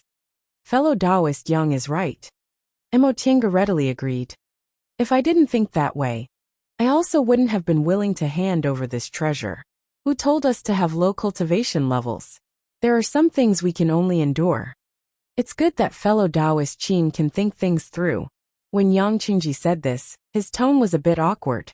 Once he finished speaking, he impatiently asked, May I know how fellow Taoist Qin obtained this Buddhist holy relic? Mo Tiange already knew she had to explain everything, so she didn't waste any time. She told them what happened 40 years ago. In the end, she said, Speaking of which, not long after, I met fellow Taoist Yang, but I don't know if fellow Taoist Yang was in Sky Snow City at that time. I see. Yang Qingji felt it was a pity. At that time, he seemed to be rushing to Sky Snow City, but unfortunately, he almost missed the holy relic. However, even if he ran into it, it would have been useless. At that time, he had no idea this thing was one of the 5 holy relic. Feeling there was nothing to ask about this matter, Yang Qingji changed the subject. May I know what fellow Taoists plan to do next? Seeing that Yang Qingji didn't ask any more questions, Mo Tiange breathed a sigh of relief and said with a smile, What else can I do? Fellow Taoist Yang also knows I'm not from Yunzhong. If it weren't for the turmoil in Yunzhong these past few decades, I would have left and returned to my hometown. Now that the turmoil has gradually subsided, I'll leave as soon as I finish dealing with my own affairs. Oh, I forgot. Speaking of which, fellow Taoist Qin, you've been in Yunzhong for a long time. You haven't returned for a long time. You must miss your family very much, right? Yes. Mo Tiange's eyes were filled with longing. Maybe they'll come to Yunzhong. What about fellow Taoist Tianqian? Yang Qingji shifted his gaze to Nie Wuxiang. Why haven't you spoken? Nie Wuxiang seemed to be lost in thought. Upon hearing his voice, she glanced at him and said faintly, "I don't like to talk. What do you want to ask fellow Taoist Yang?" Yang Qingji frowned slightly and repeated his question. "May I know what fellow Taoist Tianqin plans to do next? Do you want to leave Guifang City?" Nie Wuxiang was silent for a moment before she answered. "I can't answer fellow Taoist Yang for the time being. I've always done things as I please. I might leave tomorrow, or I might stay here for a few more years." She really couldn't make up her mind. Although the matter of the Buddhist holy relic had nothing to do with them, it was hard to say what consequences it would have. But if she left in her current state, it wouldn't be appropriate. Seeing that the atmosphere was a bit strange, Emotinga smiled and said, "Fellow Taoist Yang only asked about us. But I wonder what your plans are? We've been in Guifang City all these years. I heard you're the disciple most likely to advance to the nascent soul realm under your master. And you're very valued. Once you advance to the nascent soul realm, you might inherit the position of the city lord. It's really worth celebrating." When this matter was brought up, Yang Qingji didn't look happy at all. He said faintly, "Fellow Taoist Qin is considerate. Unfortunately, this isn't what I want." Upon hearing his words and tone, Mo Tiange really wanted to step on Yang Qingji's face. Even if he still looked like a teenager, he was already a core formation cultivator. No matter how young he was, he'd lived for more than 100 years.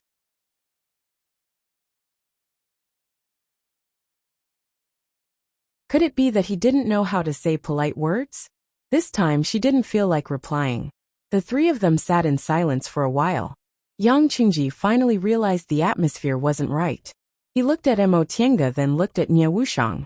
He wanted to say something, but in the end, he swallowed his words and said gloomily, "Fellow Taoists, it seems you have something to do, so I'll take my leave first. I'll visit you again later if I have the chance." Upon hearing what he said, Mo Tiange and Nie Wuxiang finally smiled and stood up to see him off. "Fellow Taoist Yang, please go ahead. We'll meet again if there's a chance." Yang Qingji looked at Nie Wuxiang's rare smile and felt even more depressed. He casually cupped his hands, then stood up to leave.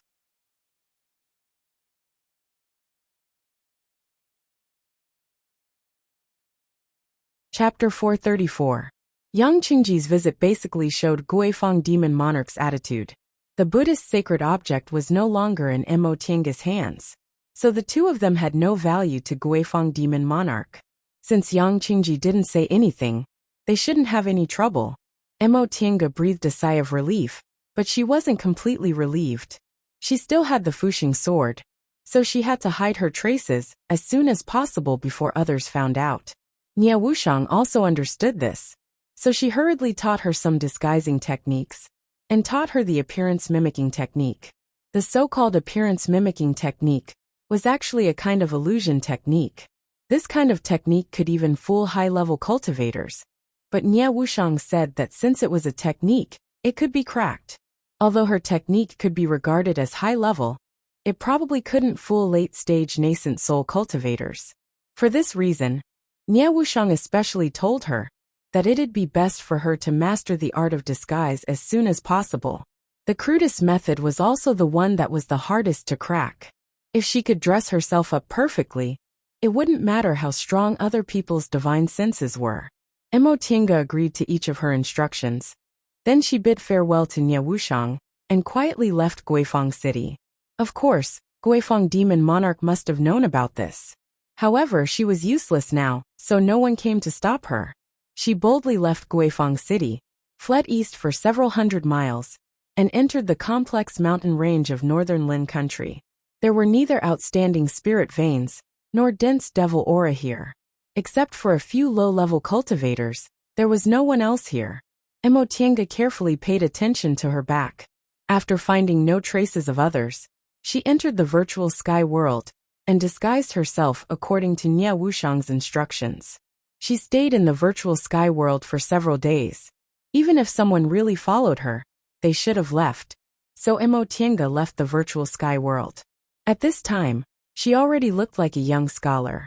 Although Nie Wuxiang said her appearance mimicking technique couldn't fool late-stage nascent soul cultivators, Mo Tiange still used it. First, she was a bit shorter than Nie Wuxiang. which made it easy for her to arouse suspicion if she disguised as a man, but it was basically useless if she disguised as a woman. Second, she had the spirit-concealing pendant, which, when used with the appearance-mimicking technique, might be able to fool high-level cultivators. Besides, late-stage nascent soul cultivators were as rare as phoenix feathers and unicorn horns. There were only 4 or 5 in the celestial pole. Even if there were more in Yunzhong than in the celestial pole, there were at most 10 or so. How could they be encountered so easily? As long as she did not reveal the matter of the Fuxing sword, no one would see her even if she wanted to. After transforming, Mo Tiange swaggered out of the northern Qiling country's mountain range and entered the market. She didn't hide her cultivation level. Although core formation cultivators were high-level cultivators in Yunzhong, they weren't rare. This way, she could avoid being disturbed by low-level cultivators. Once she returned to Eastern Tang, she randomly chose a cultivation town near the sea and inquired about the South Pole Island. Sure enough, very few people knew about the South Pole Island. After asking many people, a cultivator who had just returned from the North Pole Island told her that the South Pole Island had already sunk. This news was the same as several years ago. It seemed that the miracle didn't happen. The South Pole Island really disappeared. Mo Tiange had long been mentally prepared for this, so she wasn't too depressed. She quickly pulled herself together and continued to inquire about information. Actually, she could have gone to the Jiuyan sect to ask for information while she was collecting the debt from Ling Yunha. Or she could have gone to Nanzhou's Baifu Mountain and asked revered Wu Ming for advice. However, she didn't dare to rashly reveal her identity because of the Fuxing sword, so she could only put this matter aside for the time being. Deepwater City was a small city located on the edge of the North Sea. In terms of size, it was only slightly bigger than an ordinary town. In terms of power, there was only one small and medium-sized cultivation group with an early-stage nascent soul cultivator in the surrounding area. However, this small city was very prosperous because it happened to be located on the edge of the North Sea, across the sea from the North Pole Island. No matter how rich a place was, a teleportation formation was still too expensive for low-grade cultivators. Thus, crossing the sea became their choice. Moreover, there were many low-level sea beasts in the sea area near Deepwater City, so some low-level cultivators made a living by hunting beasts in the vicinity. Relying on these low-level cultivators, Deepwater City gradually prospered and became a small beast core trading market on the edge of the North Sea. Over time, even some high-level cultivators who were too lazy to go to the North Pole Island would come to Deepwater City to look for some special beast cores. The tea house in Deepwater City was particularly lively today. Most of the cultivators coming and going in a city were of the same standard. For a small city like Deepwater City, there wouldn't be many cultivators above the core formation realm coming and going like some big cities. Usually, only foundation building cultivators were in charge of the tea house in Deepwater City. Occasionally, a core formation cultivator would come and collect beast cores, which was why the tea house would be lively for a while. However, today's grand occasion wasn't like the past, which was caused by core formation cultivators collecting beast cores. Brother, make way, make way. A youngster in the 5th layer of the aura refining realm squeezed in from outside the tea house and shouted at the cultivator in front of him. Excuse me, excuse me. The cultivator in front of him was unwilling to give way and only said, Brother, first come, first served. The youngster blinked and said in puzzlement, Brother, it only takes a while to appraise the beast cores, right? You've been crowding around here for a long time. Aren't you just here to watch the show? Beast cores? The cultivator was surprised. Didn't you inquire clearly? This time, we're not here to collect beast cores. Huh? The youngster was puzzled. Didn't we just hear that a core formation senior came to our Deepwater City? If he's not here to collect beast cores, what else is he here for? A small city like Deepwater City was destined to have no high-level cultivators staying here. Those high-level cultivators were either just passing by or coming to collect special beast cores. There had never been an exception. Those who really wanted to collect high-level beast cores or hunt high-level sea beasts would directly teleport to North Pole Island, who would come to Deepwater City. Before the cultivator could answer, someone next to him interrupted. Fellow Taoist, didn't you inquire about this before you came? This senior isn't here to collect beast cores. He's here to collect anecdotes. Huh. The youngster was surprised. What's going on? Anecdotes. He couldn't be blamed for being so surprised. When they first heard about this, everyone had the same reaction. Which high-level cultivator wasn't busy with cultivation?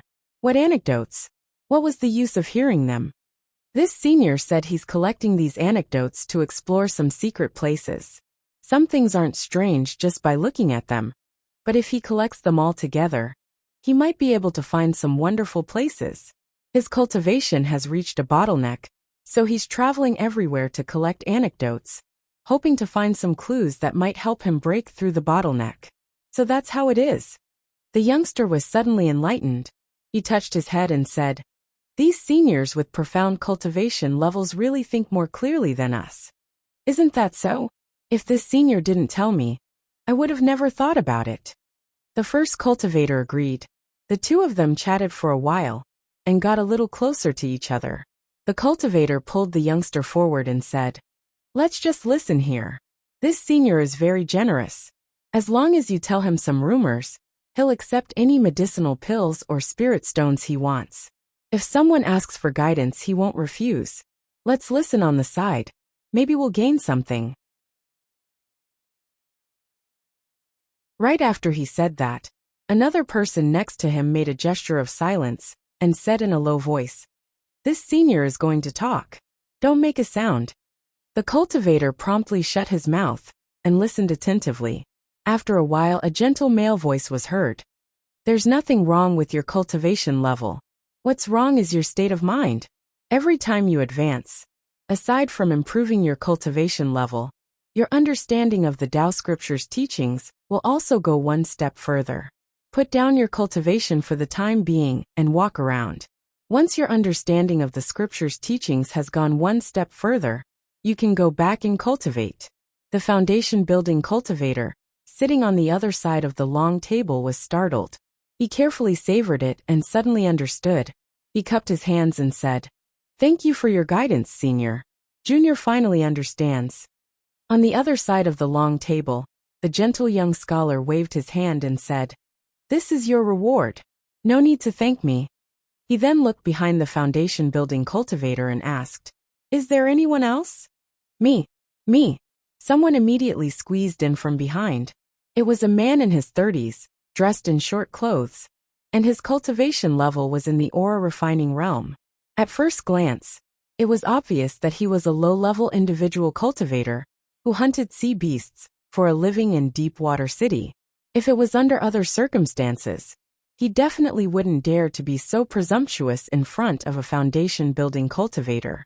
However, this core formation senior said that regardless of cultivation level, as long as the information he provided was valuable, he could exchange it for a reward. When the foundation-building cultivator saw this man leaning against him, he frowned. However, there was a core formation senior in front of him. Moreover, this senior had been smiling and didn't show the slightest bit of impatience, so he could only endure it. He cupped his hands and bowed to this senior before pushing the crowd aside and leaving the tea house. "Sit." The young scholar pointed at the seat in front of him and said, "Do you have any news?" The man cautiously sat down and glanced at the young scholar. A nervous expression appeared on his face, and he timidly extended his hand. "Senior, Junior doesn't have any news, but Junior has a strange treasure in my hands. I want to show it to Senior. Are you interested?" The more he spoke, the softer his voice became. In the end, he consciously stopped talking and looked at the young man in front of him with unease. This senior clearly said he came here to collect strange news and not to exchange for items. His behavior was already considered a violation of the rules. If this senior got angry, then sure enough, when he heard what he said, the young scholar slightly furrowed his brows. However, in the next moment, his gaze still fell on the man's hand. This was a translucent red, sparkling and translucent stone that emitted a faint spiritual aura. For aura refining cultivators, this was indeed a treasure. However, for a core formation cultivator, this spiritual aura was a bit too weak. The young scholar was about to speak when he suddenly noticed something. He reached out and picked up the stone in the man's hand. After carefully examining it, he said, "This is fire obsidian. It can't be considered too valuable, and it's also a bit too small. However, its quality isn't bad, so it has some value." Hearing what he said, the man was delighted and promptly nodded. "Senior has good eyes. When I took this stone to the shop to sell, they were only willing to pay 10 spirit stones. The shopkeeper didn't know what it was, so I never sold it. Senior, do you want it?" The young scholar thought for a moment, then said, "This thing is somewhat useful to me, so there's no harm in taking it. 10 spirit stones is indeed a bit low. With this kind of quality, it's probably worth about 100 spirit stones. Take a look. Do you want spirit stones or medicinal pills?" "About 100 spirit stones." The man was overjoyed. For a low-level cultivator like him, 100 spirit stones wasn't a small amount. However, when he looked at the several jade bottles and piles of spirit stones on the table, he gulped and cautiously said, "Senior, can I exchange them for medicinal pills?" The young scholar nodded. "Of course you can." As he said that, he pushed one of the jade bottles towards the man. "This bottle of medicinal pills is for aura refining cultivators to take. This bottle is worth about 180 spirit stones, so the value is about the same. Take it." "Thank you, Senior. Thank you, Senior." The man grabbed the jade bottle, put it into his chinquan bag, and repeatedly expressed his thanks. The young scholar waved his hand. "Go." Then he raised his voice and said, "Is there anyone else?" Me. Seeing the man's encounter, some low-level cultivators who were originally just watching the fun also came forward. This senior was good-natured and generous. If they could exchange some medicinal pills worth a few spirit stones with him, they would definitely make a profit. You're tuning in to the Li Mei's Wuxia Whispers YouTube channel. We're so grateful for your support, and don't forget to subscribe to join us on this incredible journey through captivating stories. Your generosity through donations truly makes a world of difference, as it's the primary source of revenue that allows me to expand and enhance this channel for you. Thank you from the bottom of my heart for being a part of this adventure.